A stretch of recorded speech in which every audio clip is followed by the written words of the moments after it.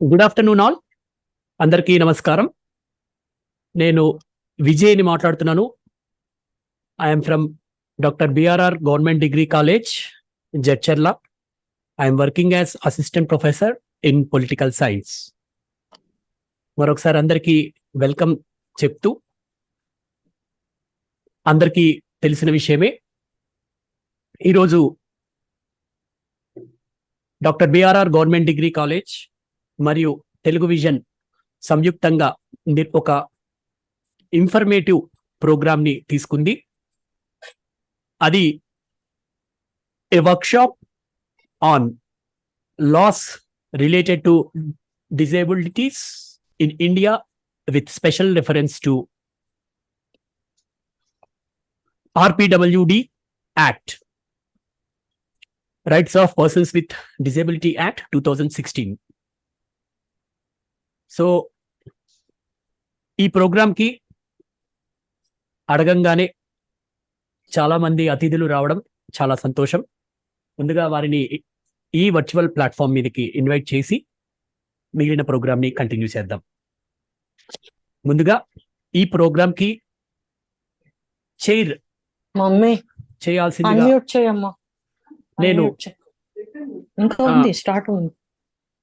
నేను doctor Appiya Chinnamma madam, principal doctor BRR government degree college, Jadcherla. Thank you, Vijay. So, madam, thank you very much for coming to this very informative program. Thank you so very much. Thank you, Vijay. And అదేవిధంగా ఈ ప్రోగ్రామ్కి honourable గెస్ట్గా వచ్చేసిన doctor Madhuri Smitha madam, associate professor in Telugu మహిళా విశ్వవిద్యాలయం, department of economics. I invite you madam to this programme. అలాగే ఈ ప్రోగ్రామ్కి మెయిన్ స్పీకర్, కీనోట్ స్పీకర్గా అడగంగానే బిజీ షెడ్యూల్ ఉన్నా సరే మనందరి మీద ఉన్న అభిమానంతో ఒప్పుకుని వచ్చినందుకు అసిస్టెంట్ ప్రొఫెసర్ శ్రీ అన్నవరం గారు from from university of Hyderabad, department of sociology, వారిని సాదరంగా ఈ ప్రోగ్రాంకి ఆహ్వానిస్తున్నాము. అలాగే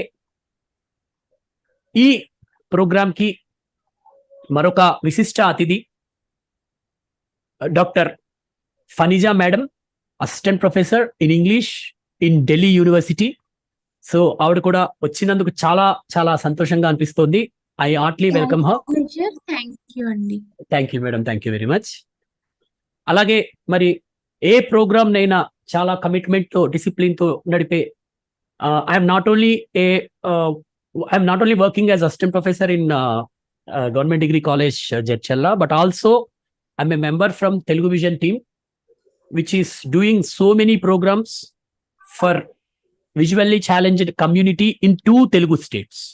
So Telugu Vision channel, Telugu Vision team yokka founder GB Nagaraju sir, he is on the way. He will join with us later. But mana team ready ga unnaru. Mr. Venkat, mister Srinivas Reddy గారు Telugu vision team నుంచి ఉన్నారు. వారికి కూడా welcome తెలియజేస్తూ, అలాగే నా మిత్రులందరికీ కూడా, Nagaraju sir from head of the department economics, మరి అలాగే doctor Padala Nandakishore sir is the backbone of department of political science, doctor BRR government degree college. అలాగే Rama madam representing Telugu department, my friend.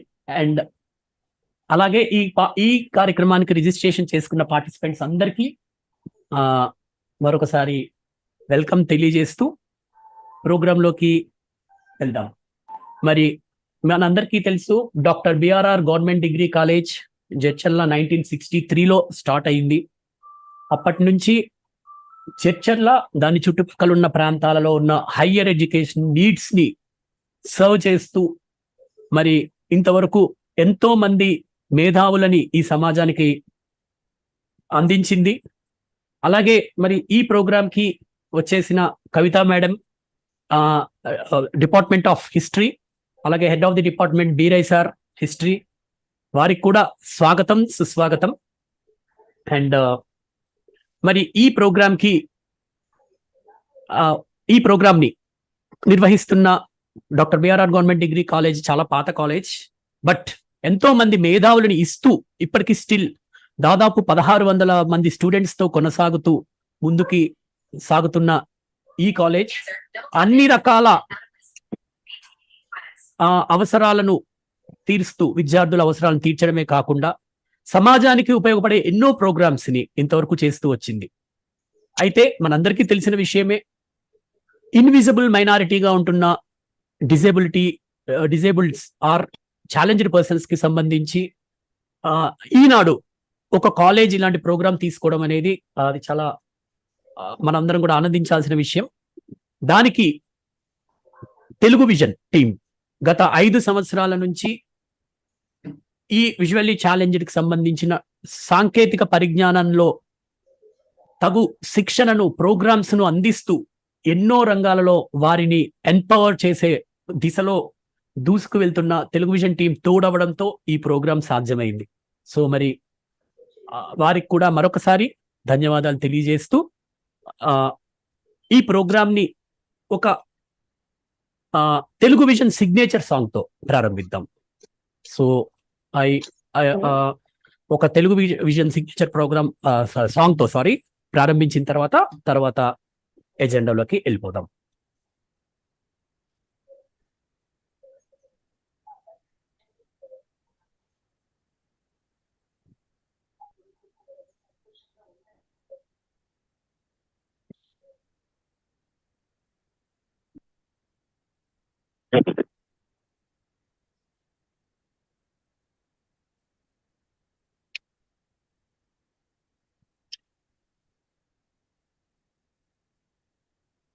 Screen sharing meeting continue.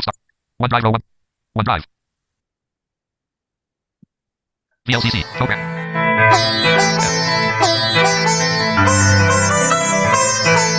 Swagatam, swagatam, shubha swagatam. Swagatam, swagatam, shubha swagatam. Swagatam, swagatam, shubha swagatam. Swagatam, swagatam, shubha swagatam. Telugu Vision సమూహానికి మా స్వాగతం. Telugu Vision సమూహానికి మీకు స్వాగతం.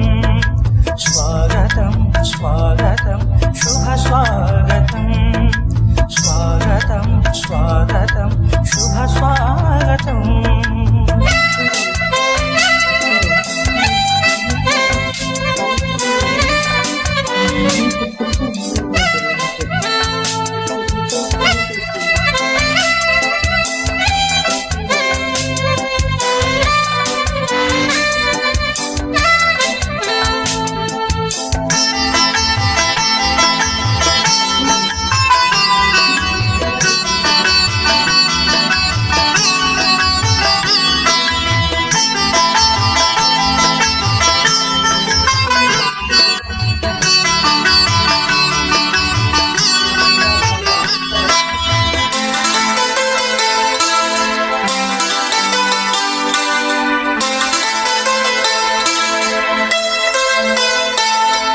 సకలాంగులతో సమానంగా సకల కళలయందు మేము నైపుణ్యం సాధిస్తాం.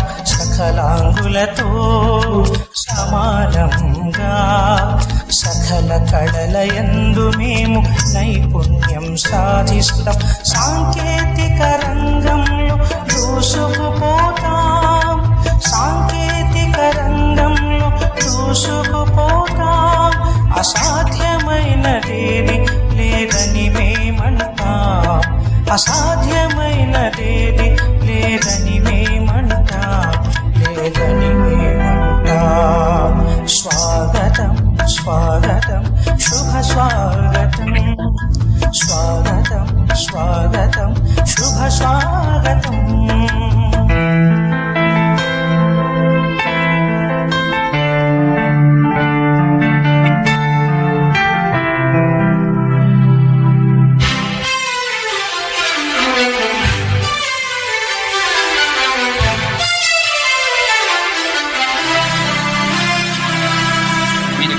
Vision YouTube channel. Please watch, share, and subscribe with tap on bell icon to get instant notifications. Set button to alert your message has been sent. Mails పంపిస్తాం, ఈమెయిల్స్ చదివేస్తాం, ఆన్లైన్ బ్యాంకింగ్ కూడా చక్కగా చేసేస్తాం. మెయిల్స్ పంపిస్తాం, emails చదివేస్తాం, online banking కూడా చక్కగా చేసేస్తాం. ఇంటర్నెట్లో మేము విహరిస్తుంటాం, ఇంటర్నెట్లో మేము విహరిస్తుంటాం, తెలియని విషయాలను తెలుసుకుంటాం, ఈ విషయాలను తెలుసుకుంటాం, మేము తెలుసుకుంటాం. స్వాగతం స్వాగతం శుభ స్వాగతం, స్వాగతం స్వాగతం శుభ స్వాగతం.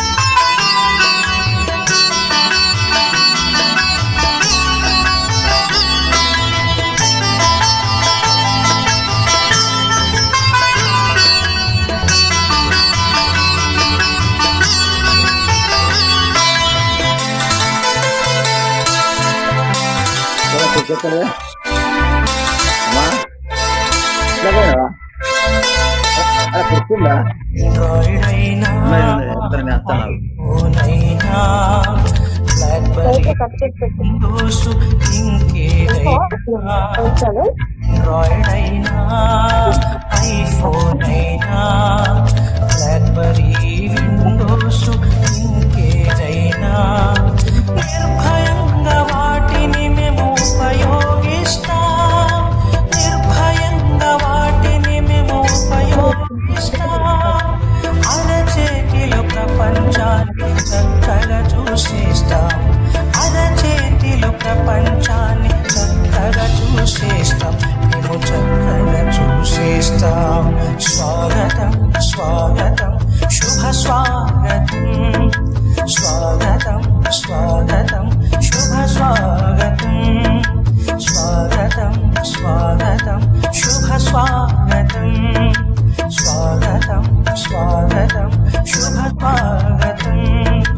తెలుగు విజన్ సమూహానికి మా స్వాగతం, తెలుగు విజన్ సమూహానికి మీకు స్వాగతం, స్వాగతం స్వాగతం శుభ స్వాగతం, స్వాగతం స్వాగతం శుభ స్వాగతం. మన కాడ కాకుండా శ్రీను ఒకసారి ఫోర్స్ మ్యూట్ తీసుకో.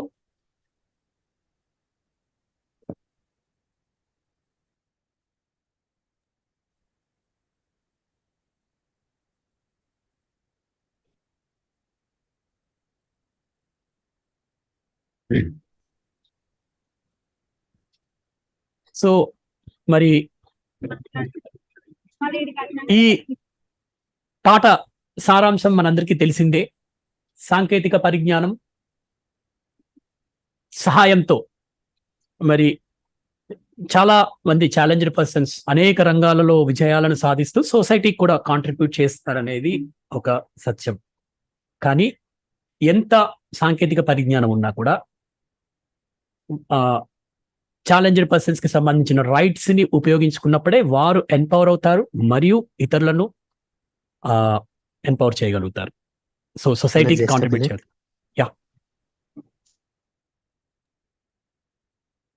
రైట్, సో అందరికీ సహాయం చేయగలుగుతారు. కాబట్టి అటువంటి చట్టాలు తయారు చేయడం, భారత ప్రభుత్వం ఎన్నో చట్టాలను తయారు చేసింది.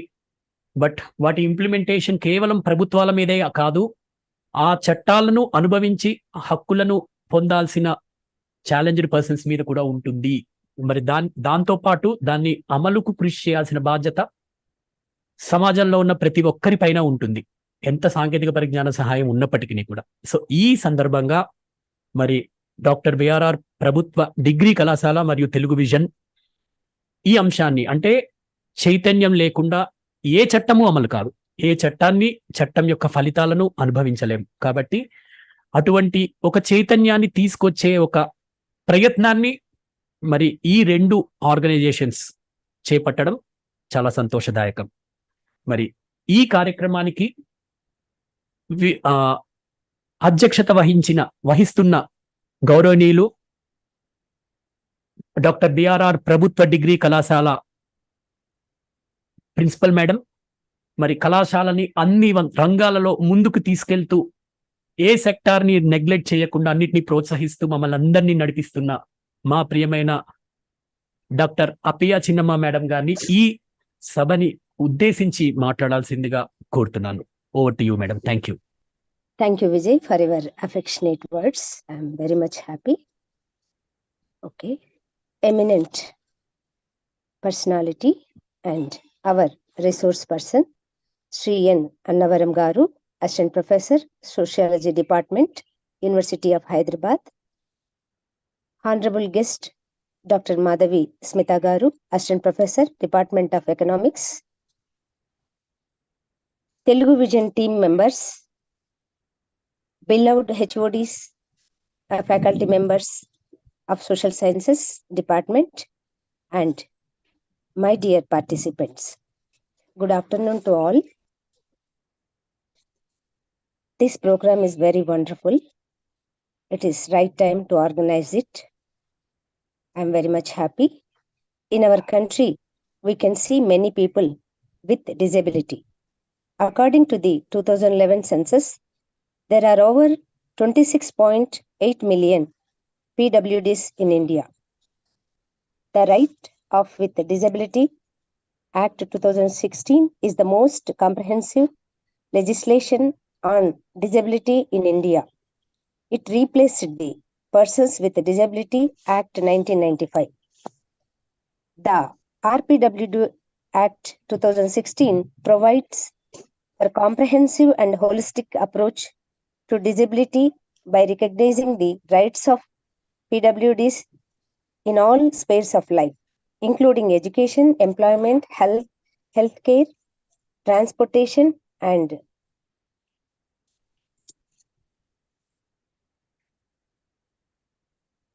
to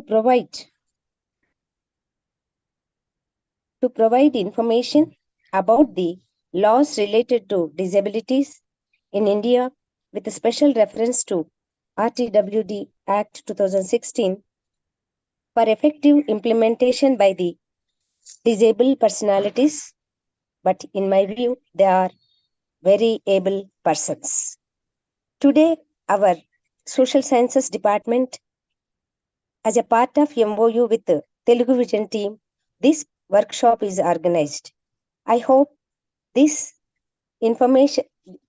workshop provides you information which will be very much useful to implement or to follow the acts for the welfare of all disabled personalities. Thank you for this opportunity. Once again, I am very thankful to all the who are responsible to organize this program. Thank you so very much for the opportunity. Thank you so very much. Thank you, madam. Thank you very much for your motivational and kind words towards this program. Once again, thank you very much, madam. With your support, our college will conduct such kind of programs more and more in the future, for damn sure. Thank you very much. Now I invite Mr. Srinivas Reddy from Telugu Vision team to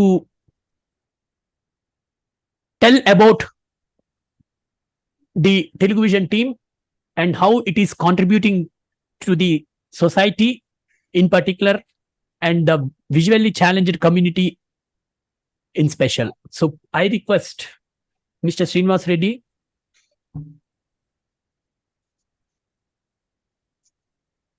who is working as assistant manager in Union Bank of India in Mehboob Nagar branch. Thank you.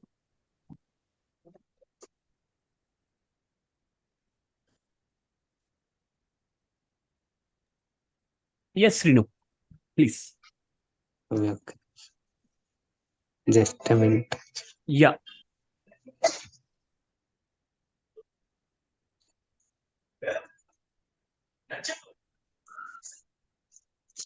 Very good afternoon.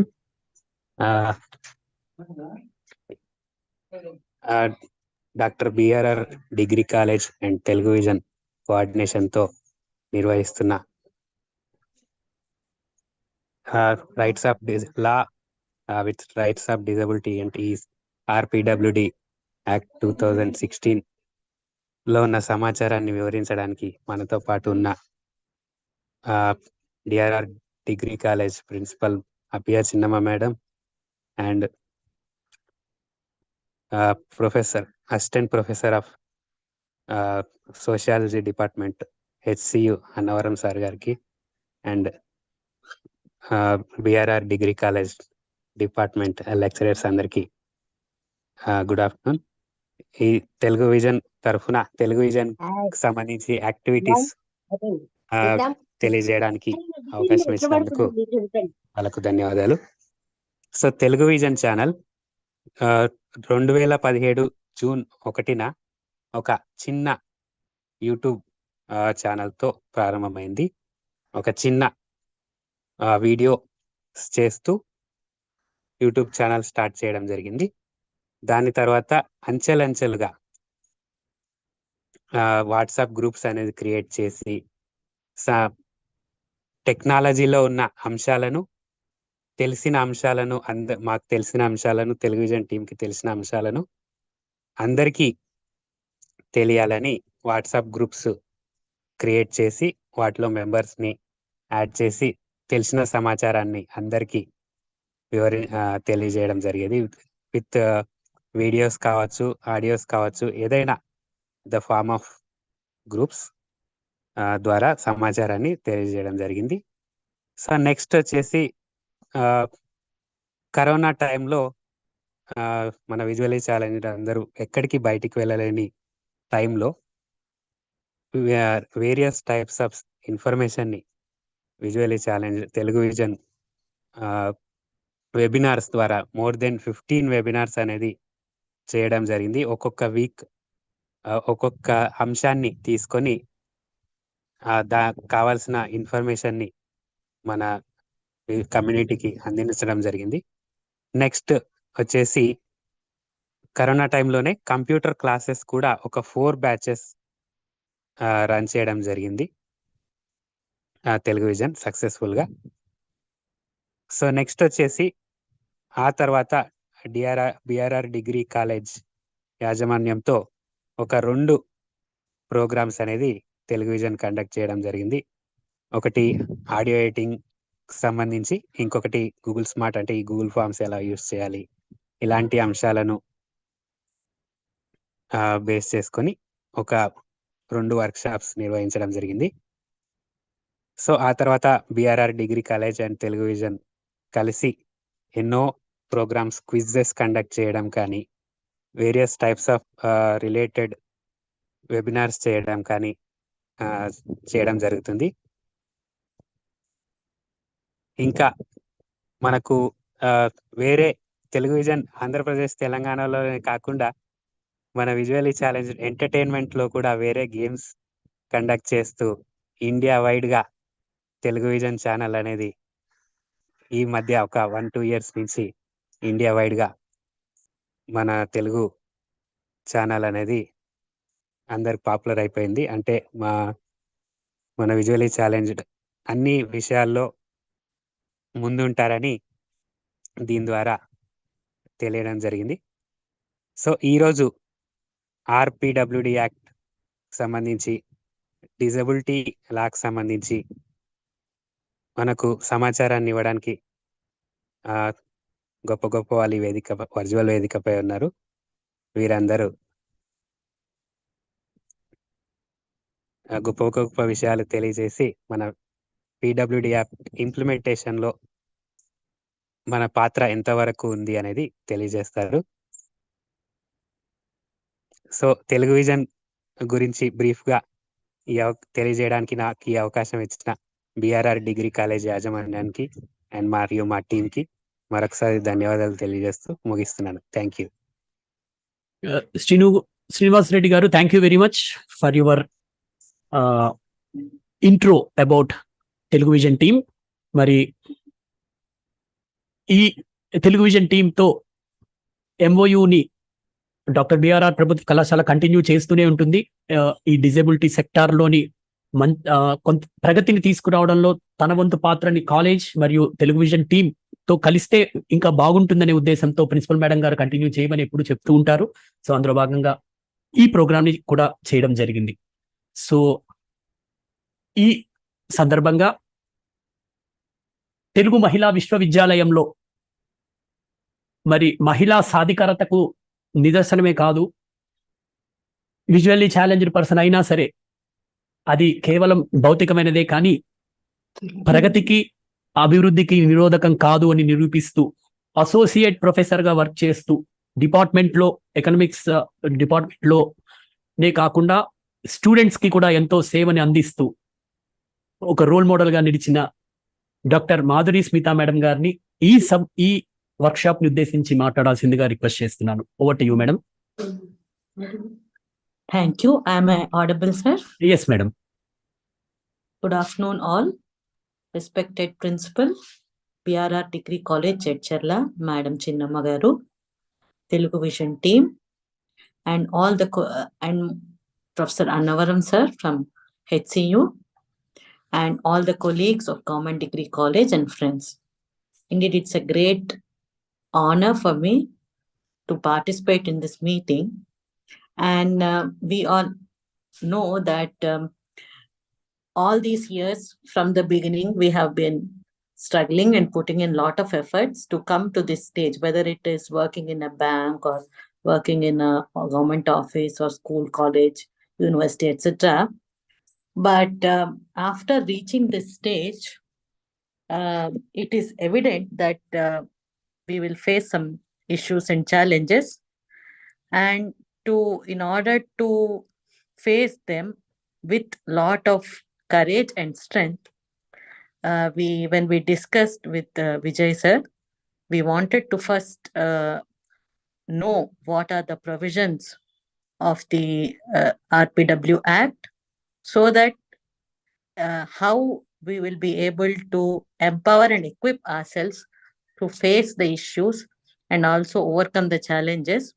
Because unless and until we have required and relevant information, we will not be able to do anything. So therefore, though we are good at our studies, we have done our bit and also working to help ourselves and help others, this kind of an empowerment and knowing about our rights is very important for anyone, and more so for us.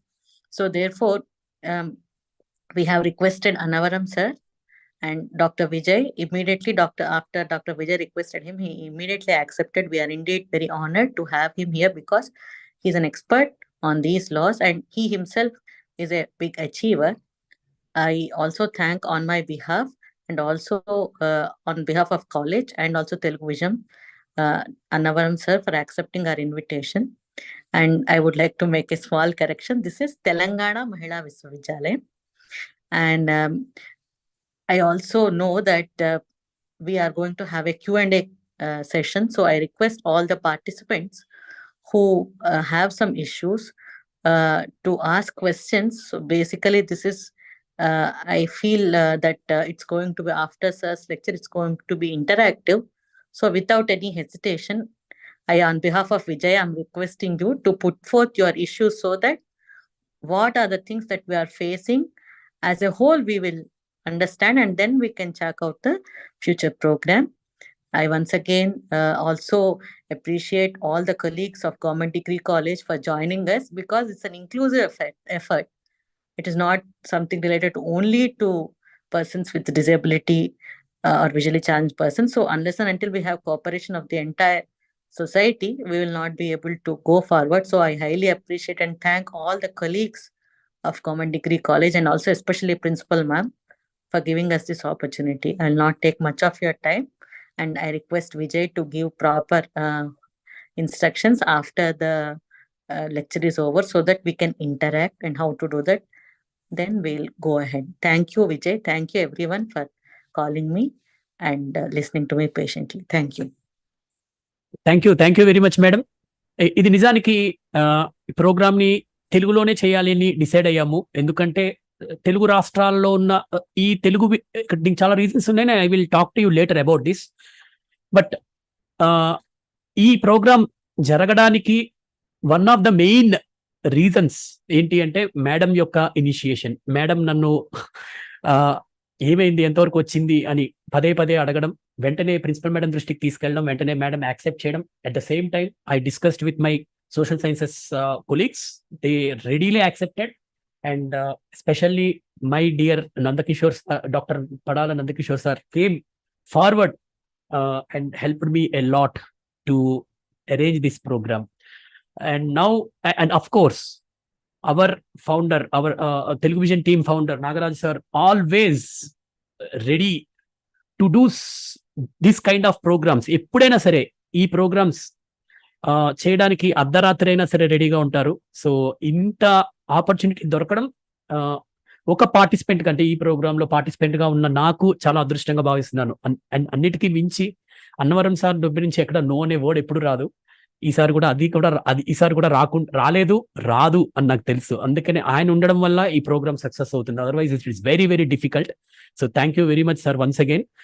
And now మరి ఈ programme కి అందరూ రావాలి, అందరూ ఇలాంటి programme ని ద్వారా తెలుసుకోవాలని బలంగా కోరుకున్న మరొక విశిష్ట అతిథి doctor Jyoshna ఫనీజా madam. She is from Delhi university, assistant professor in English. So madam కొన్ని మోటివేషనల్ అండ్ కైండ్ వర్డ్స్ ఈ ప్రోగ్రామ్ మీద మీ దగ్గర నుంచి వినాలని మేము అందరం కోరుకుంటున్నాం. Over to you madam. Thank you so much. I am so glad to be a part of it. ఇంతకు ముందు కూడా టెలివిజన్ ప్రోగ్రామ్స్ లో నేను పార్టిసిపేట్ చేస్తూ ఉండేదాన్ని. So I feel glad to be a part of it, and I also thank and congratulate the principal of Jechalla Government Degree College. Really hats off to you, ma'am, for taking the initiative. And also Nagaraju garu kuda నాకు మంచి friend, అలాగే విజయ్ గారు and Madhuri అక్క అందరూ మంచి friends. So I'm so glad to be a part of it. And Annavaram గారు కూడా. So we met in Delhi. In the May, we had one program for the visually impaired teachers. So he took part. Actually, he was leading those 2-day program there in Delhi. So it's nice. All the time it is nice to listen him. Every time he comes up with the new ideas, and I feel that today also he'll be delineating on something new from this RPD Act. ఈ act కూడా మనకి తెలుసు కదా, చాలా కొత్త విషయాలు ఈ act లో ఉన్నాయి. సో ఇది చాలా చాలా యూస్ఫుల్ గా ఉంటుంది. somehow we internalize this kind of feeling that either we are okay with the discrimination, sometimes we are okay even with the tokenistic attitude from the society. So whenever we acknowledge the law, or in the sense like whenever we acknowledge our own identity, first of all we have to convince ourselves that we are capable and we shouldn't be discriminated and we shouldn't be entertaining the tokenistic attitude. So the law helps in this way. The law helps us to acknowledge our own identity. So sir will be speaking more about it, so we are all eagerly waiting to listen. I once again thank Telugu Vision team and everyone who is involved in this.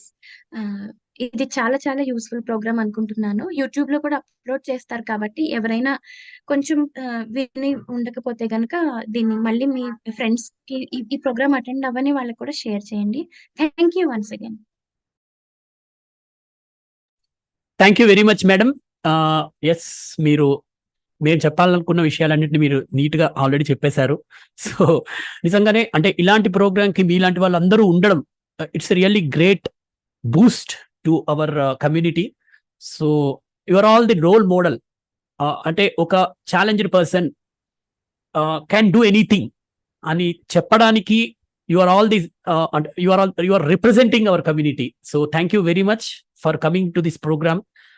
And now we are going అంటే ఇప్పుడు మనం అసలైన మీరందరూ నేను మీరు అందరం wait చేస్తున్న main program లోకి ఎంటర్ అయిపోతున్నాము. But before that Madhuri Smitha madam గారు కావచ్చు, జోష్నా మేడం గారు చెప్పినట్టు 1-2 విషయాలని మీ దృష్టికి తీసుకొచ్చి సార్ని వెంటనే ఇన్వైట్ చేసేస్తాను. I don't take much of your time. ఈ ప్రోగ్రామ్ కి సంబంధించినంత వరకు డెఫినెట్ గా సార్ మనందరికీ ఒక చాలా అద్భుతమైన గిఫ్ట్ ఇవ్వబోతున్నారని నాకు తెలుసు ఆయన స్పీచ్ ద్వారా. సెకండ్ థింగ్, ఈ ప్రోగ్రామ్ ఈ ప్రోగ్రామ్ ని ఆన్లైన్ లోనే చేయడానికి గల రీజన్ ఏంటి అంటే మనకి ఉన్న అనేక అంటే ఇప్పుడు we can meet no problem, but చాలా మందికి రీచ్ కావాలి అంటే online is the best source అనేది మా అందరికీ అనిపించిన ఫీలింగ్. కాబట్టి ఈ ప్రోగ్రామ్ ని ఆన్లైన్ లోనే చేస్తే బాగుంటుంది అని స్ట్రాంగ్ గా డిసైడ్ అయ్యి చేస్తున్న ప్రోగ్రామ్. తర్వాత నెక్స్ట్ ఇంకొక ఇంపార్టెంట్ థింగ్ ఏంటి అంటే ఎస్, యాజ్ జోష్నా మేడం గారు చెప్పినట్టు ఇది యూట్యూబ్ లో లైవ్ ఇవ్వడం జరుగుతుంది and it will be forever. ఎవరైనా ఎప్పుడైనా దీన్ని ఒక రెఫరెన్స్ గైడ్ గా తీసుకుంటారనే ఉద్దేశంతో దీన్ని యూట్యూబ్ లైవ్ ఇవ్వాలి అని అనుకున్నాం.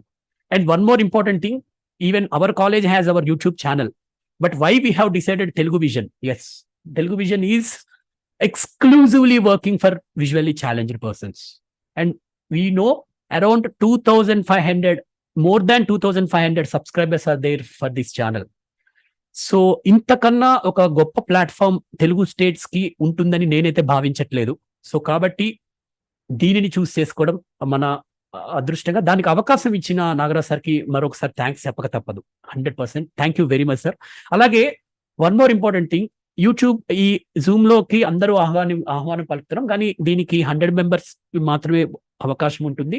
బట్ ఒకవేళ మీరు ఏ టెక్నికల్ రీజన్ వల్ల జాయిన్ అవ్వకపోయినా యూట్యూబ్ లో మీరు కామెంట్స్ క్వశ్చన్స్ ని అడగాలనుకుంటే యూట్యూబ్ లో కామెంట్స్ ద్వారా తెలియజేయండి. తప్పకుండా మేము మీ యొక్క మీ కామెంట్స్ ని స్పీకర్ గారి దృష్టికి తీసుకెళ్లి వారి దగ్గర నుండి సమాధానాల్ని మనందరం వినే ప్రయత్నం తప్పకుండా చేద్దాం.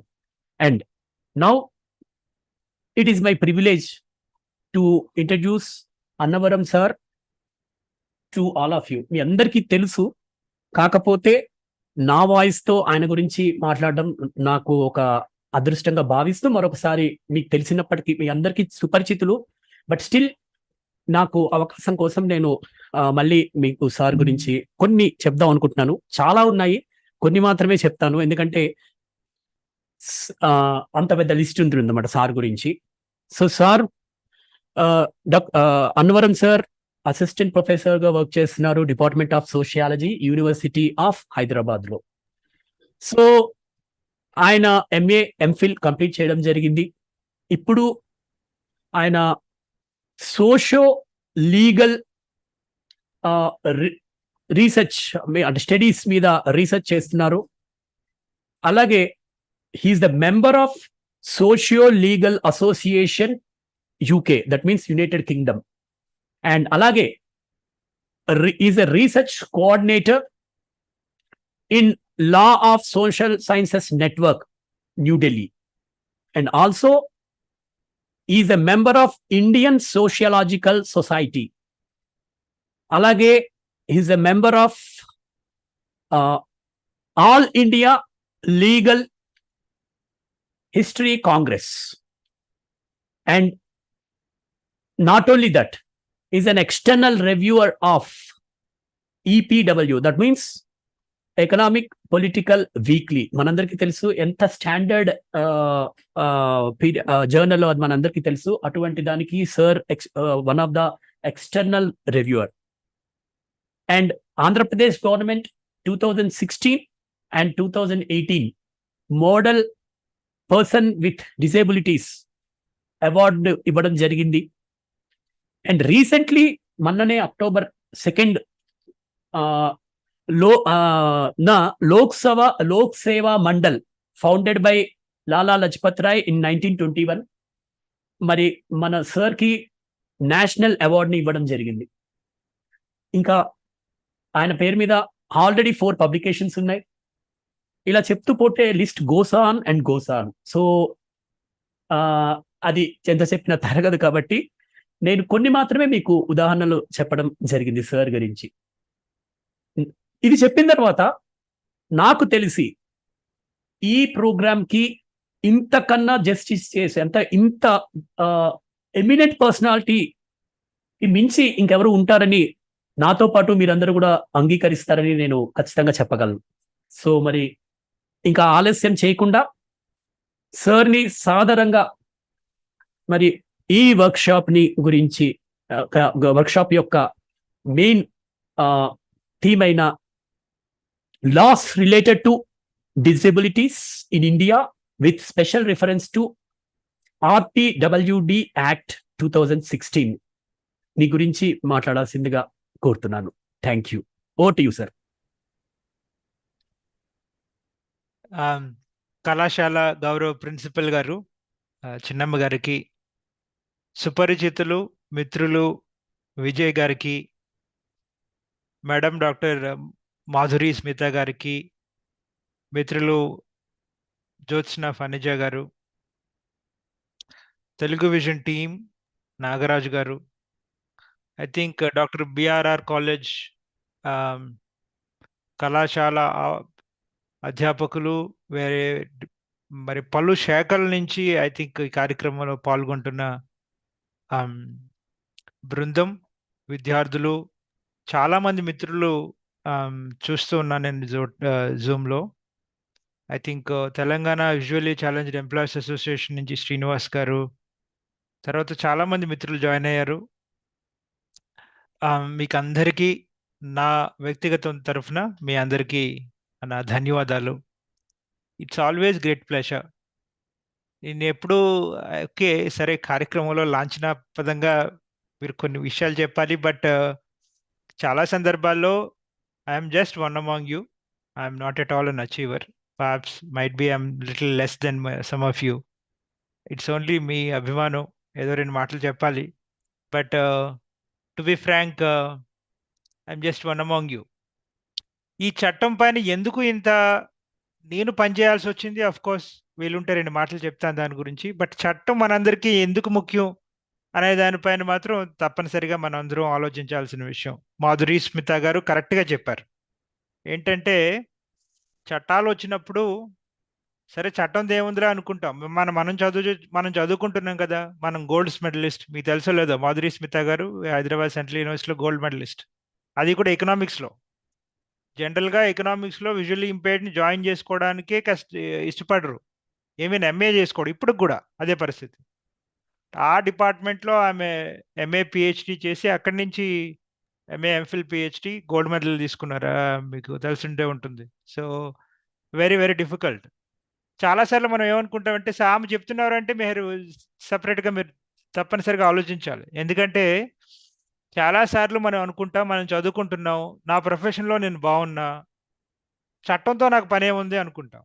కాదు, ఎందుకంటే will come to that point. After all చట్టాలు ఎందుకు మనకు అవసరం అనే దానిపైన, చట్టాలు మనకి ఎప్పుడు, చట్టాలు మన జీవితంలో ఒక భాగం. ఎందుకు అంటే మనం ఒక ప్రజాస్వామ్య రాజ్యంలో ఉన్నాం. ప్రజాస్వామ్యం అంటే ప్రజలకు తెలిసిందే కదా, ఎవరు అబ్రహాం లింకన్ గారు చెప్పారు. సో ప్రజల చేత మనకి అవగాహన ఉంటే తప్ప ప్రభుత్వాలు ఎప్పుడు, ఏ ప్రభుత్వం అయినా కానివ్వండి, పార్టీలతో మనకు సంబంధం లేదు. పార్టీలు ఏమైనా, ఉద్యోగ అధికారులు ఎవరైనప్పటికీ కూడా చట్టం పైన మనకు అవగాహన ఉందన్నప్పుడే ప్రభుత్వం మన కోసం పట్టించుకుంటుంది. చట్టం పైన మనకు అవగాహన లేదు అన్నప్పుడు మనల్ని ఎవరు పట్టించుకోరు. మరొక రకంగా చెప్పాలంటే, రాజనీతి శాస్త్ర భాషలో చెప్పాలంటే, చట్టం పైన పూర్తిగా అవగాహన ఉన్నవాడే పూర్తి పౌరుడు, సంపూర్ణమైన పౌరుడు, ఫుల్ ఫ్లెడ్జ్డ్ సిటిజన్. చట్టం అవగాహన లేనప్పుడు మనం పూర్తి పౌరులం కాదు.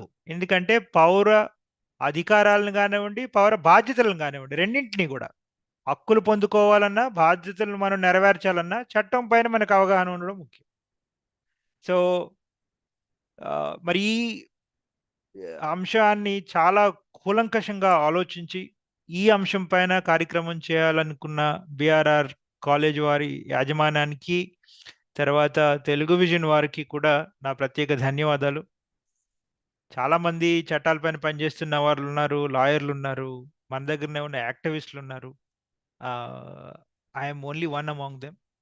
అయితే అయినప్పటికీ నాకు ఈ అవకాశాన్ని ఇచ్చినందుకు కళాశాల వారికి ప్రత్యేక ధన్యవాదాలు తెలియజేస్తూ, మేబీ వచ్చే 20-25 నిమిషాల్లో నేను 2-3 ముఖ్యమైన అంశాలను జస్ట్ మీ దృష్టికి తీసుకొస్తాను. తర్వాత ఇంటరాక్షన్ అయితే చాలా బాగుంటుందని నా ఉద్దేశం. ఎందుకంటే చాలాసార్లు చట్టాలు మన వ్యక్తీకరించుకున్నప్పుడే దాని యొక్క ప్రయోజనం. అంటే నాకు పలానా సమస్య ఉంది, దీనికి చట్టంలో జవాబు ఉందా లేదా అని మనం అడిగినప్పుడే చట్టం మనకి ఎంతవరకు ఉపయోగపడుతోంది అనేది అర్థమవుతుంది. లేదు అంటే it is a black letter లో అంటాం మనం. కేవలం ఒక బ్లాక్ పెన్నుతో ఒక వైట్ పేజీ మీద రాసిన పుస్తకంతో సమానం, పెద్ద ప్రయోజనం ఉండదు. సో మీకు ఉన్న సమస్యలు కానివ్వండి, పబ్లిక్గా మనం మాట్లాడుకోగలిగేవి ఏవైనా ఉంటే తప్పనిసరిగా మీరు అడగాలి. అడిగినప్పుడే మనం దానిపైన విశ్లేషణ, చర్చా కార్యక్రమం చేద్దాం. మేబీ ఒక half an hour, 30-40 minutes let's try to highlight some issues. చట్టం గురించి పూర్తిగా మాట్లాడి 40 నిమిషాలు అని చెప్పడం చాలా కష్టం. కానీ ఈ చట్టం యొక్క ముఖ్య కారణం ఏంటి, ఈ చట్టం మనకి ప్రత్యేకంగా ఏం చేయబోతోంది, చట్టంలో ఉన్న ప్రొవిజన్స్ ఏంటి అనే దాని గురించి మనం మాట్లాడదాం. దానికంటే ముందు వైకల్యం గురించి 2 మాటలు చెప్పాలి. చట్టాల గురించి ఎంత చెప్పుకున్నా అసలు వైకల్యం అంటే మనం ఎందుకు ఈ రోజున ఒక పర్టికులర్ తెలుగు విజువల్లీ ఛాలెంజ్డ్ అని మనం ఎందుకు అంటున్నాం? మనం ఒక కమ్యూనిటీ. విజయ్ గారు చెప్పినట్టు మనం ఒక scattered minority. So as a కమ్యూనిటీగా మనం ఈ 21వ శతాబ్దంలో మనం ప్రత్యేకమా లేకపోతే అందరితో సమానమా?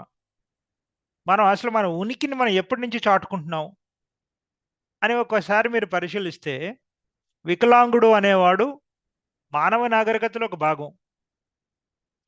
ఇంట్రెస్టింగ్ ఏంటంటే, మీరు ఏ మతం తీసుకున్నప్పటికీ కూడా ప్రపంచంలో, ఎందుకంటే నాగరికతకి ముఖ్య మూలాధారాలు మతాలు కదా. అది ఏ మతం కానివ్వండి, క్రైస్తవం కానివ్వండి, హైందత్వం కానివ్వండి, ఇస్లాం కానివ్వండి, మీరు ఎక్కడ దాన్ని చూసుకోండి, ఎపిక్స్, ప్రతి ఎపిక్లోనూ వికలాంగుడు ఉంటాడు. వికలాంగుడు ఉండడమే కాదు, చాలా ముఖ్య పాత్ర వహిస్తాడు. మన ధర్మశాస్త్రాలను తీసుకోండి, మహాభారతం, రామాయణం. చాలామంది భారతం గురించి ఎక్కువ మాట్లాడతారు. ఎందుకంటే ఓకే, ధృతరాష్ట్రుడు ఉన్నాడు, ఆయన కనపడదు కాబట్టి గాంధర్వ కూడా కళ్ళు కట్టుకునే ఉంది కాబట్టి ఆయన డైరెక్ట్గా స్టేజ్ పైన కనపడతాడు, ఓ వికలాంగుడు ఉన్నాడు ఒక ఆయన అని. దానిపైన ఇంటర్ప్రిటేషన్ ఉంది, మిస్ఇంటర్ప్రిటేషన్ ఉంది. రామాయణం గురించి ఒకసారి ఆలోచించండి. రామాయణంలో వికలాంగులు ఉన్నారా? ఎందుకంటే రామాయణం ఒక ప్రాక్టికల్ ఎపిక్ కదా. రాజ్యాన్ని గురించి కానివ్వండి, లేకపోతే బాధ్యతల గురించి కానివ్వండి. సీతమ్మ తల్లిని రాముడు కారణం అయినప్పటికి కూడా రాముడి దగ్గర నుంచి వెళ్ళిపోవాల్సి వచ్చినప్పుడు రాముడు వనవాసం చేశాడని అందరూ అంటాం, కానీ సీతమ్మ తల్లి కూడా వనవాసం చేసిందని ఎవరు అను, అది దురదృష్టం. రాముడు వనవాసం చేశాడు 14 సంవత్సరాలు అంటాం. అసలు సీతమ్మ తల్లి ఎన్ని రోజులు వనవాసం చేసింది అనేది లెక్క కూడా పెట్టం మనం. దాన్ని వనవాసంగా లెక్క పెట్టట్లే, దురదృష్టం. నాకు తెలిసి ఒకవేళ లెక్క పెట్టాల్సి వస్తే రాముడి కంటే సీతమ్మ తల్లి ఎక్కువ వనవాసం చేసింది. తను ఈ వనవాస ప్రయాణంలో తనకు తోడున్నది ఒక ముని, ఋషి వాల్మీకి. వాల్మీకి ఎవరు? సరే, వాల్మీకి పుట్టి అందుడా, జన్మతోనే అందుడిగా పుట్టాడా లేదనేది మనకు తెలియదు, కానీ అది అనవసరం కూడా. సీతమ్మ తల్లి ఆయనకి కలిసేసరికి మాత్రం ఆయన అంధుడు. రామాయణం రాసింది ఒక అంధుడు. దాంట్లో చాలా టెస్ట్ కూడా ఉంది. నిజానికి సీతమ్మ గారికి ఒక రామాయణం ప్రకారం సీతమ్మ తల్లికి ఒకడే కొడుకు. రెండో కొడుకును సృష్టించింది ముని. దానికి అంధత్వం కారణం. So I'm not going to it, లేకపోతే లెక్చర్ అంతా దానిపైన పోతుందేమో. సో వైకల్యం అనేది నాగరికతలో ఒక భాగం. జాన్ మిల్టన్ ప్యారడైస్ అందరికీ తెలిసిందే కదా. Kabir, Tulsidas, any point of time, Tulsidas particularly. So అయితే 20వ శతాబ్దంలో వైకల్యానికి ఒక కొత్త నానుడి ఏర్పడింది. ఇది చాలా ముఖ్యం, మనం గుర్తుంచుకోవాలి. ఈ చట్టాలకి వీటన్నింటికి కారణం ఏంటంటే 20వ శతాబ్దంలో 20వ శతాబ్దంలో చాలా జరిగాయి. 20వ శతాబ్దం ఆమ్, నాకు తెలిసి ఒక హ్యూమన్ హిస్టరీలో, హ్యూమన్ సివిలైజేషన్లో, మానవ నాగరికతలో ఒక ప్రత్యేక ఘట్టం. అందులో ఒక ముఖ్యంగా 2 ప్రపంచ యుద్ధాలు ఒకటే శతాబ్దంలో కాదు, ఒక అర్ధ శతాబ్దంలో ఒకేసారి, అంటే జస్ట్ 20 సంవత్సరాల వ్యవధిలో 2 ప్రపంచ యుద్ధాలు జరిగాయి. మానవ చరిత్రలో ఇంత పెద్ద ఎప్పుడు జరగలే. పెద్ద పెద్ద యుద్ధాలు జరగడం అంటే 200 శతాబ్దాలకు ఒకసారి, 2 శతాబ్దాలకు ఒకసారో, లేకపోతే మాక్సిమం పర్టికులర్లీ అట్లీస్ట్ మినిమం ఒక శతాబ్దం డిఫరెన్స్ ఉండేది. కానీ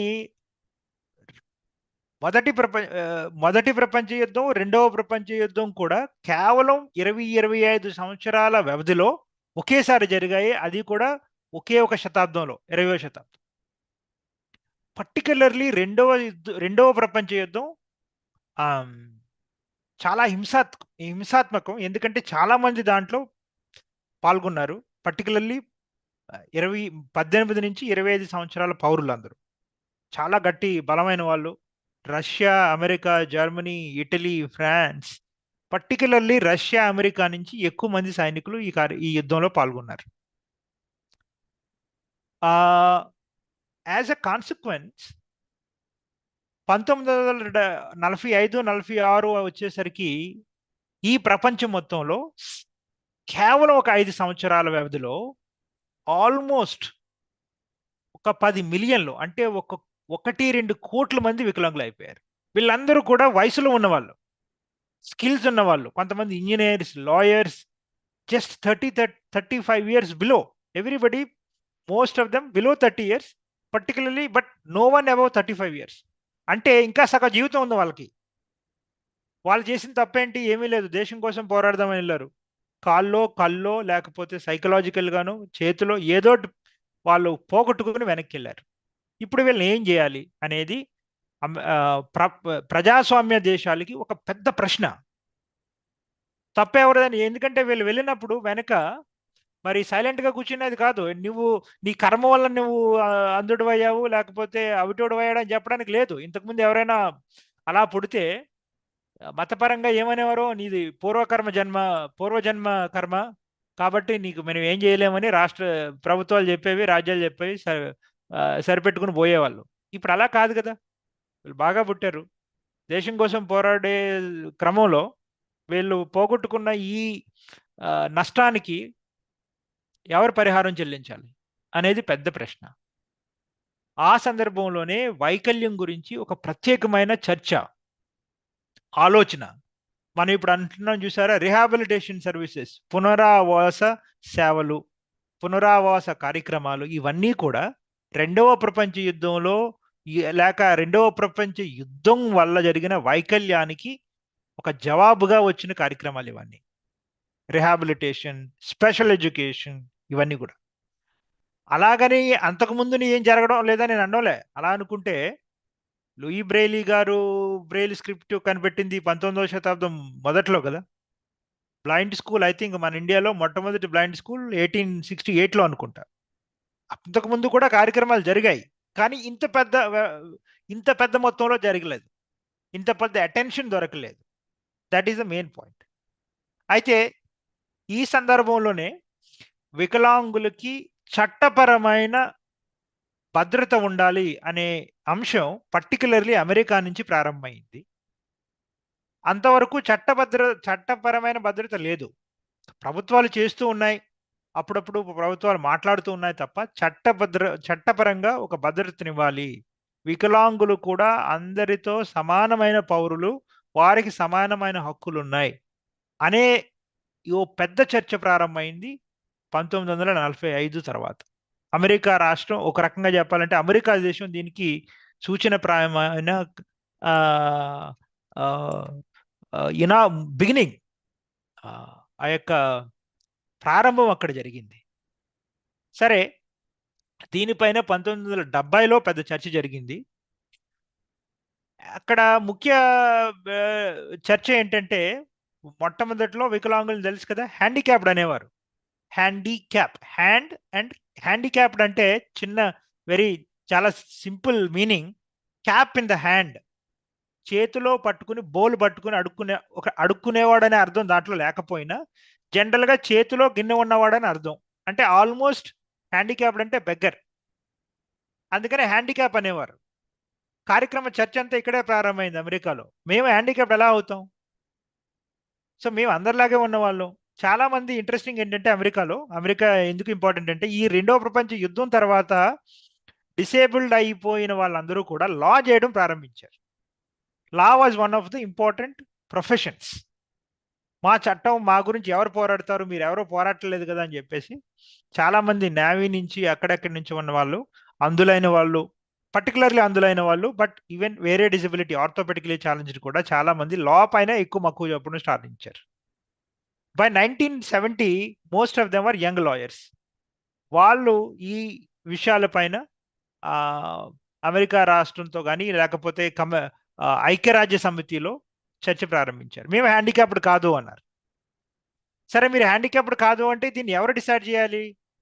సరే ఇది మేము రాజకీయంగా కానీ లేకపోతే బ్యూరోక్రాటిక్గా మేము చేయలేము అని చాలా ఒక రకంగా చెప్పాలంటే స్ట్రాటజిక్గా ఎవరిని పిలిచారో తెలుసా? WHO, ప్రపంచ ఆరోగ్య సంస్థ WHO అని పిలిచి అసలు వీళ్ళు ఎలా అంటున్నారు, వీళ్ళకైతే లోపాలు ఉన్నమాట వాస్తవమే, కనిపించిన వాళ్ళు ఉన్నారు, చేతులు లేని వాళ్ళు ఉన్నారు, కాళ్ళు లేని వాళ్ళు ఉన్నారు, మానసికంగా సవాళ్ళు ఎదుర్కొంటున్న వాళ్ళు ఉన్నారు, వీళ్ళందరూ ఏం పిలాలి మాకు అర్థం కావట్లే, వాళ్ళని హ్యాండిక్యాప్ అంటే తప్పు అంటున్నారు, మీరు చెప్పండి అన్నారు. 1978-79 సంవత్సరాల్లో ఒక కమిటీ వేశారు.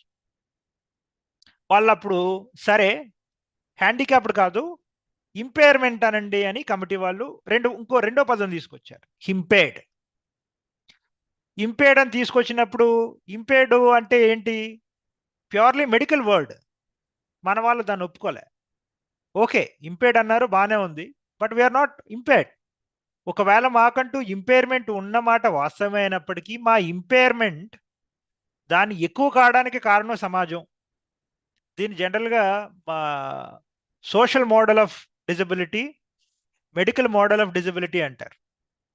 అప్పుడు దీనికి మా ఇంపైర్మెంట్ బాడీలో ఉన్నమాట వాస్తవమే కానీ మేము దీని వల్ల నష్టం పోవడానికి కారణం మాత్రం సమాజం అని చెప్పేసి అన్నారు.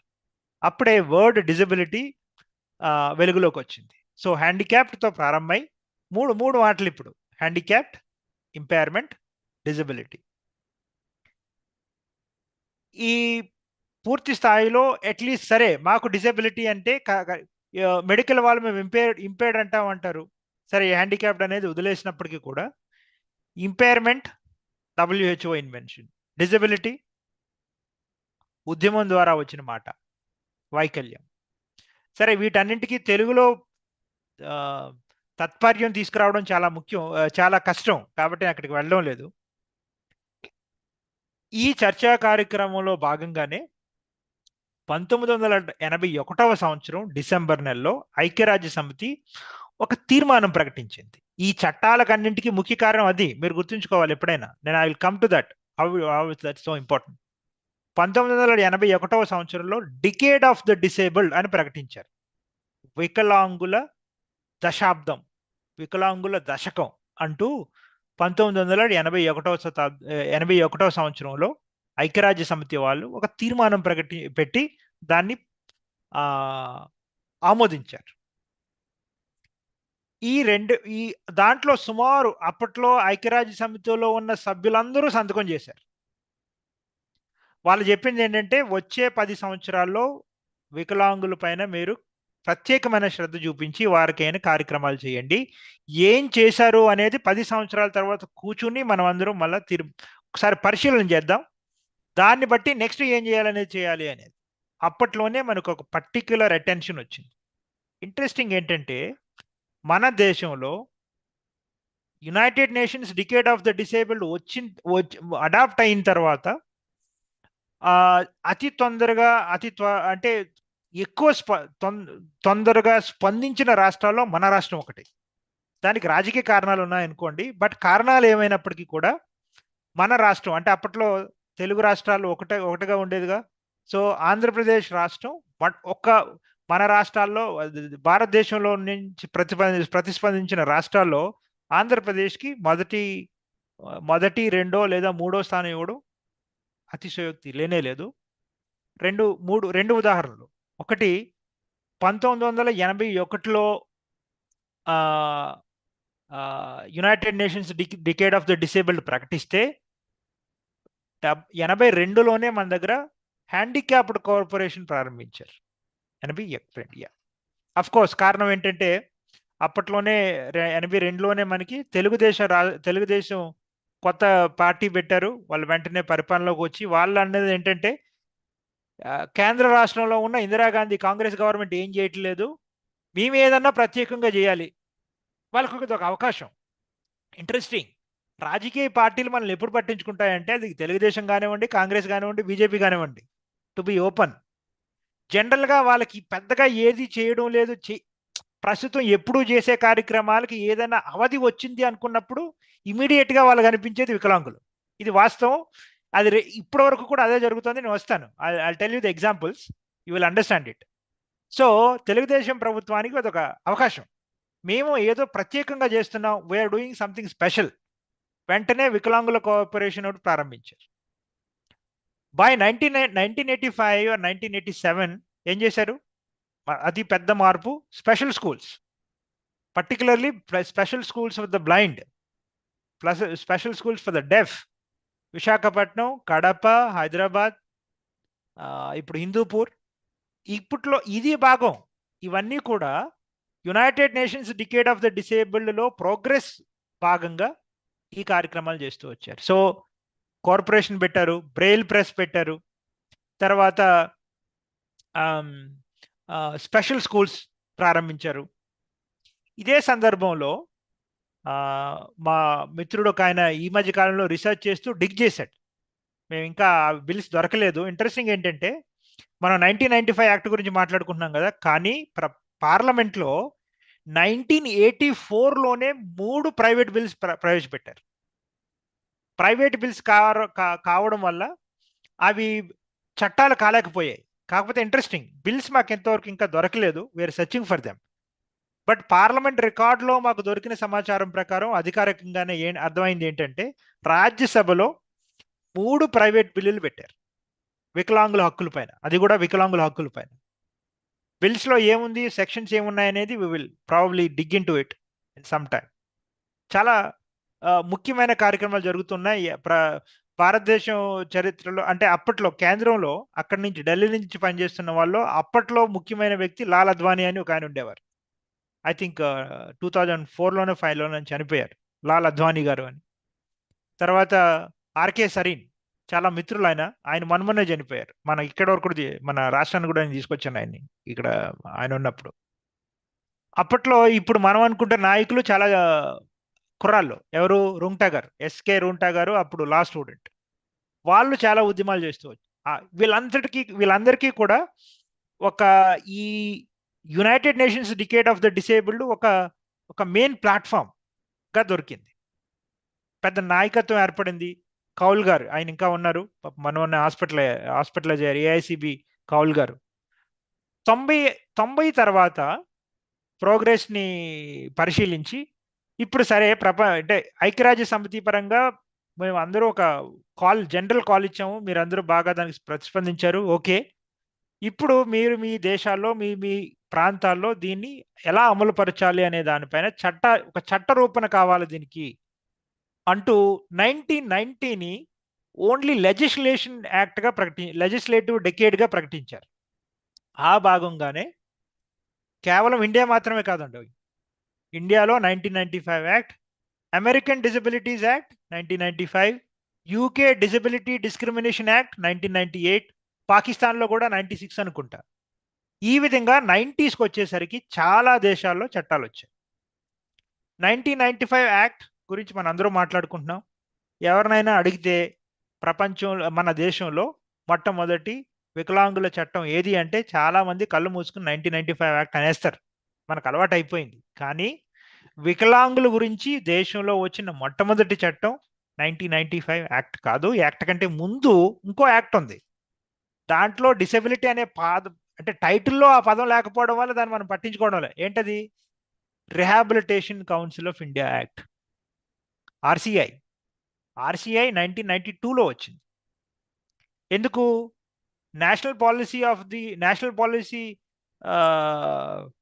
On education 1986. అప్పట్లో మన విద్యాశాఖ మంత్రి పివి నరసింహారావు గారు 1993లో ఆఫ్ కోర్స్ ఆయన ప్రధానమంత్రి అయ్యారు. 1992 వచ్చేసరికి ఆ విద్య అనేది అందరికీ ఒకేలాగా బోధించడం కుదరని పని. ఒక్కొక్కరికి కొన్ని గ్రూప్స్కి కొన్ని కొన్ని అవసరాలు ప్రత్యేకంగా ఉన్నాయి. కాబట్టి వాళ్ళకు కావలసిన విద్య వాళ్ళ వాళ్ళ అవసరాలకు అనుగుణంగా ఉండాలి అన్న ఉద్దేశంతో అప్పట్లో ఓన్లీ మనకే కాదు, nursing council of India, medical council of India, physiotherapy council of India, అలా ఆయా రంగాల్లో ఒక ప్రత్యేకమైన చట్టాలు చేస్తూ వచ్చారు. అదే భాగంగానే మన ఆర్సిఐ కూడా వచ్చింది. సో మొట్టమొదటిగా వికలాంగుల గురించి ఏదైనా ప్రత్యేకమైన చట్టం జరిగింది అంటే అఫీషియల్గా అది of course rehabilitation council of India. But కేవలం అది విద్యాపరమైనది కావడం వల్ల అంత పెద్ద పాపులర్ కాలేదు ఆర్సిఐ. 1993-94లో మరి 5 సంవత్సరాలు అయిపోయింది. United Nations decade of the disabled వచ్చి 15 సంవత్సరాలు అయిపోయింది. మనకి ఒక ప్రత్యేకమైన చట్టం కావాలి. అమెరికాలో ఉద్యమం జరుగుతోంది, యూకేలో ఉద్యమం జరుగుతోంది. మన దగ్గర ఏంటి అనేది ఒక పెద్ద చర్చ ప్రారంభమైంది. అప్పట్లో డిసేబుల్డ్ రైట్స్ గ్రూప్ అని ఒకటి ఏర్పడింది. జావేద్ అవేది, ఇప్పుడు లేరని చనిపోయారు, జావేద్ అబీది. తర్వాత మన తరఫున వికలాంగులకు పర్టికులర్లీ అనురాధ మోహిత్, ఇప్పుడు అనురాధ దాల్మియా అంటున్నాం, మన ఎన్ఐవిహెచ్ డైరెక్టర్గా చేశారు. హైదరాబాద్ ఎన్ఐఎంహెచ్ డైరెక్టర్ కూడా చేశారు. Totally blind Anuradha Mohit. ఆమె 2-3 నాయకులు కలిసి ఒక డిజబిలిటీ రైట్స్ గ్రూప్ని ఏర్పాటు చేసి వికలాంగులకి చట్టం కావాలి, చట్టపరమైన బాధ్యత సరే మీరు మాకు హ్యాండిక్యాప్ రిజర్వేషన్ అని ఏదో ఇస్తున్నారు 3%, అది చట్టం అది అమలుపరచకపోతే మేము ఎవరిని అడగలేము. ఎందుకు? అది చట్టపరమైన రిజర్వేషన్ కాదు. బై ద వే రిజర్వేషన్లు ఎప్పటి నుంచో ఉన్నాయి. ఉద్యోగం, for example employment, reservation in employment అనుకోండి. నాకు దగ్గరున్న సమాచారం ప్రకారం 3% రిజర్వేషన్ ఫర్ హ్యాండిక్యాప్డ్ ఎప్పుడు వచ్చిందో తెలుసా మన తెలుగు రాష్ట్రాల్లో? 1957 ఫస్ట్ జీవో. 1957 నుంచే మన దగ్గర 3% రిజర్వేషన్ ఉంది. కానీ దానికి ఒక ట్రైఫర్కేషన్ కానీ పలానా జాబుల్లో రిజర్వేషన్ ఇవ్వాలని కానీ ఎక్కడా లేదు.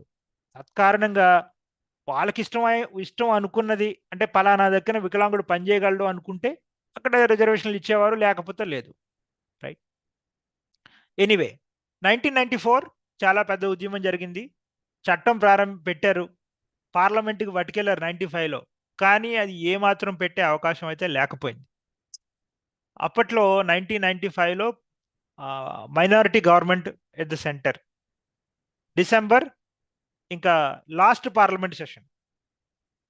అప్పుడు నేను ఎక్కడికి వెళ్ళిన ఈ విషయం చెప్తూ ఉంటాను, ఎందుకంటే మనకి చట్టాల గురించి తెలియడం ఎంత ముఖ్యమో చట్టాల చరిత్ర తెలియడం కూడా అంతే ముఖ్యం.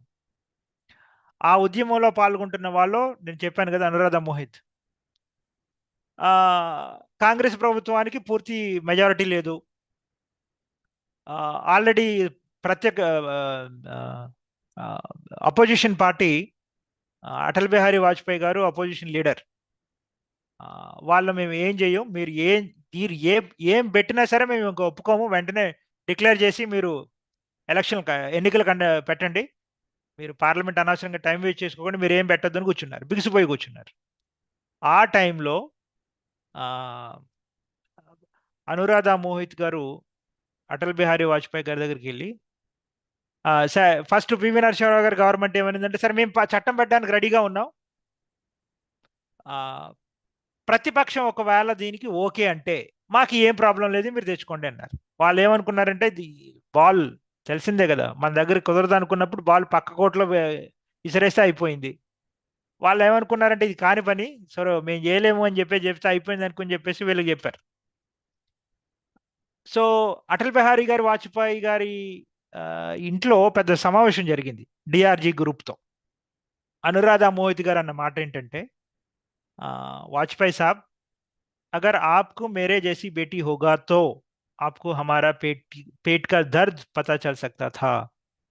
ఒకవేళ మీకే నాలాంటి కూతురు ఉండుంటే ఆమ్, మా మా బాధ ఏంటో అర్థమై ఉండేది సార్. కాబట్టే మీరు ఇంత బిగుసుపోయి కూర్చున్నారు. మీరు వచ్చి జస్ట్ ఒకసారి ఓటేసి పోతే ఏమైంది, మాకు ఒక చట్టం వస్తుంది కదా అని. అటల్ బిహారీ అంటే అక్కడ ఉన్న వాళ్ళు చెప్పే మాట ఏంటంటే, ఇది సాక్షాత్తు జావేద్ అబీదీ గారు ఒక సమావేశంలో చెప్పిన మాట. అందుకే నేను కాన్ఫిడెంట్ గా చెప్తున్నా. ఆయన చెప్పేది ఏంటంటే, అలా అన్న వెంటనే అంతవరకు ఏమాత్రం వినడానికి సిద్ధంగా లేని అటల్ బిహారీ వాజ్పేయి గారు ఈ మాట విన్న వెంటనే కళ్ళంట నీళ్లు పెట్టుకున్నారు అనేది చెప్పడం సమావేశంలో ఉన్న వాళ్ళు చెప్పే మాట. ఆయనకి జనరల్ గా మహిళలు అంటే చాలా గౌరవం, పర్టికులర్లీ కూతుర్లు అంటే ఇంకా. అందుకే కదా ఆయన దత్తత తీసుకున్నాడు ఒక ఆయన్ని, ఒక ఒక అమ్మాయిని. సో ఈ మాట విన్న వెంటనే ఆయన కళ్ళలో నీళ్లు పెట్టుకుని, సరే వెళ్ళండి, ఏం పెట్టకూడదు, మేము పార్లమెంట్కి వస్తాము, జస్ట్ మీ బిల్లు మాత్రమే పెట్టాలా.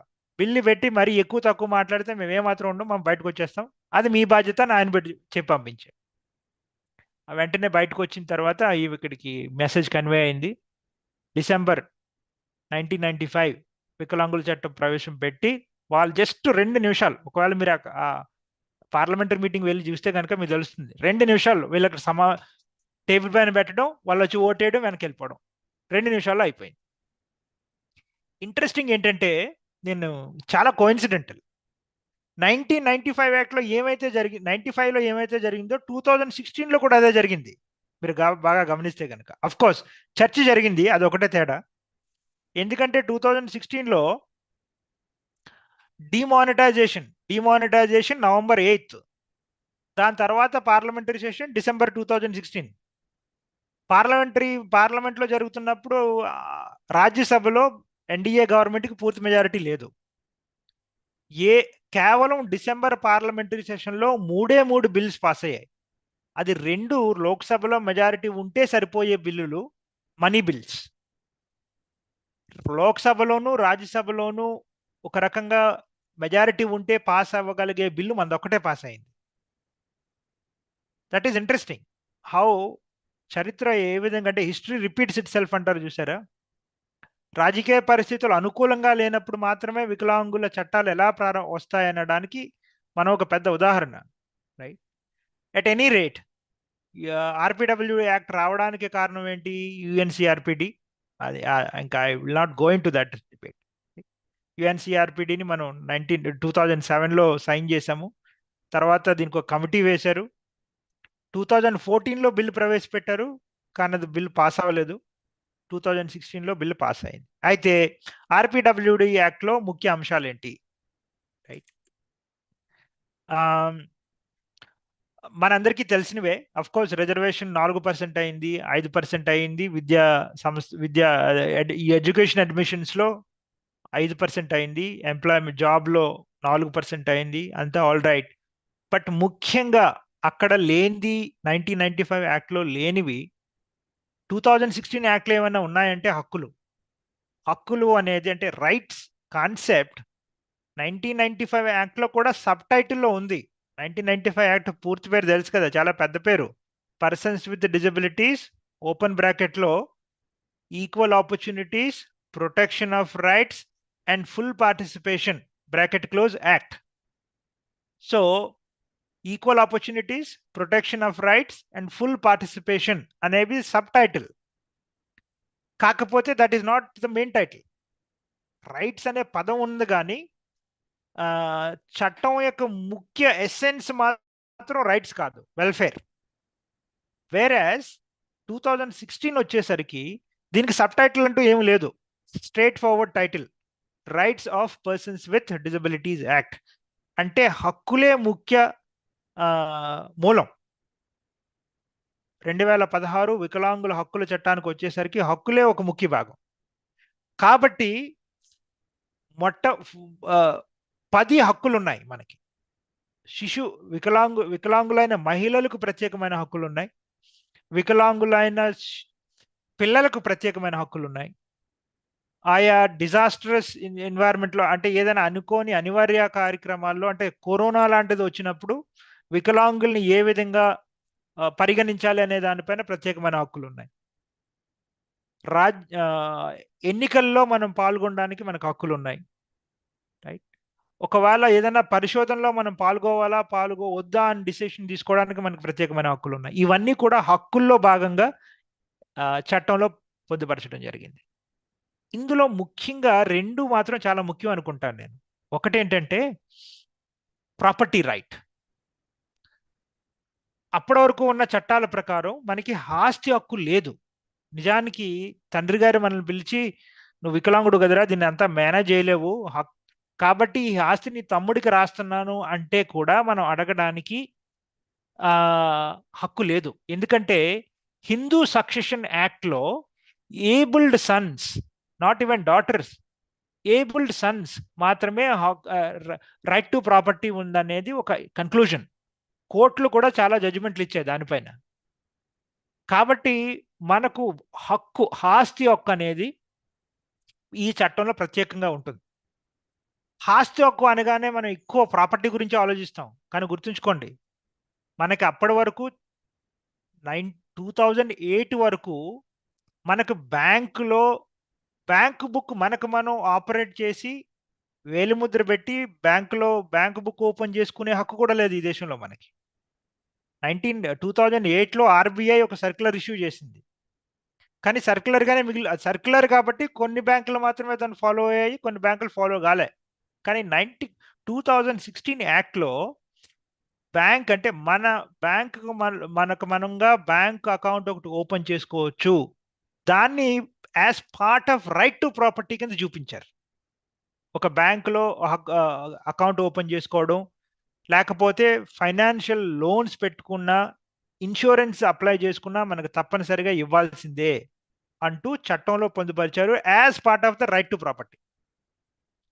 ఇన్హెరిటెన్స్ అంటే ఆస్తి మన తల్లిదండ్రుల నుంచి కానీ లేదా తాతగారి దగ్గర నుంచి కానీ ఆస్తిని పొందే హక్కు కూడా వికలాంగుడికి సమానంగా ఉంది అనేది 1990 ఆర్పిడబ్ల్యూడి యాక్ట్ 2016లో చాలా స్పష్టంగా పొందారు. రెండోది గార్డియన్షిప్ అంటే సంరక్షకుడు వికలాంగులకు అవసరమా అంటే ఓకే, కొన్ని రకాలైన వికలాంగులకి సంరక్షకుడు అవసరం లేదు. ఫర్ ఎగ్జాంపుల్ బ్లైండ్కి పెద్దగా అవసరం లేదు. But for example of course intellectual disabled ఉన్నారు, వాళ్ళకి గార్డియన్ అవసరమే. బ్లైండ్లో కూడా ఒకవేళ బ్లైండ్ విత్ అదర్ డిసెబిలిటీస్ ఉన్నారనుకోండి, బ్లైండ్నెస్తో పాటు మనకి అదర్ డిసెబిలిటీస్ కూడా ఉంటే మనకి గార్డియన్ చాలా అవసరం. కానీ గార్డియన్షిప్ యాక్ట్ 1999లో ఎన్టీఏ నేషనల్ ట్రస్ట్ యాక్ట్ అని ఒకటి తెచ్చారు. నేషనల్ ట్రస్ట్ యాక్ట్ మనకి సంబంధించింది కాబట్టి మనం పెద్దగా దాని గురించి పట్టించుకోము. కానీ 1995 యాక్ట్ తర్వాత అతి కీలకమైన చట్టం ఏదన్నా ఉంది అంటే 1999 NTA national trust act for cerebral policy, autism, so on and so fourth. దాంట్లో గార్డియన్షిప్ గురించి మాట్లాడారు. కానీ ఆ గార్డియన్షిప్ ఓన్లీ మానసిక వికలాంగులకు మాత్రమే పరిమితం చేశారు. కానీ 2016లో గార్డియన్షిప్ అనేది ఎవరికైనా ఇవ్వచ్చు అని రాశారు. అంటే రేపు అవసరం అనుకుంటే 95% 100% ఉన్న ఒక బ్లైండ్ కూడా గార్డియన్షిప్ని వాడుకోవచ్చు. కాకపోతే guardianship for the first time guardianship అనేది వికలాంగుడికి కావలసినప్పుడు తీసుకుంటాడు, వాడికి వద్దు అనుకుంటే సంరక్షణని పక్కన పాడేయచ్చు అని రాశారు. అది చాలా ముఖ్యం. 1999 ఎన్టీఏలో అలా రాయలే. సో ఒకవేళ మనకు కావాలి అనుకుంటే ఎప్పుడైనా మనం గార్డియన్షిప్ ఎవరినైనా సంరక్షకులుగా మనం నియమించుకోవచ్చు. మనం వద్దు అనుకున్నప్పుడు ఆ సంరక్షకులు తీసేయచ్చు. అది మన భార్య కావచ్చు, తల్లి కావచ్చు, లేకపోతే భర్త కావచ్చు, తమ్ముడు కావచ్చు, అన్నయ్య కావచ్చు, ఎవరినైనా సరే. అది చాలా ముఖ్యమైన ప్రొవిజన్. దానిపైన ఓకే కొన్ని లిమిటేషన్స్ ఉన్నాయి, చర్చ జరుగుతోంది దానిపైన 2-3 సార్లు రూల్స్ వచ్చాయి. That is an important. మన సమాజంలో ప్రత్యేకంగా మనం గార్డియన్షిప్ గురించి కూడా పెద్ద మాట్లాడడం లేదు. బట్ వచ్చే రోజుల్లో గార్డియన్షిప్ గురించి చర్చ జరగాల్సిన అవసరం ఉంది. ఎందుకంటే కొన్ని సందర్భాల్లో మనం సంరక్షకురాలు అవసరం పడవచ్చు. అటువంటి టైంలో మనం ఏ విధంగా ఎవరిని గార్డియన్షిప్గా అపాయింట్ చేసుకోవచ్చు. రాష్ట్రాలకు పూర్తి అధికారాలు ఇచ్చారు, వాళ్ళు దానిపైన రూల్స్ ఫ్రేమ్ చేయొచ్చు. Okay, straight forward. Section 20 section 20 నుంచి 23 వరకు ఉద్యోగస్తులు బాధ్యత, ఉద్యోగ నియామకస్తుల బాధ్యత అంటే ఎంప్లాయర్స్ వాళ్ళ యొక్క బాధ్యత ఏంటి అనే దానిపైన 1995 యాక్ట్లో కూడా ఈక్వల్ ఆపర్చునిటీస్ అండ్ ఎంప్లాయ్మెంట్ గురించి ఒకటి సెక్షన్ పెట్టారు తప్ప ఇంత పూర్తి స్థాయిలో ఉద్యోగులైన వికలాంగులకు కూడా చాలా సమాన హక్కులు ఉన్నాయని ఆ చట్టంలో పొందుపరచలేదు. కేవలం 1995 యాక్ట్లో మీకు కనిపించేది ఏంటంటే సెక్షన్ 47 ఎవరైనా ఉద్యోగంలో ఉన్నప్పుడు సకలాంగుడు వికలాంగుడిగా మారిపోతే ఏదైనా సందర్భంలో వాడిని తీసేయడానికి వీల్లేదు, సర్వీస్లో కంటిన్యూ చేయాలని రాశారే తప్ప దానికి మించి ఏం రాయలే. బట్ 2016 చట్టంలో వికలాంగులు ఎంతమంది ఉన్నారు, వికలాంగుల పైన ఒక ప్రత్యేక నియమావళిని పొందుపరిచి ప్రతి సంస్థ కూడా దాన్ని మీ వెబ్సైట్లో పెట్టాలి, లేదైనా ఎక్కడైనా ఒక పబ్లిక్ నోటీస్లో పెట్టాలి. ఎప్పటికప్పుడు ప్రతి సంస్థ కూడా ఒక ప్రత్యేకమైన రిపోర్ట్ సబ్మిట్ చేయాలి సిసిపిడికి, chief commissioner for persons with డిజబిలిటీస్కి ఒక రిపోర్ట్ సబ్మిట్ చేయాలి అనేది ఒక పెద్ద బాధ్యత. అది కోర్స్ ఇంకా దాని అమలు చాలా వరకు కావాల్సి ఉంది. ఇంట్రెస్టింగ్ ఏంటంటే గవర్నమెంట్ డిపార్ట్మెంట్స్ కంటే కూడా పబ్లిక్ సెక్టర్స్ ఎక్కువ దానిపైన స్పందిస్తున్నారు. ఎంతమంది వికలాంగులు ఉన్నారు, మీరు ఏ సదుపాయాలు మీ సంస్థలో వాళ్ళకి కల్పిస్తున్నారు, తర్వాత వాళ్ళకి మీ ఏమైనా క్వార్టర్స్ ఉంటే క్వార్టర్స్లో ప్రత్యేకమైన నియమావళి ఉందా, ప్రిఫరెన్సెస్ ఇస్తున్నారా, ఏ ఉద్యోగాలు వాళ్ళు చేస్తున్నారు, ఉద్యోగాలు చేయడానికి కావాల్సిన పరికరాలు మీరు ఇస్తున్నారా, ప్రత్యేకమైన పరికరాలు అసిస్టివ్ డివైజెస్ ఇస్తున్నారా, ఇవన్నీ కూడా ప్రతి ఎస్టాబ్లిష్మెంట్ తయారు చేయాలి, ఒక ప్రత్యేకమైన రికార్డ్ మెయింటైన్ చేయాలి. వీటన్నింటికంటే ముఖ్యం ఏంటంటే గ్రీవెన్సెస్, చట్టపరమైన గ్రీవెన్స్ మనకి ఈ రోజున ఉంది దేశంలో. ప్రతి ఎస్టాబ్లిష్మెంట్, ప్రతి సంస్థ ఒక గ్రీవెన్స్ సెల్ ఏర్పాటు చేసి సీనియర్ ఆఫీసర్ని దానికి గ్రీవెన్స్ ఆఫీసర్గా నియమించాలి. వికలాంగుడు ఎవరైనా నా పట్ల వివక్షత చూపిస్తున్నారు, నా వికలాంగత్వ కారణంగా నా పైన వివక్ష జరుగుతోంది అని రికార్డ్ ఏదైనా కంప్లైంట్ చేస్తే ఈ గ్రీవెన్స్ ఆఫీసర్ 15 రోజుల్లో ఏదైనా సరే యాక్షన్ రికమెండ్ చేయాలి. మీకు అందరికీ చాలా ముఖ్యమైన, సరే మీకు గ్రీవెన్స్ ఉందా లేదనేది పక్కన పెడితే మీరు పనిచేస్తున్న సంస్థల్లో మీరు తప్పనిసరిగా మీ అధికారులకు చెప్పాల్సింది ఏంటంటే, ఫర్ ఎగ్జాంపుల్ కాలేజెస్ ఉన్నాయి తెలంగాణలో, తెలంగాణ హైయర్ ఎడ్యుకేషన్లో ఒక గ్రీవెన్స్ ఆఫీసర్ ఉండాలి. చిన్న కాషన్ ఏంటంటే ద వర్డ్ ఎస్టాబ్లిష్మెంట్ వేరు, డిపార్ట్మెంట్ వేరు, రైట్?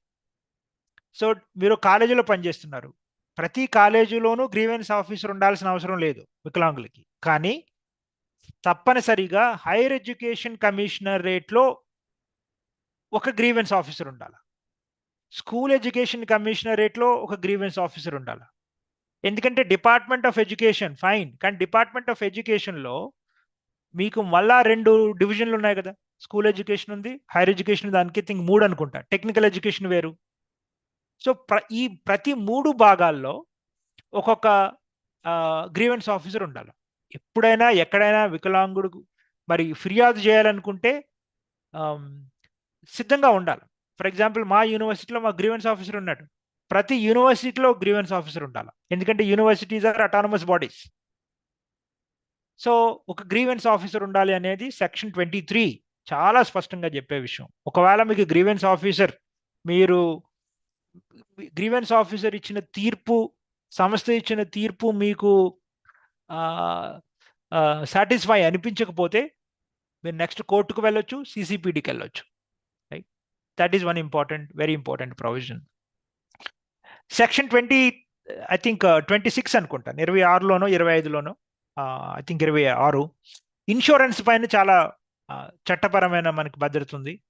ఇంతకు ముందు మనం ఇన్సూరెన్స్ తీసుకోవడం పక్కన పెట్టి బ్యాంక్ అకౌంట్లో ఏమైనా వాడికి ఇన్సూరెన్స్ ఏమంటారు, ఇన్సూరెన్స్ వాళ్ళు మాత్రం చాలా టైం తీసుకున్నారు. ఈవెన్ ఏపీజీఎల్ఐ, మీ ప్రభుత్వం అక్కడ రాష్ట్ర ప్రభుత్వాల్లో చూస్తున్నారు కదా, ఏపీజీఎల్ఐలో ఎక్కువ ప్రీమియం తీసుకునేవారు, ఇప్పుడు దాన్ని తగ్గించారు. పిఎల్ఐ, పోస్టల్ లైఫ్ ఇన్సూరెన్స్లో అసలు మనకు పోస్టల్ లైఫ్ ఇన్సూరెన్స్ ఇచ్చేవారే కాదు. ఇప్పుడు వాటన్నిటిని అలా ఏం చేయడానికి లేదు. ఎవరైనా ఇన్సూరెన్స్ మీరు తీసుకుంటానంటే ఎక్కువ మీ దగ్గర డబ్బులు తీసుకుంటే మీరు ఇమీడియట్గా మీరు డైరెక్ట్గా ఫిర్యాదు చేయొచ్చు. ఇన్సూరెన్స్లో మనకి ఇంట్రెస్టింగ్ ఏంటంటే పోయిన వారం ministry of social justice and empowerment దేశంలో ఉన్న ప్రతి ఇన్సూరెన్స్ కంపెనీని పిలిచి ప్రపంచ world bank, IMF, UK, US నుంచి 2-3 ఎక్స్పర్ట్స్ని పిలిచి ఒక పెద్ద కాంక్లేవ్ పెట్టారు. జనరల్ కాంక్లేవ్ కాదు, ఓన్లీ ఇన్సూరెన్స్ కోసం. దేశంలో ఇన్సూరెన్స్ ప్రాబ్లం మనం ఎలా సాల్వ్ చేయాలి, ఎందుకంటే చట్టం హక్కు ఇచ్చింది కానీ మనం ఇంకా ఏం చేయడం లేదు. కాబట్టి రేపొద్దున్న లీగల్గా ఇది ప్రాబ్లం కాకూడదు. ఇన్సూరర్స్ అందరూ కూడా ఇమీడియట్గా దీన్ని సీరియస్గా తీసుకోవాలని ఒక కాన్క్లేవ్ పెట్టారు. ఐ థింక్ తొందరలోనే ఒక పాలసీ తీసుకొస్తామంటున్నారు. I think insurance will be big issue because okay మనకు 40 years 35 years 40 years ఉన్న వరకు మనకు అంతా బాగానే అనిపిస్తుంది, కానీ ఇన్సూరెన్స్ అనేది కంపల్సరీ. మన కోసం కాకపోయినా మన ఫ్యామిలీస్ కోసం, భార్య కోసం, పిల్లల కోసం 55-60 years తర్వాత insurance becomes very very important. Whether you are a person with disability, man or women, doesn't matter much. మనకి తప్పనిసరిగా ముఖ్యంగా ఉద్యోగాల్లో ఉన్న వాళ్ళకి, ఎందుకంటే you get used to a particular life style. But retirement తర్వాత మీకు ఇప్పుడు వస్తున్న జీతాలు రావు కదా, అప్పుడు నెక్స్ట్ ఏంటి? Insurance is very very important. అయితే అలాగని చెప్పి ఏం పడితే ఆ ఇన్సూరెన్స్ తీసుకోవడానికి లేదు. వాడి యొక్క ఇన్సూరెన్స్ కట్టేటప్పుడు తీసుకునేటప్పుడు చాలా బాగుంటుంది, కానీ దాన్ని మనం క్లెయిమ్ చేసేటప్పుడు పడే తిప్పలు ఎవరికి తెలియదు, అన్లెస్ అండ్ అంటిల్ ఆ టర్మ్స్ అండ్ కండిషన్స్ మనకి కరెక్ట్గా ఉంటే తప్ప. సో చాలా ఇన్సూరర్స్ టర్మ్స్ అండ్ కండిషన్స్ వికలాంగులకు వ్యతిరేకంగానే రాసుకున్నారు తప్ప ఫేవరబుల్గా లేవు. So now we have to correct that historical mistake. I think ప్రభుత్వం దానికి ప్రయత్నం చేస్తోంది. అది చట్టపరమైన భద్రత. రిజర్వేషన్ల గురించి ఈరోజు నేను మాట్లాడను, ఎందుకంటే that is a topic in it self. Medical certificate గురించి మనకి అందరికీ తెలిసిందే. ఇంతకుముందు ఏ రాష్ట్రంలో సర్టిఫికేట్ తీసుకుంటే అది ఇంకో రాష్ట్రంలో పనిచేసేది కాదు. ఇప్పుడు ఆ పరిస్థితి లేదు. మీరు ఎక్కడైనా మెడికల్ సర్టిఫికేట్ తీసుకోండి, it is valid across the country. Establishments, commissioners అంతా it's a very very vast topic. But ఒక్క విషయం చెప్పాల్సింది ఏంటంటే ప్రతి రాష్ట్రంలోనూ డిసబిలిటీ అడ్వైజరీ బోర్డ్ అని ఒకటి ఉంటుంది, అని పెట్టాలి అనేది చట్టంలో రాశారు. తెలంగాణ రాష్ట్రంలో కూడా దాన్ని కాన్స్టిట్యూట్ చేసినట్టున్నారు. మరి ఎవరు మెంబర్స్ ఏంటనేది మనకు పెద్దగా ఇన్ఫర్మేషన్ లేదు, కానీ డిసబిలిటీ అడ్వైజరీ బోర్డ్ వికలాంగులు ప్రభుత్వంతో సంప్రదింపుల కార్యక్రమంలో ప్రత్యక్షంగా పాల్గొనడానికి ఒక అవెన్యూ, ఒక మార్గం ఏంటంటే disability board. At the same level ప్రతి జిల్లాలో కూడా డిసబిలిటీ కమిటీస్ వేయమని రాశారు. District disability committees. చాలా జిల్లాల్లో అది వేయడం లేదు. మీరు వేరే వేరే జిల్లాల్లో ఉంటున్నారు కాబట్టి అసిస్టెంట్ డైరెక్టర్ డిసేబుల్డ్ వెల్ఫేర్ వాళ్ళని, కమిషనర్ వాళ్ళకి తప్పనిసరిగా మనవి చేయాల్సింది district disability committees వేయాల్సింది.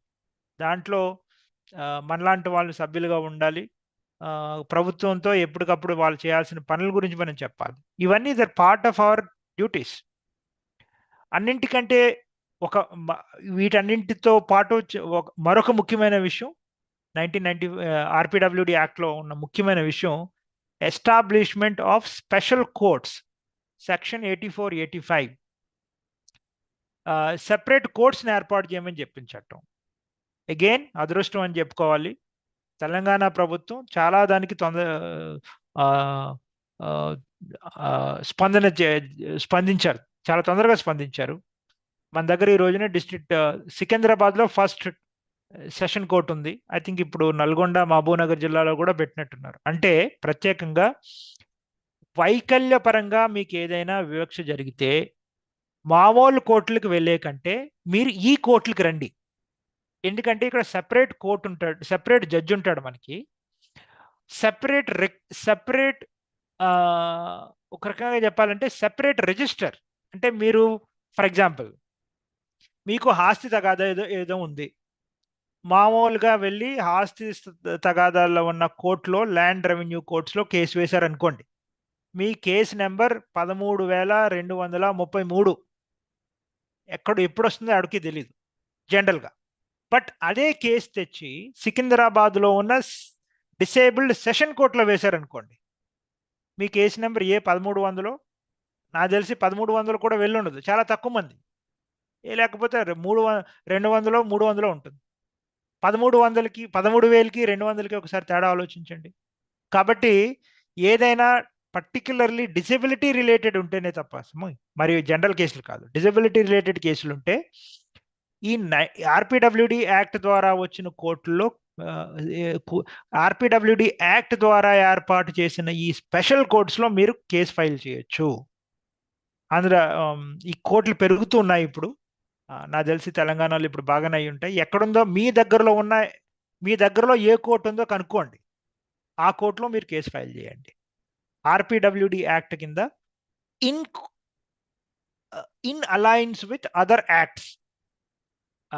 Of course మీకు ఫర్ ఎగ్జాంపుల్ ఆశ్రిత గదా కేసు అనుకోండి, ఆర్పిడబ్ల్యూడి యాక్ట్ ప్రకారంగా తీసుకుంటారు, కానీ మీ కేసు సాల్వ్ చేయాల్సింది దేంట్లో భాగంగా ఏ హిందూ సక్సెషన్ యాక్టో లేకపోతే ల్యాండ్ ప్రాపర్టీ యాక్ట్స్ కింద చేయాలి. ఆ విధంగా చేస్తారు. That's very important one. Of course మనం అందరం ఎక్కువగా మాట్లాడుకుంటున్న ప్రొవిజన్, ఒఫెన్సెస్ ప్రొవిజన్, సెక్షన్ 89 నుంచి సెక్షన్ 94 వరకు మన వికలాంగుల చట్టంలో అతి ముఖ్యమైన, అతి రకంగా చెప్పాలంటే కాంట్రవర్షియల్ కూడా అయింది, ముఖ్యమైన ప్రొవిజన్ ఏదన్నా ఉంది అంటే సెక్షన్ 89 to 94. మనం ఎవరిపైనైనా కేసు ఫైల్ చేయొచ్చు. ప్రత్యేకంగా వైకల్యాన్ని ఆధారంగా చేసుకుని మన పైన ఎవరైనా కాస్త అబ్యూజివ్గా మాట్లాడినా, మనకు కావలసిన సదుపాయాలు ఈ యాక్ట్ ప్రకారం ఇవ్వాల్సిన సదుపాయాలు ఇవ్వకపోయినా కూడా మనం కేసు ఫైల్ చేయొచ్చు. ఈ ప్రొవిజన్స్ నిజానికి ప్రభుత్వానికి మొట్టమొదట్లో ప్రభుత్వం దీన్ని పెట్టడం ఇష్టం లేదు, చాలా యాక్సిడెంటల్గా వచ్చిన ప్రొవిజన్స్. ఆ చరిత్రలోకి నేను వెళ్ళను. But all said and done, they are now part of the act. Criminal ఒఫెన్సెస్గా కూడా కొన్ని కేసెస్ ఉన్నాయి. పర్టికులర్లీ సెక్షన్ 92లో మన పైన ఎవరైనా నిందాభరితంగా మాట్లాడితే వాళ్ళపైన ఏమైనా మనం కేసు పెట్టవచ్చు. ఇది మనం తెలుసుకునే దానికంటే కూడా వికలాంగులు కాని వాళ్ళు, సకలాంగులు తెలుసుకోవాలి ముఖ్యంగా, రైట్? సో చాలా ఇంపార్టెంట్. ఇది చట్టభద్రత మనకుంది. సెక్షన్స్ 18, మీరు ఏదన్నా కేసు వేయడానికి వెళ్తే తప్పనిసరిగా మీ లాయర్లకు చూపించాల్సింది ఈ యాక్ట్లో సెక్షన్ 89 నుంచి 94 వరకు. సో మనకు ఒక చట్టపరమైన భద్రత. ఈ మధ్య కాలంలో ఈ ప్రొవిజన్స్ బాగా ఉపయోగించుకుంటున్నారు అక్రాస్ ద కంట్రీ, చాలా తొందరగా పాపులర్ అయ్యాయి. ఒక వెరీ ఇంపార్టెంట్ పెక్యులర్ కేస్ ఆంధ్రాలో వచ్చింది, నెల్లూరులో. అది సుప్రీంకోర్టు వరకు కూడా వెళ్ళింది. ఒక అమ్మాయి సెక్షువల్ అసాల్ట్ కింద కేసు ఫైల్ చేశారు. అది సుప్రీంకోర్టు వరకు వెళ్ళి చాలా పాపులర్ కేసు అయింది అది, right? So very important. So RPWD act 2016 is a revolutionary act. అలాగని చెప్పి ప్రతిదీ ఉందని చెప్పడం కష్టం, కానీ బట్ 1995 యాక్ట్ కంటే 1995 యాక్ట్లో ఉన్న ప్రొవిజన్స్ అన్నీ ఉంటూ కొన్ని అదనమైన ప్రొవిజన్స్ దీంట్లో ఉన్నాయి. సో చట్టం గురించి తెలుసుకోవడం మనకు చాలా ముఖ్యం. ఐ థింక్ ఒకటి చట్టం మనం చదవడం ముఖ్యం, but at the same time మన ఫ్రెండ్స్తో కానీ సర్కిల్గా తెలుసుకోవడం, వాటి గురించి చర్చించడం. మనకంటే ముందు వచ్చిన కొన్ని ముఖ్యమైన ఉద్యమాల్లో ముఖ్యమైన ఉద్యమం నాకు తెలిసినంత వరకు స్త్రీ సమానత్వ ఉద్యమం, ఫెమినిస్ట్ మూవ్మెంట్ అంటాం. ఫెమినిస్ట్ మూవ్మెంట్ ఒక స్టేజ్ తర్వాత ఫస్ట్ వాళ్ళు సోషల్ అవేర్నెస్ క్రియేట్ చేశారు, సామాజిక స్పృహ తెప్పిస్తూ, తర్వాత ఒక స్టేజ్ తర్వాత వచ్చిన తర్వాత వాళ్ళు గమనించింది ఏంటంటే మనకి చట్టం గురించి మనం తెలుసుకుంటే తప్ప మనం ఎంత సమాజ స్పృహ సృష్టించినప్పటికీ కూడా మనకంటూ ఒక గుర్తింపు ఉండదు అని. Then they got in to the acts. మన అదృష్టం ఏంటంటే మనం ఫస్ట్ నుంచి చట్టంతో పోరాడుతున్నాం, రైట్? 1960s నుంచి 50s నుంచి కూడా. సో కాబట్టి మనకి ఇది పెద్ద కష్టం కాకూడదు. బట్ దురదృష్టం ఏంటంటే చట్టాల గురించిన ఈ అవగాహన, చర్చ ఇదంతా కేవలం ఒక పర్టికులర్ క్లాసుకు మాత్రమే రిస్ట్రిక్ట్ అయిపోయింది. వికలాంగుల్లో కూడా ఏ కాలేజ్ లెక్చరర్సో లేకపోతే గవర్నమెంట్ ఉద్యోగాల్లో పనిచేస్తున్న పై ఆఫీసర్ స్టేజ్లో ఉన్న వాళ్ళే దీని గురించి పట్టించుకుంటున్నారు తప్ప ఈవెన్ సాధారణమైన పక్కన పెట్టండి, ఈవెన్ మామూలుగా ఉద్యోగాలు చేసుకుంటున్న వాళ్ళు, విద్యార్థులు కూడా వీటి గురించి పెద్దగా పట్టించుకోవట్లేదు. సో దీని గురించి అవగాహన చాలా అవసరం.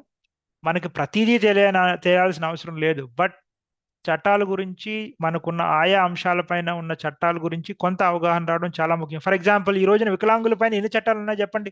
ఆర్పిడబ్ల్యూడి అనగానే ఓన్లీ 2016 లేదా 95 అంటున్నాం, కానీ no. So RCI, rehabilitation council of India act 1992, persons with disabilities act 1995, national trust act 1989, rights of persons with disabilities act 2016, the right mental health and wellness act 2017, right? Then of course transgender rights act వచ్చింది. దాంతో మనకి చాలా మందికి అవసరం లేకపోవచ్చు, but relevant provisions ఏమన్నా ఉంటే తప్పనిసరిగా మనం వాటి నుంచి వాడుకోవాలి. సో ఈ రోజున ఓన్లీ వికలాంగుల పైనే దగ్గరగా 5-6 చట్టాలు ఉన్నాయి, రైట్? ఓన్లీ ఆర్పిడబ్ల్యూడి మాత్రమే పట్టుకుని కూర్చోవాల్సిన అవసరం లేదు. So mental health and wellness act 2017 interestingly also has very important provisions. అయితే మన కోసం ప్రత్యేకంగా ఉన్న చట్టాలు ఏంటి అని తెలుసుకోవడం ఒక విషయం అయితే, మన గురించి వేరే చట్టాల్లో ఏమి పొందుపరిచారనే తెలుసుకోవడం మరొక విషయం. For example, right to education act 2009 మన గురించి ప్రొవిజన్ ఉంది. డిసేబుల్డ్ చిల్డ్రన్కి ఉండాల్సిన ప్రొవిజన్ ఏంటి? దాంట్లో కొన్ని ప్రొవిజన్స్ లేకపోవడం వల్ల దానికి సంబంధించి సెక్షన్ 31లో కొంత మనం ఒక అమెండ్మెంట్ ఇంట్రడ్యూస్ చేశారు ఆర్పిడబ్ల్యూడి యాక్ట్లో, right? So right to information act, NEP national education పాలసీలో వికలాంగుల గురించి ప్రస్తావన చేశారు. సో వేరే వేరే చట్టాలు వచ్చినప్పుడు కూడా మనం గమనిస్తూ ఉండాలి, మన గురించి ప్రస్తావన వేరే చట్టాల్లో ఏముంది, ఆ చట్టాల్లో ఉన్న ప్రొవిజన్స్ ఆర్పిడబ్ల్యూడి యాక్ట్కి అనుసంధానంగా లేకపోతే మనం ఇమీడియట్గా ప్రభుత్వాల్ని, కోర్టుల్ని అలర్ట్ చేయాలి, right? So all these are very important. I think I took a little longer time than promised. I will stop here. మీకు ఏదైనా sir 1 minute, sorry to interrupt. If ఇంకా మీరు చెప్పాలి అన్నా కూడా we are ready to listen. We are all interested, అందులో doubt లేదు. So if you want, మీరు ఇంకా చెప్పాలి అనుకుంటే, అంటే అఫ్ కోర్స్ మీ ఓషన్ ని ఆపలేము మేము, బట్ యూ హ్యావ్ ఇంకా టైం, మీరు చెప్పాలనుకుంటే చెప్పండి sir, no problem. Then we will go for interactive session. Thank you. 343. Yeah, I think 340. I think I spoke for 343. Yeah, I think around I spoke for 1 hour. I think anyway మీరు ఏదైనా విషయాలపైన ఉంటే అడగండి, దానికి కొంత time తీసుకుందాం మనం. ఇంకా ఏదైనా మీకు కవర్ అవ్వలేదు అనిపిస్తే definitely we will come back and cover it, right? I will stop here. మీకు అందరికీ మరొకసారి మనస్ఫూర్తిగా ధన్యవాదాలు. Thank you very much sir. Thank you అనే వర్డ్ డిక్షనరీలో సరిపోదేమో మీరు ఇప్పుడు ఇచ్చిన దానికి, బట్ దీనివల్ల మాకందరికి ఒక గ్రీడీనెస్ పెరిగింది. ఏంటంటే, మీరు చెప్తున్న ఈ విషయానికి 1 day ఆర్ ఈ వర్క్షాప్ సరిపోదు, we need more and more. But మీకు టైం అనేది కూడా ఉండదు అనే విషయం కూడా తెలుసు మాకు. It's a bitter fact. కాబట్టి మేము ఇక్కడ పరిమితం చేయాల్సి వస్తుంది. బట్ ఈ వాక్యం అందరికీ చెప్తారు, అందరు చెప్తూ ఉంటారు, మీ సమయాభావం మీకుంది కాబట్టి మేము. కానీ ఇది నేను బాధతో చెప్తున్నాను, ఎందుకంటే ఇంకా చాలా తెలుసుకోవాలన్న కోరిక మా అందరికీ ఉంది. బట్ డెఫినెట్ గా we will plan not 1 day, at least కొన్ని రోజులు ఒక కైండ్ ఆఫ్ ట్రైనింగ్ ప్రోగ్రామ్ లో ఒక రోజుకి ఒక 1/2 hour అలాగా అయినా చేస్తే బాగుంటుందేమో అనిపించింది మీరు చెప్తూ ఉంటే. ఒక్క దాని మీద ఇంత చెప్తున్నారంటే ఇంకా తెలుసుకోవాల్సింది చాలా ఉందని నాకైతే అర్థమైంది. But we will plan later. So now what we will do sir, మీరు చెప్పినట్టుగా ఇంటరాక్టివ్ సెషన్, చాలా మందికి చాలా క్వశ్చన్స్ ఉన్నాయి. యూట్యూబ్ నుంచి కూడా కామెంట్స్ తీసుకుంటాం, మేము జూమ్ లో కూడా ఆహ్వానిస్తున్నాం. యూట్యూబ్ లో ఉన్న వాళ్ళు, మీరు కొన్ని గ్రూప్స్ లో మేము పెట్టాము, మీరు you can join in zoom, you can directly ask, or we will take your comments from YouTube also.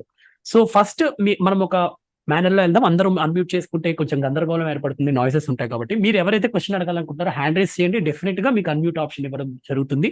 Sir అడగచ్చు, నాకు కొన్ని క్వశ్చన్స్ ఉన్నాయి, కానీ ఫస్ట్ మీరు అడిగితే మీరు అడిగిన క్వశ్చన్ ద్వారా క్లియర్ అయిపోతే సార్ టైం సేవ్ అవుతుంది కాబట్టి నేను అడగటం లేదు. ఫస్ట్ సార్ ని మీరు ఏమైనా అడగాలంటే దయచేసి ఎవరైనా మీరు హ్యాండ్ రైజ్ చేయొచ్చు తప్పకుండా. అలాగే ఈ సందర్భంగా శ్రీనివాస్ కర్ణాటి సార్కి చాలా థ్యాంక్స్ చెప్పాలి. యాజ్ సార్ చెప్పినట్టుగా చాలా ఆయన కూడా మంచి ఎమినెంట్ పర్సనాలిటీ, సర్వీస్ రూల్స్ గురించి వాటి గురించి చాలా పర్ఫెక్ట్ గా తెలుసు. సో కాబట్టి ఈ చర్చ చాలా ఫలప్రదంగా ఉంటుందని నేను భావిస్తూ, yes, over to Q&A session please. Anybody please you can hand raise చేయండి, ఆర్ మీరు చాట్ లో పెట్టిన అంటే చాట్ లో ఐ వాంట్ టు స్పీక్ అని పెట్టండి, అయితే స్పీక్ అని పెట్టండి చాలు, ఆయన అప్పుడు కూడా తీసుకుంటాం. అంటే కొంతమందికి మేబీ టెక్నికల్ గా హ్యాండ్ రైజ్ చేయడానికి ఇబ్బంది పడచ్చేమో. ఐ థింక్ కంట్రోల్ వై అనుకుంటా కదా. ఎస్ సార్, ఎస్ సార్, అంటే చాలా మంది control why sir, exactly sir. Computer ఎవరైనా వాడుతూ ఉంటే జస్ట్ కంట్రోల్ వై ప్రెస్ చేయండి, హ్యాండ్ ఆటోమేటిక్ గా రేజ్ అవుతుంది. లేదా మొబైల్లో వాడితే కొంచెం ఇబ్బంది పడతారేమో చూడండి. జస్ట్ మీరు వాంట్ టు ఆస్క్ అని అంటే చాలు. Hello, yes Vijay Smita sir madam, Smita madam please. అడగచ్చా? అయ్యో please. Thank you very much sir, ఎంతో ఇన్ఫర్మేటివ్ గా చెప్పారు, చాలా విషయాలు తెలుసుకున్నాం. అయితే గ్రీవెన్స్ సెల్ గురించి ఒక మాట చెప్పారు, యూనివర్సిటీలో ఉంది అన్నారు. అయితే కొన్ని స్టేట్ యూనివర్సిటీలో డిజబిలిటీ సెల్ అని పెట్టేశారు, పెట్టి మరి గ్రీవెన్స్ పిల్లలకి వేరే ఉంది, ఎంప్లాయీస్ కి వేరే ఉంది కదా. సో ఆ డిజబిలిటీ సెల్లో ఈ గ్రీవెన్స్ అనేది కవర్ అయిపోతుందా, లేదు గ్రీవెన్స్ సెల్ పెట్టాలా? సెకండ్ థింగ్ సార్, ఇప్పుడు ఒకవేళ కవర్ అవ్వకపోతే గ్రీవెన్స్ సెల్ పెడితే దాంట్లో ఎవరు ఉండాలి? అది అసలు లేదనుకోండి, అది పెట్టడానికి మనం ఎట్లా ఎఫర్ట్స్ చేయాలి? ఇంకో క్వశ్చన్ అండి, ఈ అఫెన్సెస్ గురించి చెప్పారు, 89 to 94 సెక్షన్స్ అన్నారు. దాని గురించి కొంచెం ఏదైనా వివరంగా చెప్తే, అసలు ఏది అఫెన్స్ కిందకి వస్తుంది, ఏది రాదు అన్నది కూడా చెప్తే will be thankful sir. Thank you అండి, థ్యాంక్ యూ మేడం శృతి గారు. So first very important question, I think నేను మిస్ అయ్యాను, మీరు బాగా వచ్చేసారు. సెక్షన్ 23లో ఉన్నది employee grievances, not for students. మీరు అన్నది కరెక్టే. యూజీసీ మనం ఈ రోజున యూనివర్సిటీస్లో సెల్స్ ఉన్నాయి, దేని కింద? యూజీసీ HEPSN స్కీమ్ కింద. అది ఎనేబులింగ్ యూనిట్స్ అంటున్నాము. మా యూనివర్సిటీలో empowered committee for differently abled persons అంటాం, కొన్ని యూనివర్సిటీలో ఈక్వల్ ఆపర్చునిటీ సెల్ అంటారు, వాట్ ఎవర్ ద నామన్క్లేచర్. ఈ స్టూడెంట్ సెల్స్ మాత్రం మన యూజీసీ HEPSN స్కీమ్ కింద పెడుతున్నాము. Basically they or service centres, servicing units, computer training పెట్టడం ఇటువంటివి. అఫ్ కోర్స్ స్టూడెంట్ గ్రీవెన్సెస్ ఏమన్నా ఉంటే కూడా మనకు చెప్తారు, మన యూనివర్సిటీకి రికమెండ్ చేస్తాం. But that is a different, that's a very different setup all together. But నేను చెప్పిన గ్రీవెన్స్ ఆఫీసర్ కేవలం ఎంప్లాయీస్కి సంబంధించింది మాత్రమే. కాబట్టి ఒకవేళ యూనివర్సిటీలో స్టూడెంట్స్ సెల్ ఉన్నప్పటికీ కూడా, సెల్ ఉండాలి, that has nothing to do with the grievance cell. Grievance cell అనేది ఒక గ్రీవెన్స్ ఆఫీసర్ని పెట్టాలి. కొన్ని యూనివర్సిటీస్లో అసిస్టెంటో లేకపోతే డెప్యూటీ రిజిస్ట్రార్నో గ్రీవెన్స్ ఆఫీసర్గా పెడుతున్నారు, కొన్ని ప్లేసెస్లో ఫ్యాకల్టీనే పెడుతున్నారు. You put anybody else anyway, ఎందుకంటే వాళ్ళ అడ్మినిస్ట్రేటివ్ స్టాఫ్ అయినా టీచింగ్ ఫ్యాకల్టీ అయినా వాళ్ళు ఎంప్లాయీసే కాబట్టి ఎవరినైనా పెట్టచ్చు, that is not a problem. Section 23 కింద సెపరేట్గా గ్రీవెన్స్ ఆఫీసర్ని పెట్టాలి. Grievance officer appointed under section 23 has nothing to do with UGC student cells. దానికి దీనికి సంబంధం లేదు. మా దగ్గర రెండు ఉన్నారు, మా ECDAPకి సెపరేట్ చైర్మన్ ఉంటారు, తర్వాత గ్రీవెన్స్ రిడ్రెసల్ ఆఫీసర్ అనే ఆయన ఇక్కడ DR ఉన్నారు, డెప్యూటీ రిజిస్ట్రార్ని పెట్టాం. మీరు ఇది యూనివర్సిటీకి ఎలా చెప్పాలి అంటే, యాక్ట్ అని పట్టుకెళ్ళడంతో పాటు Rpwd యాక్ట్ ఇంప్లిమెంటేషన్ ఏప్రిల్ 2017 నుంచి వచ్చింది అమల్లోకి. వెంటనే 15th December 2017లో రూల్స్ వచ్చాయి మనకి అండర్ ద యాక్ట్. మనం ఎప్పుడైనా రిప్రజెంటేషన్ చేసేటప్పుడు యాక్ట్ని రూల్స్ని పట్టుకెళ్ళి చూపించాలి. So section article 7 of the rules has a very clear provision. మీరు గ్రీవెన్స్ ఆఫీసర్ని ఎవరిని పెట్టాలి, ఎలా పెట్టాలి అనే దానిపైన దాంట్లో పొందుపరిచారు. Section 23 in the act and rules 7 to 10 of the rules, ఈ రెండింటిని మనం పొందుపరిచి ఇమీడియట్గా యూనివర్సిటీ అథారిటీస్ని అలర్ట్ చేయొచ్చు. That is what we are doing in most of the places. Number 2, question please. ఇప్పుడు టీచింగ్ ఫ్యాకల్టీ చూసుకుంటే యూనివర్సిటీలో ఒక 2-3 ఉంటారు. వీళ్ళ కోసం రిడ్రెసల్ సెల్ పెట్టమంటే వాళ్ళు పెడతారా అండి? అంటే వాళ్ళు ఏమైనా అబ్జెక్షన్ పెడితే నో ఒకవేళ రిడ్రెసల్ పెట్టారనుకోండి, redressal is for everybody.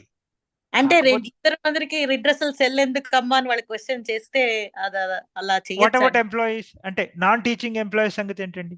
Okay, non teaching staff లో కూడా వికలాంగులు ఉంటారు కదా.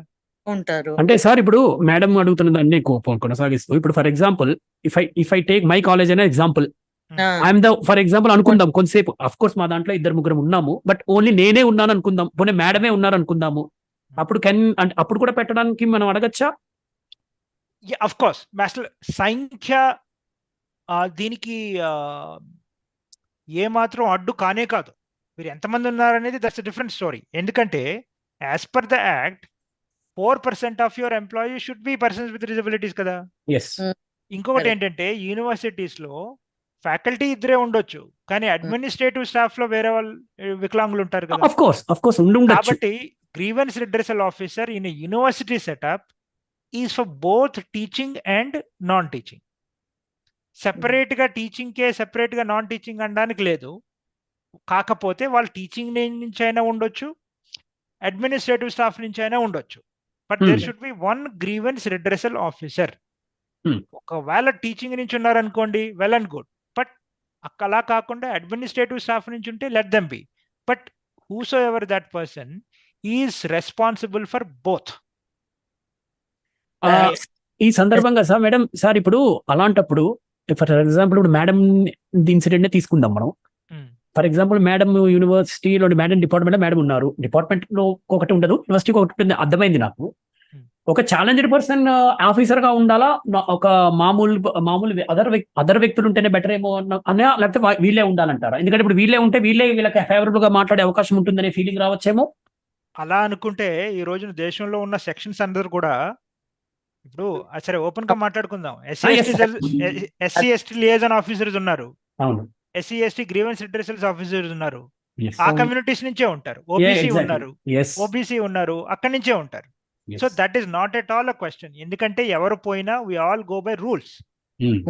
దీంట్లో ఫేవరెటిజం అది ఏమి ఉండదు, ఎవరు పోయినా రూల్ బుక్ ప్రకారమే పోవాలి. కాబట్టి ఇంట్రెస్టింగ్ ఏంటంటే ప్రతి సెటప్ లోనూ వీలున్నంత వరకు పీడబ్ల్యూబీడీలనే గ్రీవెన్స్ రిడ్రెసల్ ఆఫీసర్ గా పెడుతున్నారు.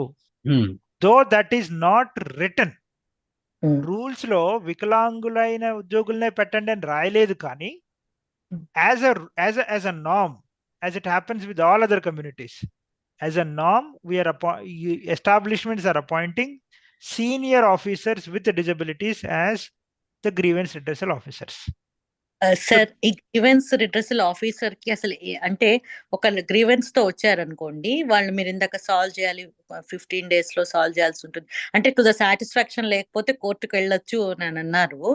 అయితే మరి ఇది వాళ్ళు ఫర్ ఎగ్జాంపుల్ నేను గమనించింది ఏంటంటే, I think all of others will agree, మన జనరల్ పబ్లిక్ లో ఉన్న లైక్ సైటెడ్ పీపుల్ లో ఉన్న ఇదేంటంటే, ఏదో చెప్తారు వీళ్ళు, ఇది అంత పూర్తిగా తొందరగా నమ్మరు.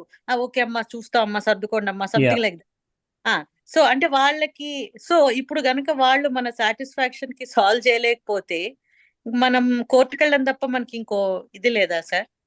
Okay, one grievance redressal officer పెట్టడానికి ముఖ్య కారణం ఏంటంటే, సంవత్సరాలు మనం కోర్టుల ముందు నిలబడి నిరీక్షించాల్సిన అవసరం లేకుండా ఉండాలని. కాబట్టి ఏం చేశారు, టైం లిమిట్ కూడా పెట్టారు.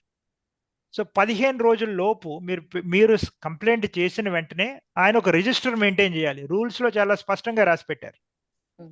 ఆయన రిజిస్టర్ చేసుకున్న 15 రోజుల్లో ఒక రిపోర్ట్ సబ్మిట్ చేయాలి. సబ్మిట్ చేసిన ఆల్మోస్ట్ 1 month లో మీ సుపీరియర్ ఆఫీసర్ దానిపైన యాక్షన్ తీసుకోవాలి. Time limit. So no chance.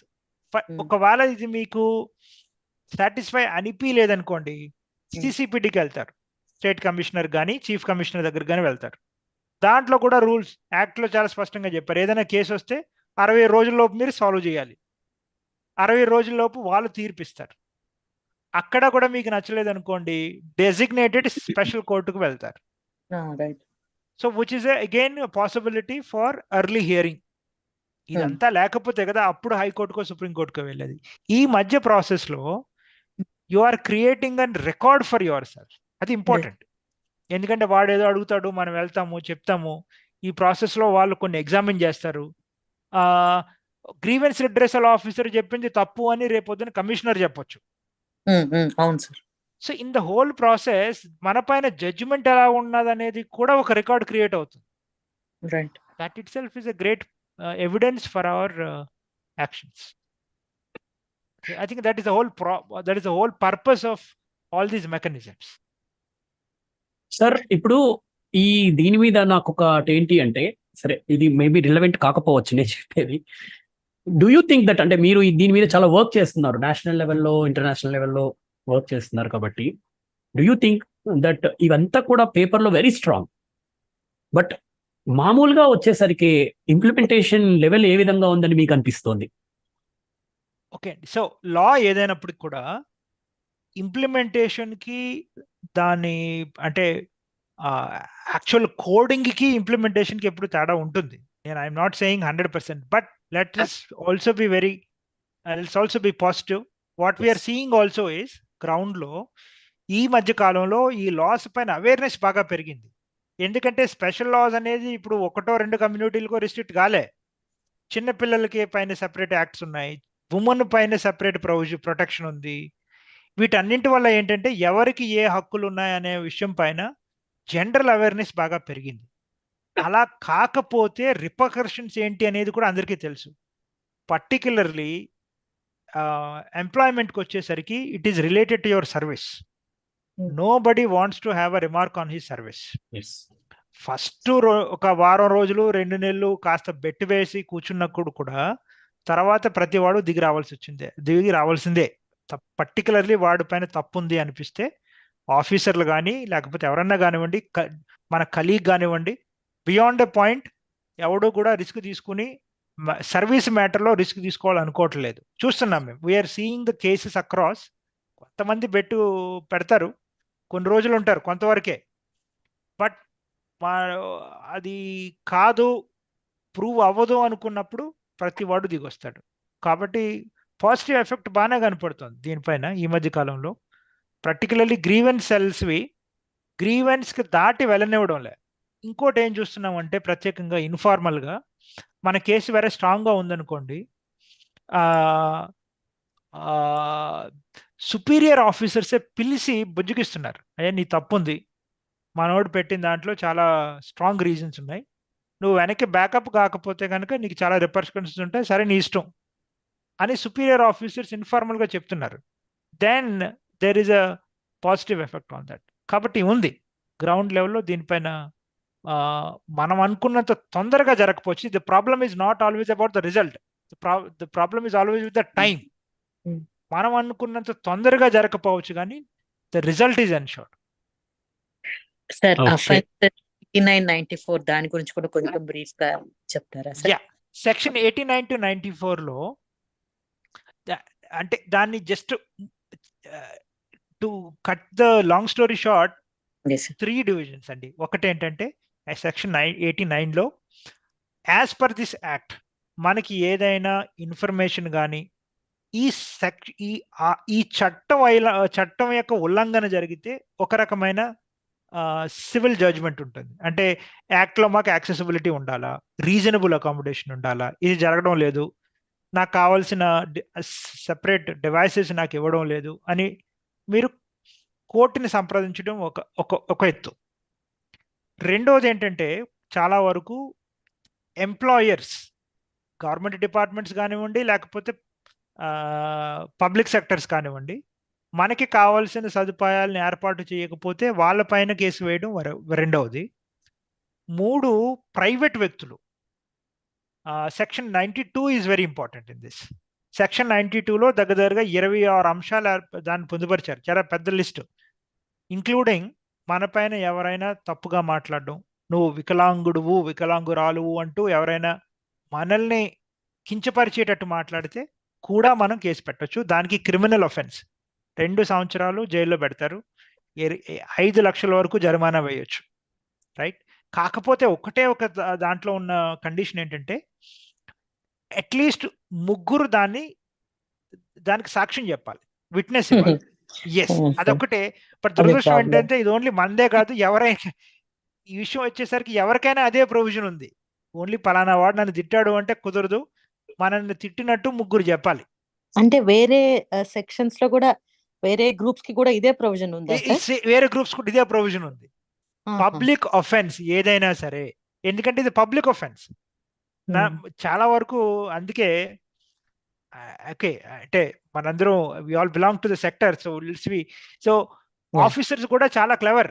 మనం ఏదన్నా అనాలనుకుంటే ఆఫీసర్ ఒక రూమ్ లో పిలిచాడు, రూమ్ లో పిలిచి అంటాడు. ఎందుకంటే ఒకవేళ పబ్లిక్ లో ఉన్న ఇండైరెక్ట్ గా అర్థం వచ్చేటట్టు అంటాడు కాబట్టి డైరెక్ట్ గా అనడు, because they know it. Sir అలాంటప్పుడు మనము ఒక ఆడియో డివైస్ తీసుకెళ్ళచ్చా? నో, దురదృష్టం ఏంటంటే కోర్టులో ఒప్పుకోవాలి. నమ్మవు కదా అది. సరే, కోర్టు ఒప్పుకోదు అంటే అసలు ఫస్ట్ ఆఫ్ ఆల్ మీరు అన్నట్టు కోర్టు వరకు వెళ్లకుండా ఇక్కడ వాళ్ళు డైరెక్ట్ గా అనటం కంటే ఇండైరెక్ట్ గా యాక్షన్స్ లో వర్డ్స్ లో చూపించటం ఉంటుంది. దానికి అసలు ఏ విధమైన ఇది ఉండదు కదా సార్, మనకు ప్రొటెక్షన్ ఏదైనా ఛాన్స్ ఉందా? ఎందుకంటే ఇది ప్రూవ్ చేయడం.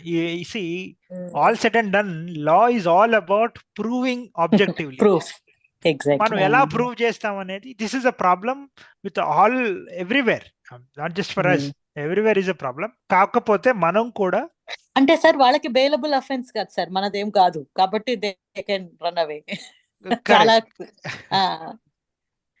సారీ, వాళ్ళది non bailable offence. I'm so sorry, వాళ్ళది నాన్ బెయిలబుల్ అఫెన్స్ కాబట్టి వాళ్ళకి కొంచెం భయం ఉంటుంది సార్. మన దగ్గర ఇప్పుడు మేడం ఒక ఇంపార్టెంట్ వ్యాలిడ్ పాయింట్ ని రేస్ చేశారు, non bailable pain. Srinivas sir hand race చేశారు. సార్ డెఫినెట్ గా ఒక్క 1 minute సార్.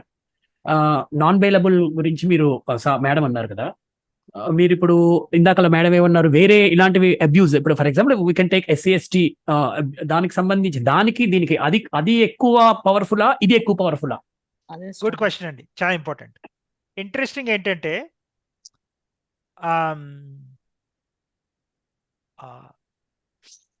యాక్ట్ 89 అనుకుంటా, schedule caste and schedule tribes prohibition of atrocities act. కానీ ఇంట్రెస్టింగ్ ఏంటంటే మన సెక్షన్ కున్న టైటిల్, మనం చాలా మంది ప్రప్రథమంగా వచ్చే అనుమానం రావాల్సింది కూడా ఏంటంటే మనది అట్రాసిటీస్ ప్రొవిజన్ కాదు, మనది ఓన్లీ ఒఫెన్సెస్ ప్రొవిజన్. వాళ్ళు చాలా కేర్ఫుల్, ఇదంతా రాసింది లాయర్స్, మీరు మర్చిపోకండి. సో అది అట్రాసిటీస్ యాక్ట్, మనది offences act. So as if మన పైన అట్రాసిటీస్ జరగదు అన్నట్టు. మన ఒక రకంగా చూడాలంటే మనకి ఈక్వల్ గా మన పైన అట్రాసిటీ జరుగుతున్నాయి, కానీ వాళ్ళ పదం వాడలే కాబట్టి మంది not that effect. Burden of proof lies on us ఏమో, అంటే మనం కంప్లైంట్ చేస్తే బర్డెన్ ఆఫ్ ప్రూఫ్ మన మీద ఉంటదేమో. లేదండి, లేదు. థాంక్ఫుల్లీ కామన్ లాలో ఉన్న పెద్ద అడ్వాంటేజ్ ఏంటంటే any case, any law, anywhere, burden of proof is always on the alleged, not as always on the accused, not on the complainant. But అంత ఈజీగా ఇది తీసుకోవటం జరగదేమో సార్ మీరు చెప్తున్నట్టు అఫెన్స్ అంటే. మంది సో అట్రాసిటీస్ ఉన్న ప్రొటెక్షన్ లేదు కాబట్టి మంది అంత ఈజీ అని కూడా అనుకోకండి. ఈక్వలీ ఎందుకంటే 2020-21లో మీకు అంటే చాలా మందికి గమనించుండ్రు, కరోనా టైంలో వేరే పబ్లిక్, కామన్ పబ్లిక్ అంటే కూడా ఈ ప్రొవిజన్స్ కి ఎక్కువ భయపడింది కంపెనీలు. ఎందుకంటే section 94. Hello sir, sir please sir, Venkataramana sir. ఇప్పుడు బర్డెన్ ఆఫ్ ప్రూఫ్ అనేది it need not always be on the accused. There are certain acts such as National Security Act, Maintenance of Internal Security Act, Prevention of Terrorism Act, Preventive Detention Act. Itla annitloonu kuda the burden of proof is always lies on the victim himself. Sir, chinna correction. See, there are two kinds of offenses, civil and criminal. Right. Civil వచ్చేసరికి burden of proof is always on the accused, but criminal కేసెస్లో as per the law the burden of proof is always on the state. For example, నా పైన murder జరిగింది అని మీరు వెళ్ళారనుకోండి పొద్దున్న కోర్టుకి, అది ప్రూవ్ చేయాల్సింది స్టేట్. అందుకే పోలీస్ ఫోర్స్ పెట్టింది. సార్ చెప్పిందన్నీ కూడా పోటా కానీ సెక్యూరిటీ ఇవన్నీ కూడా ఇవన్నీ criminal, they are not civil cases. Therefore the burden shifts. మీరు అన్నట్టు సార్ ఇది కేసు కంప్లైంట్ చేసినట్టు కూడా కాదు, burden of proof is on the state, అంటే police have to prove it. So but all these are criminal cases, not the civil matters. Anyway ఇది చెప్పండి. You go ahead. 1 minute, sir. Thank you very much, sir. 1 minute, sir. I'm sorry for interrupt. Sir, thank you very much, sir. I think మీరు Nampally college principal గారు కదా sir? Government degree college Chanchalguda. Thank you very much sir. మీరు ఇలాంటి programmes లో మీలాంటి వాళ్ళు రావడం అనేది I'm very happy. Please sir, please carry on. yes sir, go ahead. Yeah. Actually ఏవైతే కొన్ని ప్రివెంటివ్ డిటెన్షన్ యాక్ట్స్ ఉన్నాయో అట్లాంటి వాటిలో అరెస్ట్ అయిన వాళ్ళు ఎవరైతే ఉంటారో వారి మీదే బర్డెన్ ఆఫ్ ప్రూఫ్ ఉంటుంది. ఇప్పుడు వరవరరావు గారిని అరెస్ట్ చేశారు. ఇప్పుడు burden of proof is not lying on the state. Varavara Rao is asked to prove himself that he is not guilty. అది కొన్ని యాక్ట్స్ లో ఆ బర్డెన్ ఆఫ్ ప్రూఫ్ అనేది ఎవరైతే విక్టిమ్ ఉంటారో ఆ విక్టిమే ప్రూవ్ చేసుకోవాలి. డొమెస్టిక్ వైలెన్స్ యాక్ట్స్ లో కూడా బర్డెన్ ఆఫ్ ప్రూఫ్ అనేది అక్యూజ్డ్ మీద ఉండదు. ఎవరిపైతే ఆరోపణలు వస్తాయో వాళ్లే ప్రూవ్ చేసుకోవాలి. ఆ డిఫరెన్స్ మనం తెలుసుకోవాలి. అంటే కొన్ని యాక్ట్స్ ఏవైతే ఉంటాయో అవి కొన్ని they appear to be very draconian, but ఆ యాక్ట్స్ అన్నిట్లోనూ కూడా బర్డెన్ ఆఫ్ ప్రూఫ్ అనేది ఎవరిపైన అయితే ఆరోపణలు వస్తాయో వాళ్లే ప్రూవ్ చేసుకోవాల్సిన అవసరం ఉంటుంది. ఇక సాధారణ యాక్ట్లు ఏవైతే ఉంటాయో వాటిలన్నిట్లోనూ కూడా స్టేట్ కానీ పోలీస్ కానీ అక్యూజ్డ్ కానీ వాళ్ళు ప్రూవ్ చేసుకోవచ్చు. Thank you, sir. Thank you very much. Thank you, Andy. Thank you for that intervention. Very, very important. Yeah, that's true. Even the special acts, అందుకే వీటిని స్పెషల్ యాక్ట్ అంటారు. ఏది టాటా, మీరు వరవరరావు గారి example is a proper example. జనరల్గా ఏమవుతుందంటే ఈ burden of proof అనేది this keeps hanging between the state and the accused. Interesting ఏంటంటే మీరు వరవరరావు గారి కేసు తీసుకోండి, లేకపోతే ఏమైనా బాంబ్ బ్లాస్ట్ కేసులు తీసుకోండి, కంప్లైనెంట్ ఈజ్ ద స్టేట్. వేరేవాడు థర్డ్ పర్సన్ ఎవడో వెళ్ళి కంప్లైంట్ చేయడు. ఇంక్లూడింగ్ మనీ లాండరింగ్ యాక్ట్, వీటన్నింటిలోనూ కంప్లైనెంట్ ఈజ్ ద స్టేటే కంప్లైనెంట్. కాబట్టి స్టేటే మళ్ళీ బర్డెన్ ఆఫ్ ప్రూఫ్ ఎక్కడ తీసుకుంటుంది? కాబట్టి the accused automatically it comes to the accused. That is a legal logic. So basically either the burden of proof is either in the accused or on the state, not any time on the complainant. Complainant ki eppudu burden of proof undadu unless and until, I think అది only court interpretation. Again లాలో లేదు, కానీ court interpretation ఏంటంటే కొన్ని సందర్భాల్లో particularly domestic offences cases ఉన్నాయి. వాటిల్లో కొన్ని హైకోర్టులు చెప్తున్నాయి ఏంటంటే you have to prove it అని. But that's a very complex case. But in general presumption, not take it in all cases, but general presumption is the accused has a responsibility to prove that he is not wrong. We are saying somebody is wrong. The accused has to prove that he is not wrong. And Rpwd Act is a very general provisions. Kabatti the adrustam entante the burden of proof lies on the candidates. Section 92లో మాత్రం చిన్న విషయం కూడా మీకు చెప్పాలి. Section 92 చాలా మంది ఎఫెక్టివ్గా వాడుకోలేకపోతున్నారు. ఎందుకంటే you have to club section 92 with the procedure prescribed in section 5, I think 4 and 5. బిగినింగ్లో కేసు ఏ విధంగా రిజిస్టర్ చేయాలి, పోలీస్ ఏ విధంగా రెస్పాండ్ అవ్వాలనేది బిగినింగ్ సెక్షన్స్లో రాశారు. 5 to 8 అనుకుంటా, somewhere you will find it. దాంట్లో ఎవరైపైన, ఫర్ ఎగ్జాంపుల్ ఒక డిసేబుల్డ్ ఉమెన్ పైన అసాల్ట్ జరిగితే ఆ కేసు రిజిస్టర్ అయిన తర్వాత it has to be reported to the executive magistrate. Who is executive magistrate? దాన్ని నార్త్ ఇండియాలో ఎగ్జిక్యూటివ్ మ్యాజిస్ట్రేట్ అంటారు. మన దగ్గర SP, superintendent of police. Superintendent పోలీసుకి ఈ యాక్ట్ ప్రకారంగా ఏదైనా క్రిమినల్ కేసు ఫైల్ అయితే మాత్రం it has to be reported immediately to the SP, superintendent of police. చాలా తక్కువ సందర్భాల్లో ఈ ప్రొవిజన్ ఉంటుంది, చాలా సీరియస్ అయినప్పుడు మాత్రం ఈ ప్రొవిజన్ ఉంది. బట్ మనకు ఆ ప్రొవిజన్ ఇచ్చారు స్టాట్యూట్లో. That's a very important one. For example రేపు పొద్దున్న ఏదైనా వికలాంగుడిని ఏదైనా ఊర్లోనో లేకపోతే అపార్ట్మెంట్లోనో కొట్టారు అనుకోండి, మీరు ఇమీడియట్గా వెళ్ళి ఎఫ్ఐఆర్ ఫైల్ చేస్తారు. ఒక వికలాంగుడు ఏదైనా ఎఫ్ఐఆర్ ఫైల్ చేస్తే it has to immediately be reported to SP. It's a very important provision, which also means statute లో implicit గా ఎప్పుడైతే ఈ ప్రొవిజన్ ఉంటుందో దాని అర్థం ఏంటంటే మనం డైరెక్ట్ గా వెళ్ళి ఎస్పీ కూడా రిపోర్ట్ చేయొచ్చు. అప్పుడు ఆ కన్సర్న్డ్ పోలీస్ స్టేషన్ కి ఎస్పీఏ డైరెక్ట్ గా కింద డైరెక్షన్ ఇస్తాడు. So that's an important provision. But that is not, ఇది సెక్షన్ 89 నుంచి 94 వరకు ఉన్న దాంట్లో లేదు, ఇది ముందు ఉంటుంది. సెక్షన్ 5 to 8 ఉన్న వాటిలో ఈ రిపోర్టింగ్ ప్రొవిజన్స్ దాంట్లో ఉన్నాయి. సో ఎప్పుడైనా వీటిని రెండింటిని మనం క్లబ్ చేసి వాడుకోవాలి. That's an important one. Sorry sir, కొంచెం టైం తీసుకున్న ఒకటే ఒక ఫాలోఅప్ క్వశ్చన్. ఇప్పుడు మన వర్క్ ప్లేస్ లో సివిల్ కింద వర్క్ ప్లేస్ లో మనకి ఏదైనా జరిగితే అట్లా ఇప్పుడు వరకు ఏమైనా కేసులు వచ్చాయా, దాని ఏమైనా రెజల్యూషన్ అయిందా? ఎక్సెప్ట్ లైక్ ప్రమోషన్ ఇవి కాకుండా వేరే లైక్ ప్రొటెక్షన్ ఆఫ్ డిగ్నిటీ అటువంటివి ఏమన్నా అసలు వస్తున్నాయా అండి? వస్తాయా? That is something what to really see. అంటే కోర్టులో ఒకసారి టు రియల్లీ ఫైండ్ అవుట్ అండి. ఎందుకంటే కోర్టులో కాదు సార్, ఇప్పుడు మనకి మీరు గ్రీవెన్స్ ఎలా అంటున్నారు కదా, అక్కడ వచ్చి అలా ఇలా సంథింగ్ రిలేటెడ్ టు డిగ్నిటీ గానీ protection of rights. For example నేను NTPC తో పనిచేస్తాను very closely, national thermal power corporation తో పనిచేస్తాను. తర్వాత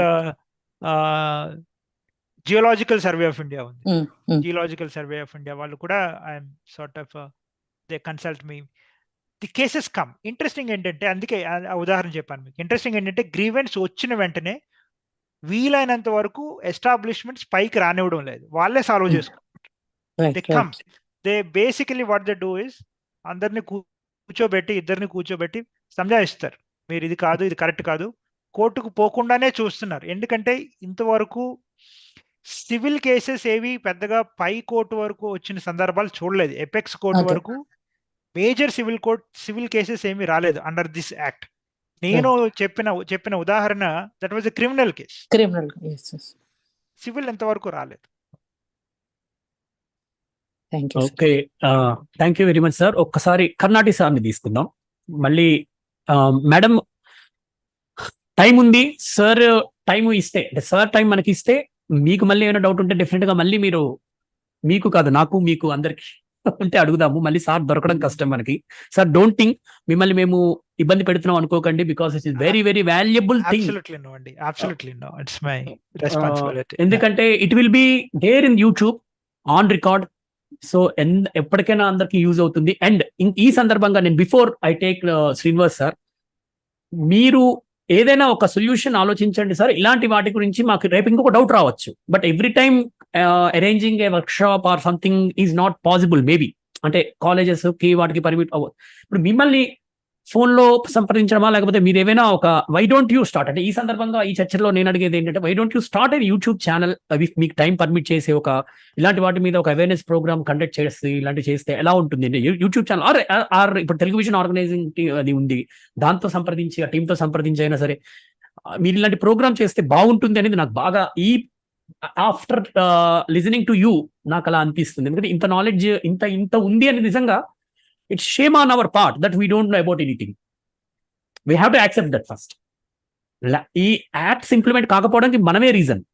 వై మనం వేరే వాళ్ళని ఎందుకు బ్లేమ్ చేయాలి? ఇట్స్ నాట్ దేర్ ఫాల్ట్, మన ఫాల్ట్ కదా. We should know. సో కాబట్టి దీని మీద ఏమైనా ఒకటి ఆలోచించండి సార్. తర్వాత ఆఫ్లైన్ లో will discuss and I will take Srinivas sir. 1 minute sir. అందరికి గుడ్ ఈవినింగ్ అండి. శ్రీనివాస్ కర్ణాటక ఫ్రమ్ సూర్యాపేట్. అనవరం సార్, ఇప్పుడు సెక్షన్ 32 ఏదైతే ఉందో 34 రిజర్వేషన్ ప్యాటర్న్. సో ఈ రిజర్వేషన్స్ కు సంబంధించి డైరెక్ట్ రిక్రూట్మెంట్ లో ఓకే, రిక్రూట్మెంట్ బై ప్రమోషన్ అన్న కాడ ఏం చెప్పాడంటే state or central will make necessary amendment or certain rule అన్నట్టుగా చెప్పాడు. సో దీని గురించి మనకు వైడ్ డిస్కషన్స్ జరిగాయి, కోర్టులోకి వెళ్ళాము, కోర్టులు కూడా సంథింగ్ వర్డిక్ట్ ఇచ్చాయి వాటి ఇంప్లిమెంటేషన్స్ పైన. మళ్ళా ఓఎం వచ్చింది ఒక 20 pagesది. Everything is okay. నాకు ఒకటి క్లారిటీ కావాల్సింది ఏంటి అంటే దీని మీద ఏమన్నా యాక్ట్ చేయాల్సిన రిక్వైర్మెంట్ ఉందా? Existing section 34 is enough for promotions reservation. Okay, that's a good question. In fact, section 34 లో the appropriate governments may issue necessary directions from time to time under may statutory protection. ఒకవేళ వాడు అలా అనకుండా ఉండుంటే మనకి ఈ రోజున ప్రాబ్లం అయి ఉండేది. మీరు అన్నట్టు చట్టం యొక్క అవసరం పడి ఉండేది. ఎందుకంటే క్లియర్ గా సెక్షన్ 34 లో బిగిన్ అయ్యేది ఏంటి? డైరెక్ట్ రిక్రూట్మెంట్ అన్నాడు. కాబట్టి పర్హాప్స్ డైరెక్ట్ రిక్రూట్మెంట్ అని కూడా అనలేదు. ఏమన్నాడు? In establish 4% reservation in establishment. Direct recruitment అని కూడా ఎక్కడ మెన్షన్ చేయలేదు మీరు సెక్షన్ 34 లో. So it's a very general provision. But అదృష్టం ఏంటంటే సెక్షన్ 34 లో అలా వదిలేయకుండా ప్రమోషన్స్ గురించి ఒక మాట మెన్షన్ చేశాడు. It will be decided by as per the directions by appropriate governments from time to time. ఇప్పుడు మే 2022లో మీరు అన్నట్టు ఓఎం వచ్చింది. ఎందుకంటే మార్చిలో అనుకుంటా జడ్జిమెంట్ ఒకటి వచ్చింది. మే 2022లో ఓఎం వచ్చింది సెంట్రల్ గవర్నమెంట్ విషయం వచ్చేసరికి. కాబట్టి this OM will be red in conjunction with section 34.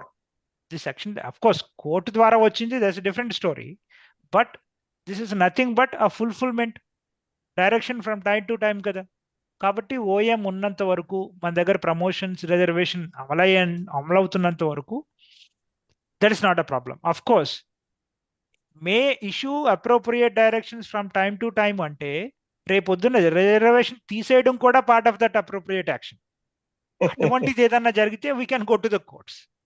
ఎందుకంటే వాడు స్పష్టంగా మీరు 4% రిజర్వేషన్ ప్రమోషన్ లో ఇంప్లిమెంట్ చేయండి అని అనే డైరెక్షన్ ఇవ్వలేదు. మీరు దాన్ని చేస్తారా చేయరా అనేది మీ విషయం. బట్ మీరు you have a right to act on it from time to time అన్నాడు. కాబట్టి బట్ మనకి ఆ సెక్షన్ కంటే కూడా ఈ సుప్రీంకోర్టులో supreme court judgement is more important.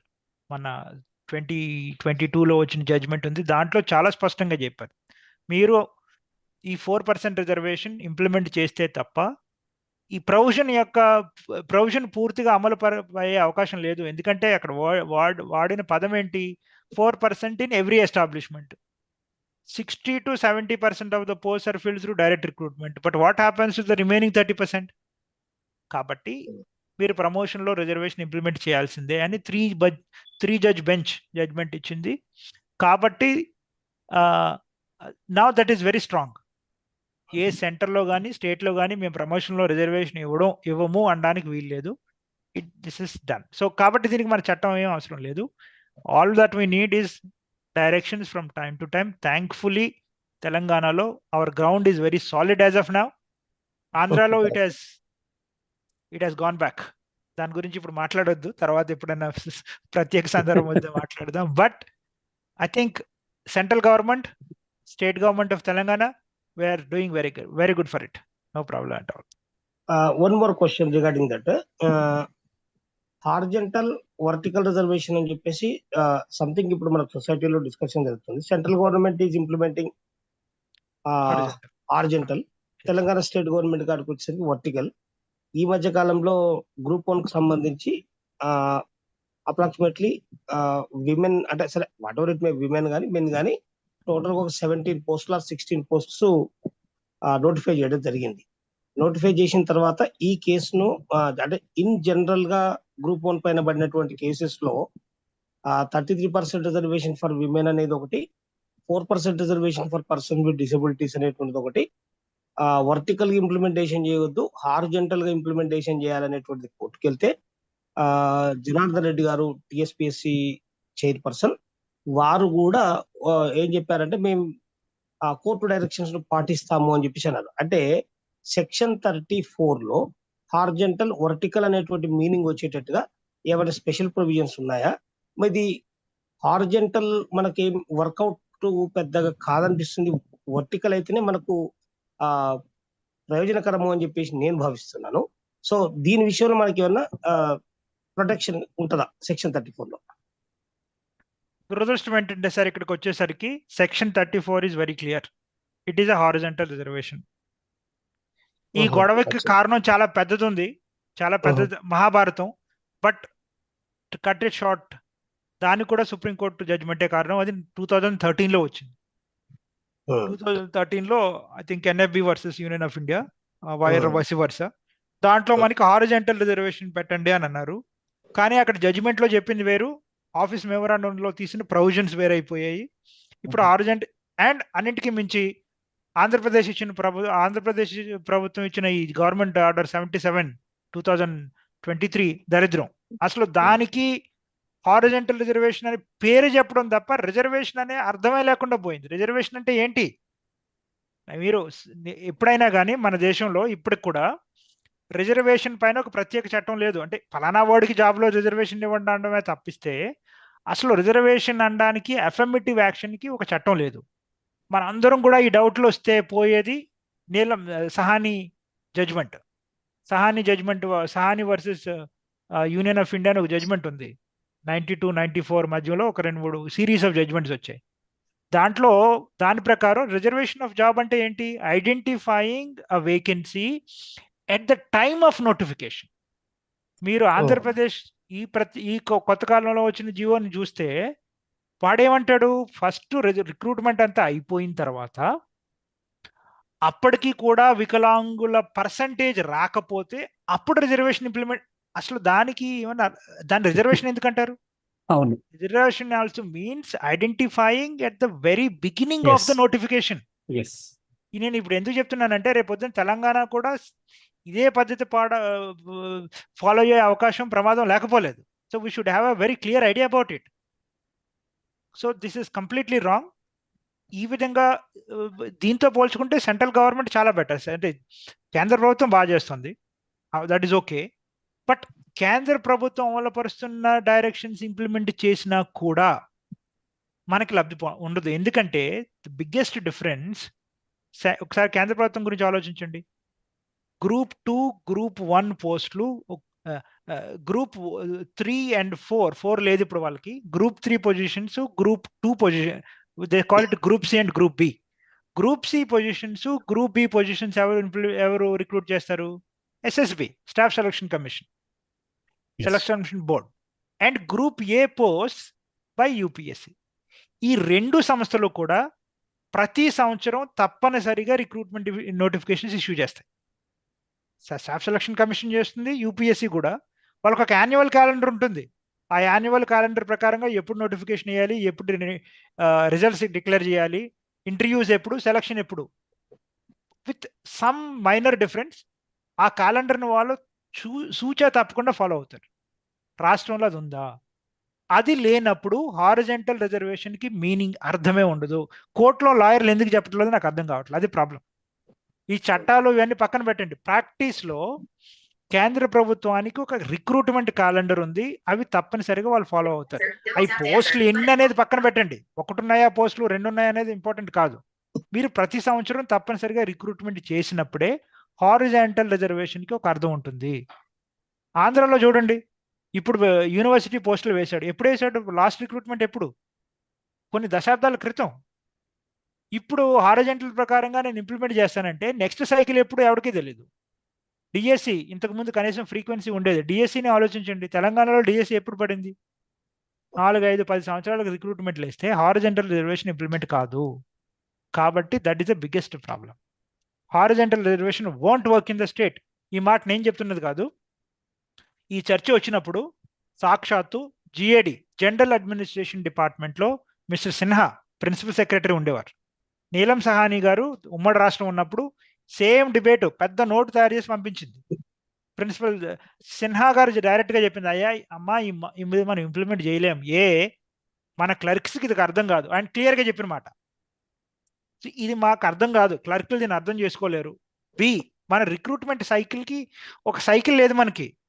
పొలిటీషియన్స్కి ఎప్పుడు ఇష్టం అనిపిస్తే అప్పుడు వేస్తారు. కాబట్టి హారిజంటల్ రిజర్వేషన్ చేయలేమమ్మా అని ఒక కాన్ఫిడెన్షియల్ నోట్ పంపించాడు ఆయన. అందుకనే ఆమె ఇక్కడ ఉన్నప్పుడు ఏమి చేయలేకపోయింది. ఆంధ్రాకు పోయిన తర్వాత ఇప్పుడు అక్కడ ఇంప్లిమెంట్ చేయించింది. is a door play behind the doors. That's no, it doesn't apply to us.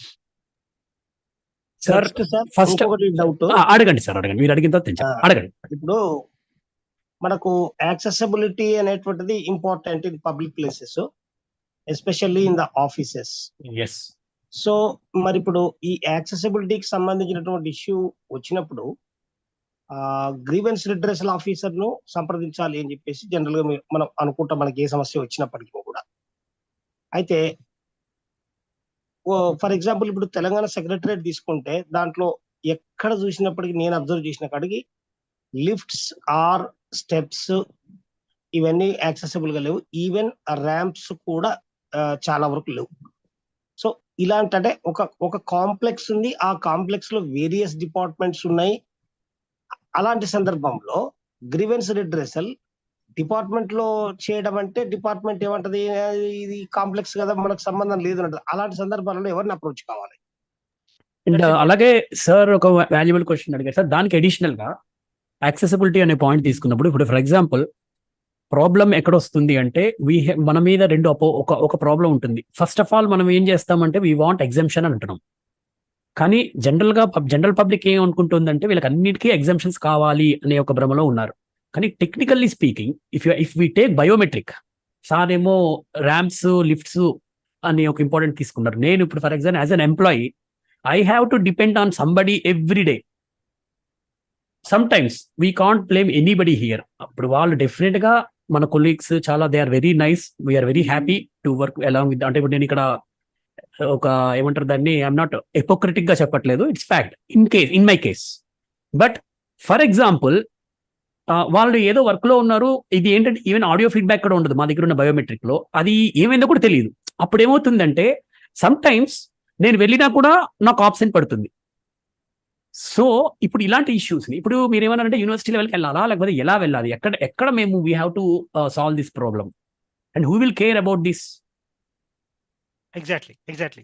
So larger establishment questions ఉన్నప్పుడు ఎప్పుడైనా మీరు, ఐ థింక్ శ్రీనివాస్ గారు కరెక్ట్ రేజ్ చేశారు, ఎప్పుడైనా ఒక ఇష్యూ మనల్ని పర్సనల్ గా ఎఫెక్ట్ చేస్తుంది అన్నప్పుడు మాత్రం మనం గ్రీవెన్స్ సెల్కి వెళ్ళాలి. అంటే ఇది బెస్ట్ స్ట్రాటజీ. ఎక్కడ లాలో రాసలేదు, this is not, I'm not saying based on the law. Strategic గా as an activist my experience is, ఏదైనా పర్సనల్ గా ఇందాక మేడం స్మిత గారు చెప్పినట్టు ఎవరైనా మనల్ని ఏదైనా పర్సనల్ గా ఎఫెక్ట్ అవుతున్నాం అన్నారు అనుకోండి, ఆ dignity, if you are losing your dignity because somebody is personally attacking you, then you should make use of the grievance. But secretariat, going by that example, is a larger establishment question. Not only me, but వికలాంగులు సెక్రటేరియట్లో ఎంతమంది పనిచేస్తున్నారో అందరిపైన దాని ప్రభావం ఉంది.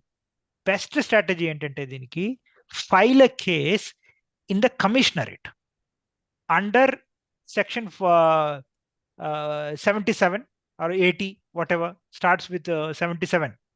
State commissioner, state government అయితే రాష్ట్ర ప్రభుత్వం అయినప్పుడు స్టేట్ కమిషనర్కో లేదా అంటే సిసిపిడిలో కేసు వేయాలి. అయ్యా మీరు యాక్ట్లో చెప్పారు, ఇక్కడ ఇంప్లిమెంట్ అవడం లేదు, now I'm filing A case. దానివల్ల ఒకటి ఏంటంటే ఆ పర్టికులర్ ఎస్టాబ్లిష్మెంట్ కాస్త ప్రెస్టీజ్గా తీసుకుంటుంది. ఓ మా పైన కేసు పడింది, now the case is against the whole secretariat. మీరు ఎప్పుడైతే సెక్రటేరియట్లో ఎస్టాబ్లిష్మెంట్ లేదు అన్నారో ఆటోమేటిక్గా chief secretary will be the respondent, పైన ఆయనకే పడుతుంది వేటి, కాబట్టి ఆయన రెస్పాండ్ అవుతాడు. సిస్టమేటిక్గా ప్రాబ్లమ్ సాల్వ్ అవడానికి that is one major. So ఎప్పుడైనా ఈ complex issues, larger systematic issues ఉన్నప్పుడు we should make use of the act and go for the commissioner. Interesting ఏంటంటే ఇటువంటి జడ్జిమెంట్లు వచ్చినప్పుడు మీ సెక్రటేరియట్కే కాదు వేరే ఎస్టాబ్లిష్మెంట్స్ కూడా ఉపయోగపడతాయి, right? So I think that's the best. ఈ మధ్య కాలంలో సిసిపిడి కూడా యాక్సెసిబిలిటీ పైన 2-3 జడ్జిమెంట్లు ఇచ్చింది. ఎస్టాబ్లిష్మెంట్ తప్పనిసరిగా మీరు యాక్సెసిబిలిటీ ఇవ్వాలి. మనం ఏదైనా ఒక కేసు వేయాలనుకున్నప్పుడు ఎగ్జిస్టింగ్ లాను కూడా ఒకసారి చూసుకోండి. ఆల్రెడీ సిసిపిడి చాలా వాటిలో జడ్జిమెంట్లు ఇచ్చింది. ఫర్ ఎగ్జాంపుల్, జస్ట్ ఎగ్జాంపుల్ చెప్తున్నా, పోయిన సంవత్సరం ఒక డిసేబుల్డ్ చైల్డ్ ఉన్న మదర్ ఢిల్లీ యూనివర్సిటీలో, నాకు డిసేబుల్డ్ చైల్డ్ నాకు ఆటిస్టిక్ చైల్డ్ ఉన్నాడు, కాలేజ్ దగ్గర ఉంటే ఇమీడియట్గా నేను కాలేజ్ అయిపోయిన వెంటనే వెళ్ళి నా చైల్డ్ని చూసుకోవడానికి ఉండే అవకాశం ఉంటుంది. తర్వాత థెరపీ ఉంది. ఇప్పుడు నేను 1.5 గంట ప్రయాణం చేస్తున్నా. క్వార్టర్స్ ఇమ్మంటే నాకు ఇవ్వకుండా వేరే వాళ్ళకి ఇచ్చారు ఖాళీగా ఉన్నా.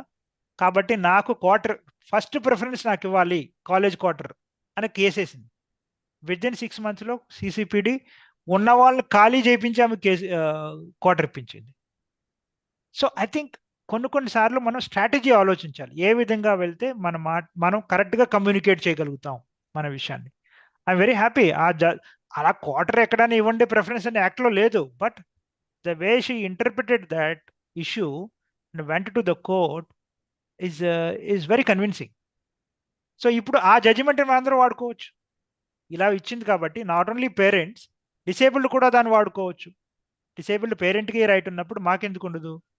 ఈ CCPD జడ్జిమెంట్ ప్రకారం నాకు ఈ అవసరం ఉంది, మీకు గవర్నమెంట్ క్వార్టర్స్ ఉంటే నాకు ఇవ్వండి అని మనం వాడుకోవచ్చు. దట్స్ మనం స్ట్రాటజిక్గా వాడుకోవాల్సిన అవసరం ఉంటుంది వీటిల్లో. Sir, before going, I got a call. Before that, head department of Telugu, Madam Subhashini Madam has done special education, and she has so many compliments on you. So because of you, from tomorrow onwards, I may get some good points from her.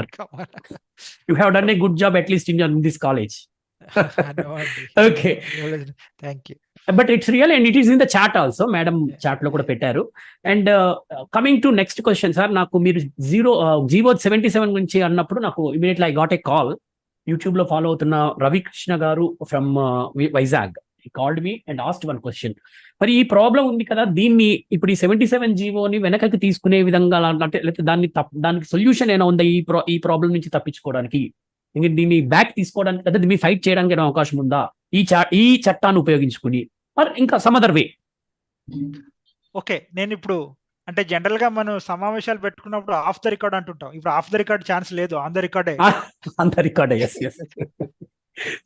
కాబట్టి యాక్చువల్గా 77 వచ్చినప్పుడు కొంత చర్చ జరిగింది ఆంధ్రాలో. దురదృష్టం ఏంటంటే రావాల్సినంత ప్రతిస్పందన రాలే. ఇంకోటి ఏంటంటే వీడు ఎలా అమలుపరుస్తాడు ఎవరికీ అర్థం కాలేదు. ఏదైనా రిక్రూట్మెంట్ రానివ్వండి అని వెయిట్ చేస్తున్నాం. అదృష్టమో దురదృష్టమో రిక్రూట్మెంట్ కూడా వచ్చింది. మేము ఇప్పుడు ఏం సజెస్ట్ చేస్తున్నానంటే అందరికీ, మీరు ఫస్ట్ మీ దగ్గర ఉన్నా లేకపోయినా, మీకు రిజర్వ్డ్ ఉన్నా లేకపోయినా, మీరు ఎలిజిబిలిటీ దేనికుంటే ఆ వేకెన్సీస్ మీరు అప్లై చేయండి. ప్రస్తుతం on going university recruitment. Once applications అయిపోయిన తర్వాత ఒక గ్రూప్ ఆఫ్ స్టూడెంట్స్తో నేను CCPDలో కేసు వేయిస్తున్నా. ఎవరైనా ముందు రావాలనుకుంటే, దానికి పార్టీ కావాలంటే we will circulate it in the groups. తప్పనిసరిగా ఆంధ్ర నుంచి వాళ్ళు రావచ్చు. ఎందుకంటే ఒక ప్రాక్టికల్ ఎవిడెన్స్ ఉంటే తప్ప మనకి, ఒకవేళ జియో వచ్చిన వెంటనే మేము వెళ్ళాం అనుకోండి, మీకు ఏం తెలుసు మేము ఈ జియోని ఎలా ఇంప్లిమెంట్ చేస్తున్నాం అని ఉండేది గవర్నమెంట్. ఇప్పుడు ఈ రిక్రూట్మెంట్ వచ్చిన తర్వాత, ఈ అడ్వర్టైజ్మెంట్ వచ్చిన తర్వాత the ground is very clear వాళ్ళు ఏ విధంగా చేస్తున్నారు అనేది. దీన్ని ఎవిడెన్స్గా పెట్టి కేస్ స్టడీ కింద పెట్టి CCPDని అడుగుదాం అనుకుంటున్నాం. ప్రభుత్వం ఏం చేయబోతుందో చెప్పమని. ప్రాబబ్లీ ఇన్ ద నెక్స్ట్ 20-30 డేస్లో ఎప్పుడైనా ఈ కేసు వేస్తాము. ఆంధ్ర నుంచి ఈ యూనివర్సిటీకి అప్లై చేస్తున్న వాళ్ళు ఎవరైనా ఉంటే తప్పనిసరిగా దానికి పార్టీ కావచ్చు. It will be a group petition. There is a scope. We have to see how it is going to happen. Sir, అయితే ఇప్పుడు మీరు ఒకటి కండక్ట్ చేస్తున్నారు, మిమ్మల్ని ఎలా అంటే మీరు ఏమైనా ఎనీ గ్రూప్ గ్రూప్స్ లో పెట్టండి. దానికి నేనేంటంటే స్టూడెంట్స్ ని ఇనిషియేటివ్ తీసుకోవాలనేది నా ఉద్దేశం. ఎందుకంటే ఈ జనరేషన్ లో దురదృష్టం, ఆన్ ద రికార్డ్ ఉండాల్సిన స్పృహ, ఉండాల్సినంత జాగృతి ఉండడం లేదు. చాలా దురదృష్టం. శ్రీనివాస్ గారు తెలుసు 90s లో ఎంత ప్రొటెస్టులు జరిగాయి. మేము రాకముందు ఎక్కువ ప్రొటెస్టులు జరిగాయి. తర్వాత మేము టు అ సర్టన్ ఎక్స్టెంట్ మేము ఫాలో చేయగలిగాం. మీకు తెలుసు 126 జీవో వచ్చినప్పుడు హైదరాబాద్లో మనం టూత్ అండ్ నేల్ మనం ఎలా పోరాడాము. కానీ ఈ రోజు యువతలో స్పృహ రావడం లేదు. నేను మీరు వచ్చి రాళ్ళు తీసుకుని ప్రభుత్వం ఆఫీసుల పైన వేయాలని అనడం లేదు. బట్ జరగాల్సిన విషయాలు జరగనప్పుడు మన ప్రతిస్పందన అసలు ఉండడం లేదు. 77 పైన nobody spoke about it. ఆంధ్రాలో చాలా దురదృష్టం. కాబట్టి ఈ ఇనిషియేటివ్ నేనో ఏదో ప్రత్యేక ఆర్గనైజేషన్ కాకుండా స్టూడెంట్స్ తీసుకోవాలనేది నా ఉద్దేశం. అట్లీస్ట్ నా దగ్గర ఉన్న స్టూడెంట్స్తో నేను I'm going they make them form a group. ఆ గ్రూప్లో వేరే వాళ్ళు కూడా జాయిన్ అయ్యి స్ట్రగుల్ మీరు ముందుకు తీసుకెళ్ళాలనేది నా ఉద్దేశం. మేము we are ready to give you the support. మేము ఇప్పుడు ఏదో ముసలోళ్ళం అయిపోయామని నేను అనడం లేదు కానీ, but we have to have the other generation of leadership. చట్టాలపైన పోరాడడానికి I don't see anything of that sort. మీరు ఎప్పుడు వస్తారు, ఎవరు పోరాడతారు ఇదంతా? లేకపోతే దెర్ విల్ బి వాక్యూమ్. నేను ఐ మీన్ మనం ఒక వ్యక్తి గురించి చాలా తక్కువ మాట్లాడుకుంటాం, but one silent fighter during 70s, 60s and 70s Nagabhushanam గారు అని ఒక లాయర్ ఉండేవారు. తర్వాత వెంకటరెడ్డి గారు. వీళ్ళిద్దరూ 2 opposite groups, but they fat. ఈ రోజున తెలుగు రాష్ట్రాల్లో మనం పొందుతున్న వాటికి అన్నింటికీ కారణం ఎవరు అంటే ఇద్దరు వ్యక్తులు నా ఉద్దేశంలో. Of course everybody followed them. Venkatareddy గారు, తర్వాత నాగభూషణం గారు. సో మనకి కావాలి లీడర్స్. తర్వాత then you have other generation of people. I think Ramachandrareddy, Hanumanth Reddy. 90sలో చాలా మంది, 90sలో మేము అందరం mass mobilization, we followed the people. కాబట్టి మనం అవగాహన తెచ్చుకోవడం ఒక విషయం. ఆన్ ద గ్రౌండ్ మనం ప్రభుత్వంతో పోరాడడం అనే దానికంటే కూడా ప్రభుత్వంతో కలిసి పనిచేయడం, ప్రభుత్వాన్ని నిలబెట్టడానికి మనం ముందుకు రావాలి. అలా లేనప్పుడు ఈ చట్టాలు అవి ఎందుకంటే కొన్ని వేల చట్టాలు ఉన్నాయి. ఏ చట్టం అమలుపరచాలి, ఏ చట్టం ఎఫెక్టివ్గా అమలుపరచాలి అనేది మన చేతిలో ఉన్న విషయం. We have to fight with government. Anyway 77 పైన కొంత యాక్షన్ తీసుకోవడానికి మేము రెడీ సిద్ధం అవుతున్నాం. ఇంకోటి విషయం కూడా చెప్పాలి, చాలా కాంప్లెక్స్ జీవో అండి 77. వాడు రాసిన జీవో ఎంత కన్ఫ్యూజ్ చేసి పెట్టాడంటే, రేపొద్దున మనం ఏ కోర్టుకో CCPDకి పట్టుకెళ్తే కూడా ఆ కన్ఫ్యూజన్ ఏంటంటే ఎక్స్ప్లెయిన్ చేయడానికే మాకు టైం సరిపోతుంది. So we're thinking legally will take some. అవసరం అనుకుంటే తప్పనిసరిగా కొన్ని అడ్వకేట్స్, మన ఫీల్డ్లో పనిచేస్తున్న అడ్వకేట్స్ ఉన్నారు, వాళ్ళ హెల్ప్ అయినా తీసుకుని ముందుకు వెళ్ళాలనే ఆలోచన ఉంది. But we need some response on the ground, particularly Andhra guys. Andhra particularly చాలా it has become very dull. So you have to really come up. Sir thank you.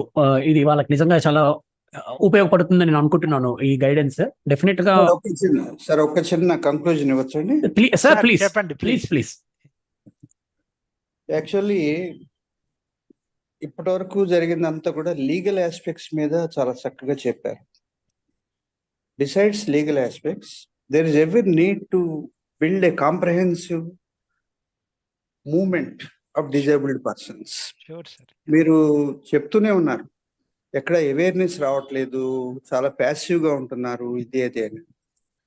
First awareness తీసుకురావాలి, ఆ తర్వాత వాళ్ళు ఎడ్యుకేట్ చేయాలి, వాళ్ళని యాజిటేట్ చేసి ప్రొటెస్ట్ చేసే విధంగా తీసుకురావాలి, కొన్ని ఆర్గనైజేషన్స్ ముందుకు రావాలి.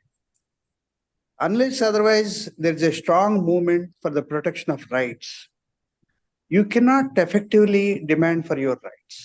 Absolutely. కాబట్టి there is every need. మీరు కొద్దిమంది పేర్లు చెప్పారు, వాళ్ళ వల్ల మనం బెనిఫిట్ అవుతున్నామని చెప్పారు, దట్స్ ఫైన్. అట్లాగే మీరు మేమంతా కృషి చేస్తున్నారు, కానీ పీపుల్ షుడ్ కమ్ అవుట్. దీంట్లో కూడా కొంత లీడర్షిప్ ఎమర్జీ కావాలి, ఎమర్జీ అయ్యే లీడర్స్ ముందుకు రావాలి, కొంత స్ట్రాంగ్ మూమెంట్స్ రావాల్సిన అవసరం అనేది ఉంటుంది. So thank you very much sir. చాలా చక్కటి మంచి అన్ని అంశాలు కూడా చెప్పారు.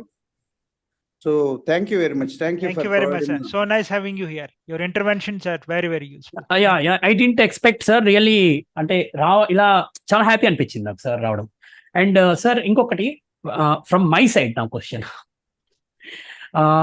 బిఫోర్ దట్ యూట్యూబ్ నుంచి ఒక కామెంట్ వచ్చింది ఏంటంటే, ఈ 1995 యాక్ట్ కానీ లేదంటే 2016 యాక్ట్, మీరు హిస్టరీ చెప్తూ వచ్చారు ఫస్ట్ లో, ఈ రావడానికి ఏదైనా విజువల్లీ ఛాలెంజ్డ్ అసోసియేషన్స్ పాత్ర ఏమైనా ఉందా దీంట్లో అని రాఘవ గారు అడగడం జరిగింది. Of course it's a known story. చాలా చట్టాలు, అంటే నేను 1-2 పేర్లు తీసుకుంటే వాళ్ళనే సపోర్ట్ చేస్తున్నాననే అపోహ పోవచ్చు, బట్ స్టిల్ చాలా సంస్థలు దీనికి పనిచేశాయి. డిఆర్జీ పేరు తీసుకున్నాను, డిజబిలిటీ రైట్స్ గ్రూప్ 94లో. కారణం ఏంటంటే దీంట్లో అన్ని రకాలైన వికలాంగ సంస్థలు వచ్చాయి. For example NCPEDP national centre for the promotion of employment of disabled people అని జావేద్ అబీది ఉంది. మన అనురాధ మోహిత్ గారు ఉన్నారు. అనురాధ మోహిత్ గారు అప్పుడు ఎన్ఏబిని రిప్రజెంట్ చేశారు, national association for the blind, of course visually impaired. And Rungta గారు NFB, national federation of the blind నుంచి రూంగ్టా గారు ఉన్నారు. ఏఐసిబి డైరెక్ట్ గా దాంట్లో లేదు, కానీ 95 యాక్ట్ వచ్చిన తర్వాత AICB is a petitioner in some of the very important judgements supreme కోర్టులో. సో ఏఐసిబి ఉంది, all India confederation of the blind. So I think blind organisations they have always been on the front. నేను ఈరోజు 2 పేర్లు తీసుకున్నాను, ఎవరు నాగభూషణం గారు, వెంకటరెడ్డి గారు అని. అవి ఇద్దరు కూడా టోటలీ బ్లైండ్ పీపుల్. అప్పట్లో ఐ థింక్ ఎన్ఎఫ్బి, వాళ్ళిద్దరు ఎన్ఎఫ్బి కోసమే పోరాడుతూ ఉన్నారు, ఎన్ఎఫ్బిలో ఉన్నారు. They had a different. So various organizations they have been working at the national level and also at our state level. I think state level we have our different organizations at different times. Visually Challenged Employees Association, I think they made a very important role. Beginning lo chala enthusiasm undindi. They fought. మన తెలంగాణలో 2 groups ఉన్నట్టున్నాయి. Telangana visually impaired employees association ఒకటి ఉంది, blind employees association అని ఒకటి ఉంది. I think they all doing great work, but not enough. నేను చెప్పేది ఏంటంటే ప్రస్తుతం 90s లో 80s లో ఉన్న ఉత్సాహం తర్వాత అది ఇప్పుడు లేదు. We have to, I think మన ప్రిన్సిపల్ గారు కరెక్ట్ గా చెప్పారు. ఇంకోటి మన లోపం కూడా ఉంది. We have to really educate people, awareness తీసుకురావాలి. అవేర్నెస్ తీసుకురావాలంటే దానికి కావాల్సినంత ఇంట్రెస్ట్ పబ్లిక్ లో కూడా ఉండాలి. ఓకే, ఆర్గనైజేషన్స్ ముందుకు వచ్చాయి అనుకుందాం. హౌ మచ్ బికాజ్ ప్రాబ్లం ఏంటంటే మన యూట్యూబ్ కి వాట్సాప్ కి టైం సరిపోవడంలే. ఈ రోజున పెద్ద major problem across the world, across the communities, across the sections. ఉద్యమాలు రాకపోవడానికి ప్రభుత్వాలు మరేటి కారణం కాదండి. ఒకే ఒక ఇన్స్ట్రుమెంట్ కారణం, మీ చేతిలో ఉన్న మొబైల్ ఫోన్. అది తప్ప మీరు ఎక్కడా టైం ఇవ్వడం లేదు. మనందరం అదే ప్రాబ్లం అయిపోయింది. But I think it is the most empowerment instrument. Let me tell you, ఈ mobile phone 6-inch mobile phone is the most an empowerment instrument of empowerment. I also want to tell you, if we are not careful, it can also become the most destructive instrument in the next 15-20 years. If you are not careful with it, it can also destroy. It already started destroying many things. One of the things, udyama spurti, udyamam cheyalane aalocana mana evariki raavadam le. Everything you want to only look at into it. We have to really take that effort. Yes. Sir, I will only will take 15 to 20 minutes. We will close the program. But let me put my questions very quickly. ఇప్పుడు మనం ఈ మధ్య కాలంలో చాలా మందికి వస్తుంది ఏంటంటే, ఈ డేటా అనేది అటు ఇటు వెళ్ళిపోతుంది. ప్రతి ప్రైవేట్ బ్యాంక్స్ కాల్ చేస్తున్నారు, అవి ఇవి అడుగుతున్నారు, credit cards, loans, what ever it may be అన్ని అడుగుతున్నారు. మీరు లోన్స్ అండ్ ఇన్సూరెన్స్ గురించి తీసుకున్నారు, ఈరోజు చెప్పారు. మై క్వశ్చన్, ఐ ఆల్వేస్ అంటే అమ్మా మీ టైం వేస్ట్ అంటే, ఇప్పుడు ఈ బ్లైండ్ అని చెప్పేస్తాను నేను వెంటనే, నేను బ్లైండ్ అమ్మా, మీరు నా కార్డ్ ఇష్యూ చేయరు అని. బట్ వాళ్ళకి తెలియట్లేదు దీని గురించి. బట్ మీరు చెప్పండి సార్, ఈ credit card, especially credit card, ఇప్పుడు మనకి ఎస్బీఐ లాంటివి కొన్ని వస్తున్నాయి, అది కూడా క్రెడిట్ కార్డ్ కాదు, మామూలు అకౌంట్ ఓపెన్ చేయడం వరకు okay. But what about credit cards? Are we eligible for that? I have been the ardent credit card user. సరే, నెలకి ఎంత ఖర్చు పెడతానని చెప్తాం, బట్ నా మేజర్ ఎక్స్పెన్సెస్ అన్ని నేను క్రెడిట్ కార్డ్ లోనే యూజ్ చేస్తాను. నేను బ్లైండ్ అని చెప్పి క్రెడిట్ కార్డ్ తీసుకున్నాను. బికాస్ 2014 లో మనకి నేను 2098 గురించి చెప్పాను, గుర్తుంది కదా. That is only beginning step. RBI guidelines ఇచ్చింది. 2012 లో ఎస్బీఐ గైడ్ లైన్స్ ఇచ్చింది. Sorry, IBA. మీకు ఆర్బీఐ కంటే పవర్ఫుల్ ఏంటో తెలుసా? IBA, Indian bankers association. All banks put together have their association. 2014 లో ఆర్బీఐ కాంప్రహెన్సివ్ గైడ్ లైన్స్ ఇచ్చింది. దీని తర్వాత బ్యాంకింగ్ లో ఉన్న ఏ ఫెసిలిటీ ఏ బ్యాంకు మనకి ఇవ్వను అనడానికి వీల్లేనే. ఈవెన్ ప్రైవేట్ బ్యాంక్స్ కూడా సార్? ఓ ఎస్, ఇండియన్ ఐబిఏ అంది అంటే అందరు అన్ని బ్యాంక్స్ ఉన్నట్టు దాంట్లో. ఇండియాలో ఉన్న బ్యాంక్స్ అన్ని IBA, part of IBA. So నా క్రెడిట్ కార్డా లేకపోతే బ్యాంక్ లో locker, including locker facility, cheque. By the way, I write cheques. ఒకటే ఒక అడ్వాంటేజ్ నాకున్నది, many of you are not taking advantage, is sign. నేను సైన్ చేస్తాను anywhere. I sign without simple practice అండి. సిగ్నేచర్ బ్రహ్మ విద్య కానే కాదు. Hmm. మీరు 4 లెటర్లు రాస్తున్నారా 5 లెటర్లు రాస్తున్నారా అనేది ఇంపార్టెంట్ కాదు. మీ సిగ్నేచర్ 4 అక్షరాలు రాయండి, 12 అక్షరాలు రాయండి, but right it the same way. Hmm. Choose whatever you want. It should be unique. It should not simply be alphabets. మీరు చిన్న సిగ్నేచర్ నేర్చుకోండి. అసలు బ్యాంక్స్ ఇంతకు ముందులా కాదు. ఇంతకు ముందు మీరు మొహం చూసిన వెంటనే అసలు మీరు ఈ బ్యాంక్లోకి ఎందుకు వస్తున్నారు అన్నట్టు చూసేవాళ్ళు. ఇప్పుడు అలా కాదు.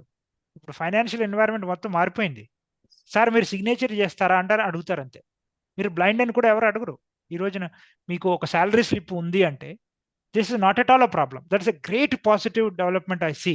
చాలా మంది నా దగ్గరకు వస్తారు, తర్వాత ఫోన్లో మాట్లాడినా సరే సార్ మీరు సిగ్నేచర్ చేస్తారని మాత్రమే అడుగుతారు. If you can sign, ensure that you are not signing differently. I sign there for I never face a problem. I issued, నేను కావాలని బ్యాంక్ తీసుకునే హై అమౌంట్స్లో నేను చెక్స్ ఇష్యూ చేశాను. My cheques never bounced, are all credited. Only reason is I sign it, sign is good enough. That is not at all a problem. మీరు loans తీసుకోవడానికైనా దేనికైనా బ్లైండా కాదనేది మర్చిపోండి. Whether you sign that are not is a problem. That's the problem. Yes sir నమస్తే sir. Yes నమస్తే అండి. Sir Veerababu sir, Khammam నుంచి. చెప్పండి వీరబాబు. ఖమ్మం నుంచి. సార్ మీరు అన్నది ఓకే సార్, నేను యాక్సెప్ట్ చేస్తాను. కానీ కొంతమంది బ్యాంకర్స్ ఏం చేస్తున్నారంటే మనకి పర్సనల్ గా అకౌంట్ ఇవ్వడానికి కూడా మరి ఎస్బీఐ వాళ్ళు సార్ మరి అసలు దారుణంగా, అంటే మీకు సోలోగా అకౌంట్ ఇవ్వం, ఏటీఎం ఇవ్వం అని కొంతమంది మేనేజ్, అంటే ఇది అవగాహన లోపం అనుకుంటా సార్. నేనైతే కొంతమంది కొంత మన సర్క్యులర్ ఉందిగా సార్. కరెక్ట్. హలో, తెలీదు యాక్చువల్ గా. అది కూడా చెప్పాను. ఈవెన్ సిటీస్ లో కూడా నేను ఒక ప్రైవేట్ బ్యాంక్ కి వెళ్ళి నా బ్యాంక్ ఏదో అడిగితే సరే తీసుకోండి అంటాడు. నేను సైన్ చేస్తానంటే మీరు వేరే ముద్ర పెట్టండి అంటాడు. వెంటనే నా ఆర్బీఐ గైడ్ లైన్స్ చూపించి ఇదిగో గైడ్ లైన్స్ ఉంది, ఇది చదివిన తర్వాత నాకు ఇవ్వను అంటే మీరు రాసి ఇవ్వండి, మరి గొడవద్దు. నేను ఎప్పుడు గొడవ పెట్టను. ఏమంటానంటే సరే రాసి ఇవ్వండి, ఇదిగో ఈ గైడ్ లైన్స్ నా బాధ్యత ప్రకారంగా గైడ్ లైన్స్ తెచ్చా. యాక్చువల్గా ఇది నా బాధ్యత కాదు, మీరు తెచ్చుకోవాలి దీన్ని. అయినప్పుడు కూడా నేనే తెచ్చిస్తాను. నేను ఎక్కడికి బ్యాంక్కి వెళ్ళినా నా మొబైల్లో ఈ గైడ్ లైన్స్ పట్టుకుపోతాను. RBI guidelines, IBI guidelines రెండు పట్టుకెళ్తా. ఇది నా దగ్గర ఉన్న ప్రూఫ్. ఇది చూసిన తర్వాత కూడా మీరు ఇవ్వను అంటే రాసి ఇవ్వండి అంట. ఒకవేళ వాళ్ళు ఇమీడియట్ గా చెప్పకపోయినా సరే సార్ నాకు ఒక రోజు టైం ఇవ్వండి అంటారు కొంతమంది. But immediately they will do it. They will consult somebody. వాడు ఎవడో తెలిసినోడు చెప్తాడు, వాడు మాటని నోరు మూసుకుని ఇస్తారు. కరెక్ట్. ఎందుకంటే చాలా మందికి తెలియదు కాబట్టి ఇనిషియల్ ప్రాబ్లం ఉంటుంది. బట్ మీరు గైడ్ లైన్స్ పట్టుకెళ్ళి చూపించగలిగితే definitely you can overcome this problem. Okay sir, అదే నేను ఈ మధ్యన ఈ గోల్డ్ లోన్ కూడా పెట్టడానికి వెళ్తే ఎస్బీఐ మేనేజర్ అక్కడ ముదిగొండ అని బ్రాంచ్ లో, నువ్వు కాదమ్మా నీకు ఇవ్వకూడదు, నీ వైఫ్ గానీ మీ పేరెంట్స్ ఎవరైనా ఉన్నా తెచ్చుకోండి అన్నారు. అంటే అదే సార్ మాకు సర్క్యులర్ ఉంది కదా సార్, సర్క్యులర్ ఉంది కదా సార్ అంటాను. సర్క్యులర్ ఉంది సార్ అంటే అట్లా ఉన్నా మరి సాధ్యపడదు, ఒకసారి సర్క్యులర్ చూపించాడు. అది చూపించినా కూడా నాకు ఇవ్వలేదు సార్. అది లోను లాకర్ ఇవ్వడానికి ఇబ్బంది ఇవ్వలేదు. ఇక అంతే, మన ఏపీజీబీలోకి వెళ్తే అక్కడ ఇచ్చారు. మీరు రాసిమ్మనాలి. ఎప్పుడైతే అలా అంటాడో ఇమీడియట్ గా మీరు రాసిమ్మనాలి. కొంత రైటప్ చేసి కంప్లైంట్ చేయాల్సి వస్తే మీరు ఇమీడియట్ గా చేయాలి.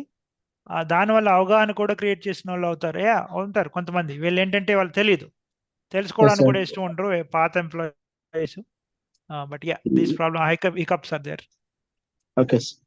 అదే ప్రాబ్లం గురించి వెంకటేష్ సార్ అడుగుతున్నారు సార్ ఫ్రమ్ వైజాగ్. ఆయన ఏమడుగుతుంటే ఇదే ఈ ప్రాబ్లమ్. అసలు బ్లైండ్ అంటే చాలు, అంబడ్స్మెంట్ అడిగినా కూడా వాళ్ళు 1-2 సార్లు చెప్పినా కూడా they are not listening. Especially ICICI bank గురించి చెప్పారు ఆయన. ఐసిఐసిఐ బ్యాంక్ రిజెక్టెడ్ అని చెప్తున్నారు లోన్స్ ఇవ్వడానికి, క్రెడిట్ కార్డ్ ఇవ్వడానికి. చేస్తే ఇమీడియట్ గా మీరు కేసు ఫైల్ చేయండి. బెస్ట్ వే ఏంటంటే చేయడానికి అసలు అవకాశమే లేదు.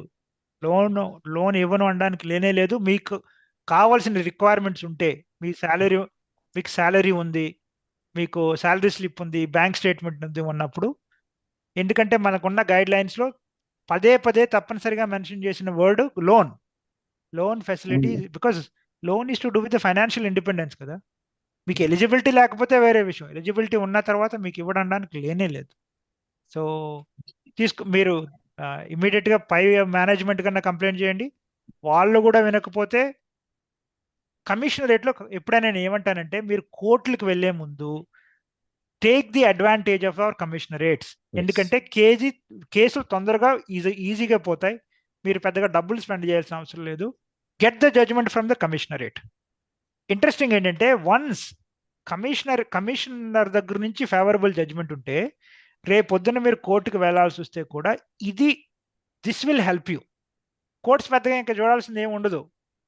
కమిషనర్ ఇచ్చిన జడ్జిమెంట్ని మీరు ఇంప్లిమెంట్ చేయండి అని ఒక మాట చెప్తారు, ఇమీడియట్ గా అయిపోతుంది. So make use of the commissionerates. ఒకవేళ అది స్టేట్ కి సంబంధించి అయితే మీరు స్టేట్ కమిషనర్ లో కేసు వేయండి, లేదంటే సిసిపిడి వేయండి. It will come down. Yes. Last 2 questions ఇద్దరు హ్యాండ్ రైస్ చేశారు, మీరు అన్మ్యూట్ చేసుకోవచ్చండి మీకు మీరే, but let me try.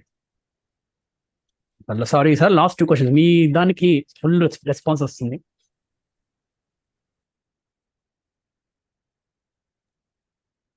Hello sir, good evening sir. Good evening అండి. సార్, ఇప్పుడు మనము ఎక్కువగా క్రెడిట్ కార్డ్స్ ఈకేవైసీ సిస్టమ్ వచ్చేసింది కదా సార్, ఆన్లైన్ ఈకేవైసీ. కరెక్ట్. అట్లాంటప్పుడు ఈ పాన్ కార్డ్ చూపించినప్పుడు వాళ్ళు మన క్రెడిట్ కార్డ్స్ ని రిజెక్ట్ చేస్తున్నారు. అంటే ఇప్పుడు ఆధార్ ఆథెంటికేషన్ తో అప్లికేషన్ సబ్మిట్ అయినప్పుడు ఇట్లా చేయడం అనేది ఇది ఒక డిస్క్రిమినేషన్ కిందకి వస్తుంది కదా సార్? ఇది యాక్చువల్ గా తప్పనిసరి. ఫణేంద్రనా సార్? కాదు సార్, రమణ, మదనపల్లి నుంచి. రమణ గారు, మీరు పాన్ కార్డ్ చూపించినప్పుడు ఎందుకు రిజెక్ట్ చేస్తున్నారు? ఏమంటున్నారు వాళ్ళు? మీది థంబ్ ప్రింట్ ఉంది, అందుకోసమని మీ అప్లికేషన్ రిజెక్ట్ అవుతుంది అంటుంటారు.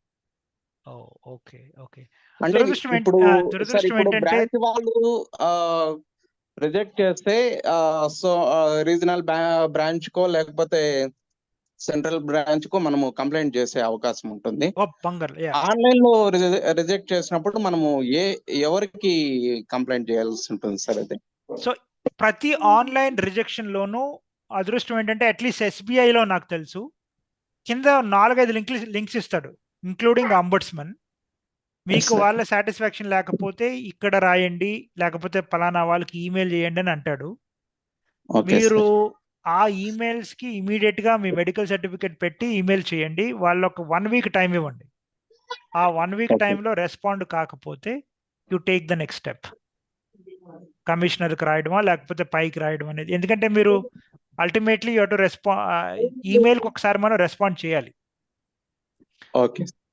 అట్లే నాకు హెచ్డిఎఫ్సి లో 2 సార్లు రిజెక్ట్ అయింది సార్, క్రెడిట్ కార్డ్ ఒకటి, పర్సనల్ లోన్ ఒకటి. Okay okay.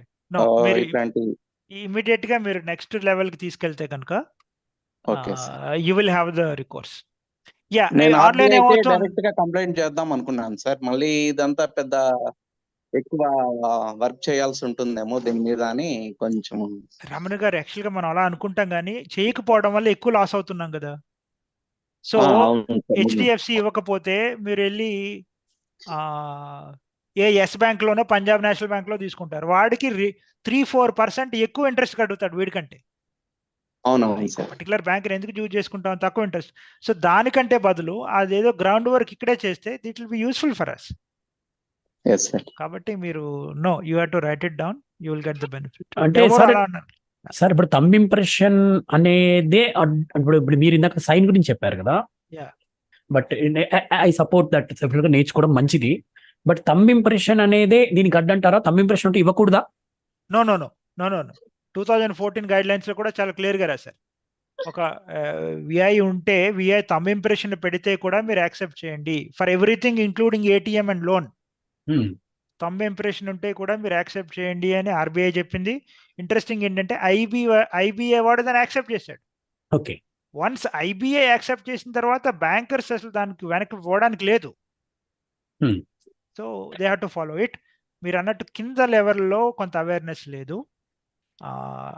ఆన్లైన్లో ఏమవుతుందంటే, by the way hour online processing is not done by the banks, it is done by some agency.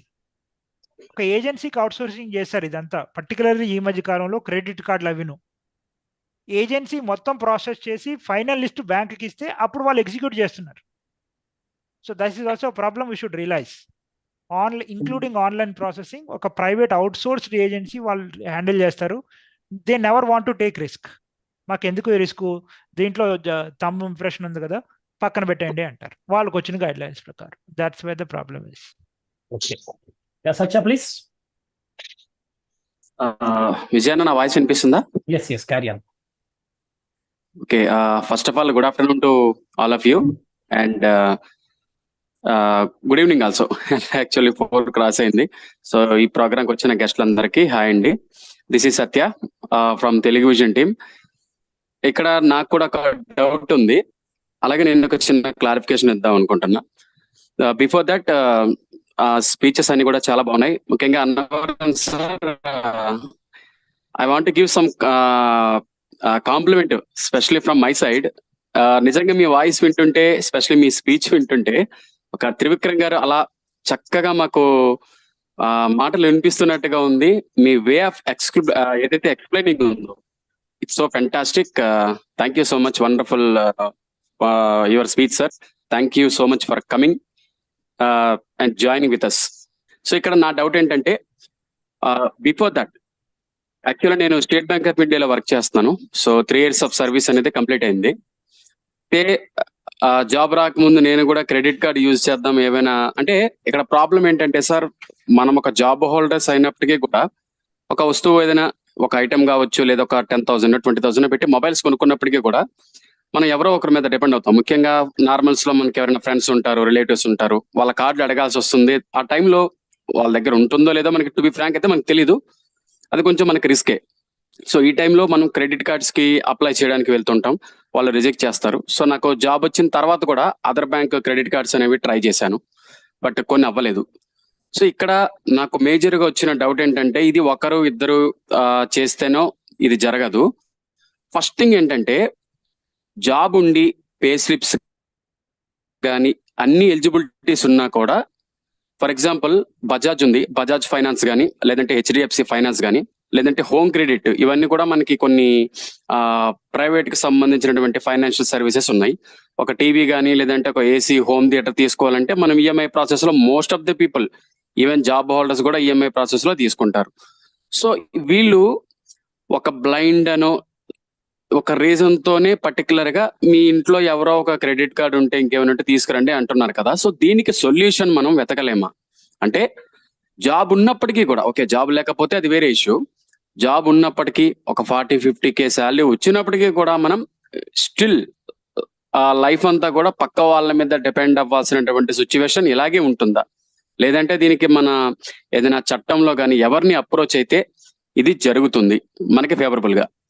And ఇంకొక క్లారిఫికేషన్ నేను ఏమేవదలుచుకున్నానంటే, ఇప్పుడు కూడా అంటే ఇక్కడ SBI క్రెడిట్ కార్డ్స్ నేను రీసెంట్ గా ఒక 3 బ్లైండ్ పీపుల్ కి ఇప్పించాను నా ద్వారా.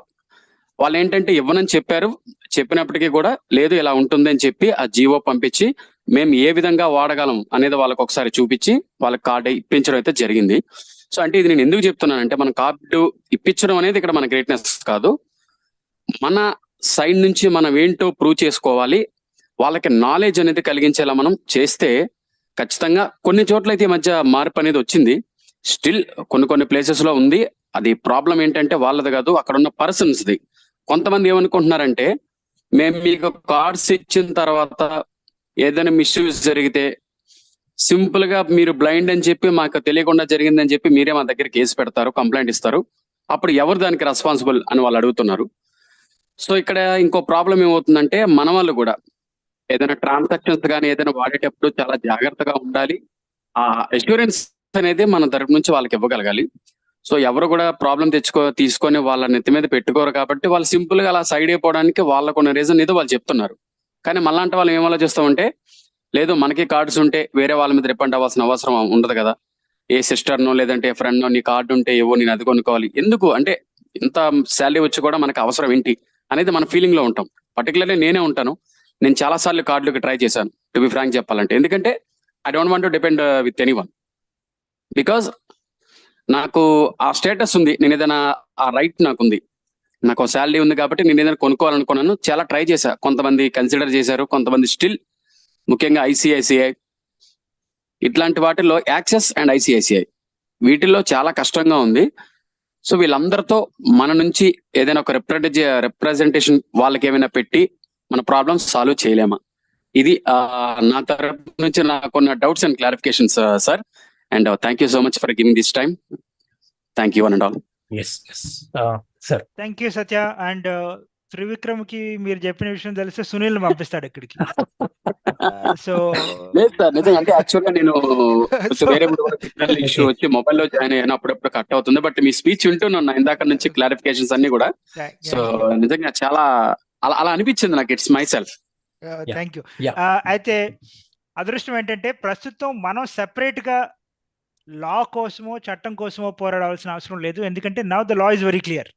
సర్క్యులర్స్ ఉన్నాయి, మీరు ఆల్రెడీ ఇప్పించారు కదా, దానివల్ల పాసిబుల్ అయింది కదా. So all that we need now is awareness. మీరు అన్నట్టు ఏ బ్యాంక్స్లో అయితే ఈ ప్రాబ్లం ఉందో, I think one way is organizations ఉన్నాయి కదా, ఒక్కొక్కసారి దాన్ని టాస్క్గా తీసుకుని టాప్ మేనేజ్మెంట్కి ఒక రిక్వెస్ట్ పెట్టి, అయ్యా మీరు కొంతమంది ఫాలో అవుతున్నారు, కొంతమంది ఫాలో కావట్లేదు, కాబట్టి ఒక సర్క్యులర్ ఇవ్వండి మీ బ్యాంక్స్కి.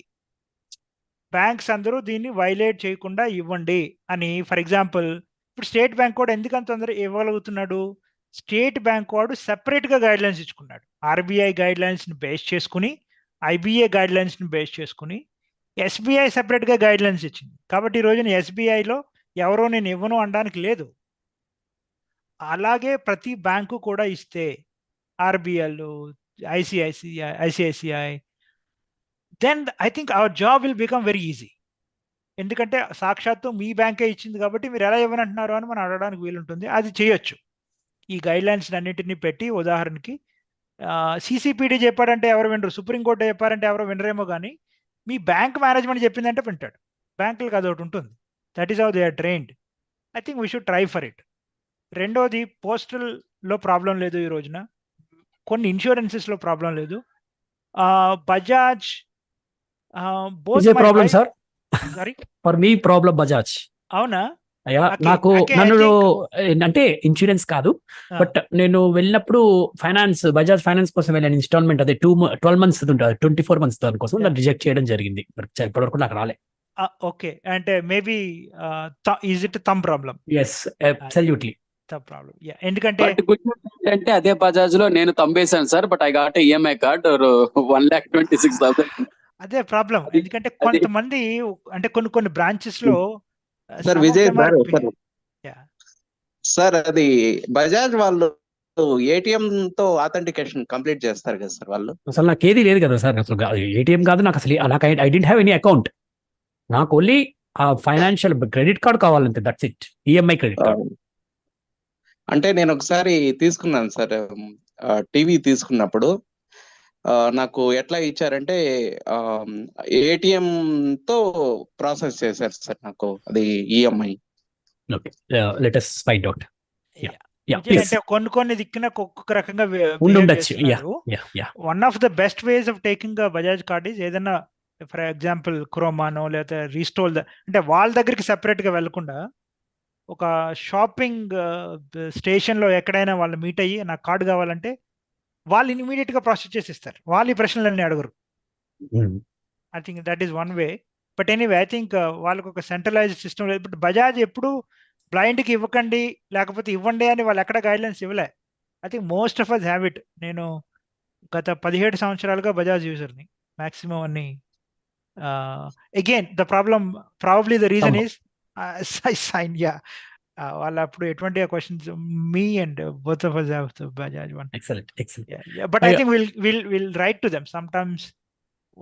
Some of us have to create awareness for them as well. Yes. And thank you very much. And it's already 5 o'clock. We took 3 hours of valuable time of sir. So before we conclude, sir, just we want your 5-10 minutes, then we will conclude.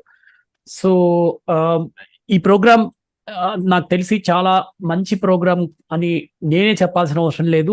The response బట్టి మనకు అర్థమవుతోంది. And దీనికి సంబంధించిన ఈ certificates will be given from the doctor BRR government degree college Jadcherla. So feedback forms అనేవి మీ groups లో పెట్టడం జరుగుతుంది, వాటిని ఫిల్ చేయండి. ఈ సర్టిఫికెట్స్ అనేవి కూడా ఇవ్వడం జరుగుతుంది.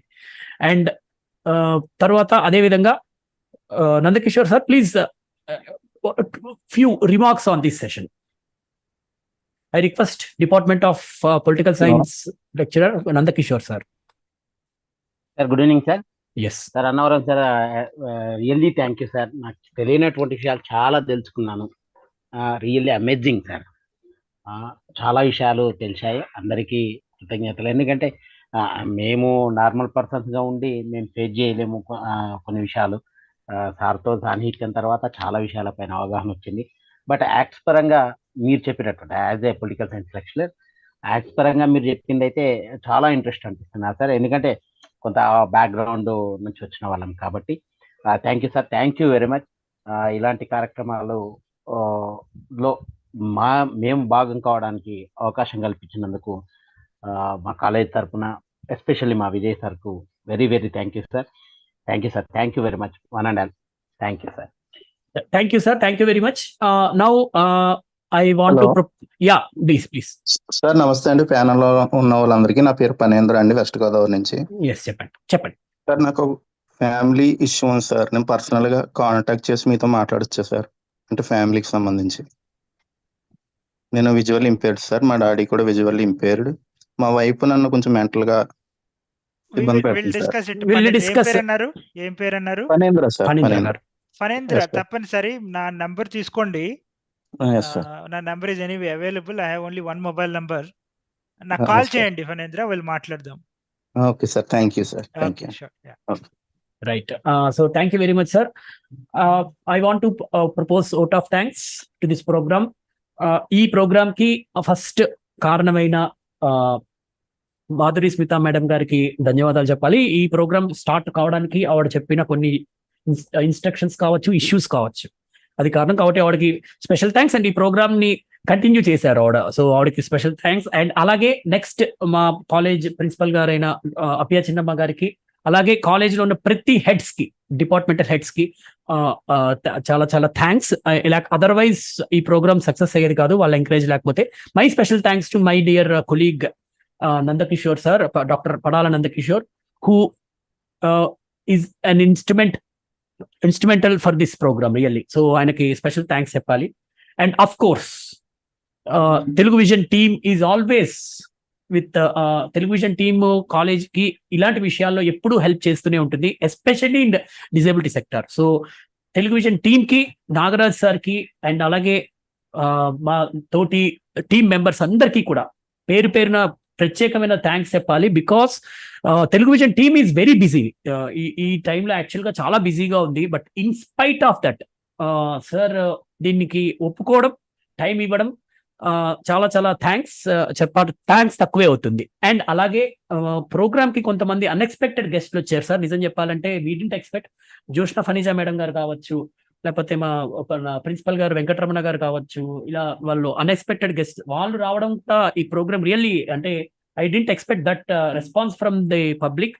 రియల్లీ అలాంటి వాళ్ళు మన ప్రోగ్రామ్స్ లో పార్టిసిపేట్ అవ్వడం, రమణ సార్ కావచ్చు, లేకపోతే ఫణిజ మేడం లాంటి వాళ్ళు ఇలా మనం పాల్గొనడం వల్ల ఇలాంటి ప్రోగ్రామ్స్ కి ఇంకా కొంత పబ్లిసిటీ పెరుగుతుంది. ఈ అవేర్నెస్ ఏదైతే దీని ప్రోగ్రామ్ యొక్క ముఖ్య ఉద్దేశం ఉందో ఆ పర్పస్ అనేది డెఫినెట్ గా సర్వ్ అవుతుంది. సో సార్ కి కానీ లేకపోతే మేడం కి కానీ చాలా చాలా స్పెషల్ థ్యాంక్స్. అండ్ అలాగే మా ఫ్యాకల్టీ ఆఫ్ సోషల్ సైన్సెస్ లో ఉన్న every department, head of the department, public administration, economics, history, వీళ్ళందరికీ కూడా స్పెషల్ థ్యాంక్స్ చెప్పాలి. ఎందుకంటే బియాండ్ దిస్ ప్రోగ్రామ్ వాళ్ళ హెల్ప్ చాలా, we can't forget their hands in this program, they contributing hands to this program. So thanks a lot. Alage ee program asalu first of all ee program one man show ani cheppali, because without Anvaram sir ఎంతమంది ఏం చేసినా కూడా అది జరిగేది కాదు. ఆయన valuable time and the enthusiasm and ఆ speech ఎలా ఉందో ఇంకా నేను చెప్పాల్సిన అవసరం లేదు సార్. మళ్ళీ నేను రిపీట్ చేసినట్టే అవుతుంది, ఓవర్లాప్ చేసినట్టు అవుతుంది. ఎంత రెస్పాన్స్ వచ్చింది అనేది మీకు తెలుసు. యూట్యూబ్ నుంచి కూడా, అంటే నాకు పర్సనల్ గా కాల్స్ రావడము, అడుగుతున్నారు. అంటే నేను అనుకున్నాను జస్ట్ జూమ్ లో ఉన్నాళ్ళు విన్నారు, వీళ్ళు వాళ్ళు ఎవరు వినట్లేదు అనుకుని, బట్ అందరూ వినడం, రియల్లీ క్వశ్చన్స్ అడగడం బట్టి మీకు అర్థమవుతుంది ఎంత రెస్పాన్స్ వచ్చిందని. Sir we request any time ఇలాంటివి ఏమైనా ఉంటే మాత్రం డెఫినెట్ గా we need your valuable time in near future also. We request ఇది not only in the name of vote of thanks I'm requesting you whenever we feel that your of course ఎప్పుడు కావాలనిపిస్తుంది కానీ ఎప్పుడు మీ time మాకు దొరకదని తెలుసు కాబట్టి మీ టైంని గౌరవిస్తూనే మాకు ఎప్పుడైనా అవసరం ఉన్నప్పుడు తప్పకుండా మీ వాల్యుబుల్ టైం ఇవ్వాలని నేను మనస్ఫూర్తిగా రిక్వెస్ట్ చేస్తున్నాను behalf of Telugu vision team and behalf of doctor BRR government degree college Jadcherla. So ఇలాంటి ప్రోగ్రామ్స్ డెఫినెట్ గా యూజ్ అవుతాయి, ఎందుకంటే ఇది మనలోనే కాదు, ఇది మాకు మరి అందరికీ కూడా not only challenged persons but also everybody should know because we're all part of society. So we have to cooperate with each other, right? So everybody should have such kind of programs. So we think next time we will take this program offline also if possible, so that everybody ఇంకా ఎక్కువ participate చేసే అవకాశం దొరుకుతుంది కాబట్టి. So thank you very much directly or indirectly who cooperated with all of us. మళ్ళీ ఒకసారి అందరికీ కూడా పేరు పేరున, ఒకవేళ ఎవరైనా మర్చిపోయింటే క్షమించండి, అందరికీ కూడా మరొకసారి on behalf of doctor BRR government degree college and as well as on behalf of Telugu vision team I would like to thank everybody who cooperated. Groups లో కావచ్చు, ఎక్కడ కూడా దీన్ని విస్తృతం చేయడానికి చాలా కోఆపరేట్ చేశారు. అందరికీ కూడా మరొకసారి ధన్యవాదాలు తెలియజేస్తూ ఈ ప్రోగ్రామ్ ముగిసిందని తెలియజేస్తున్నాను. Thank you very much. Thank you.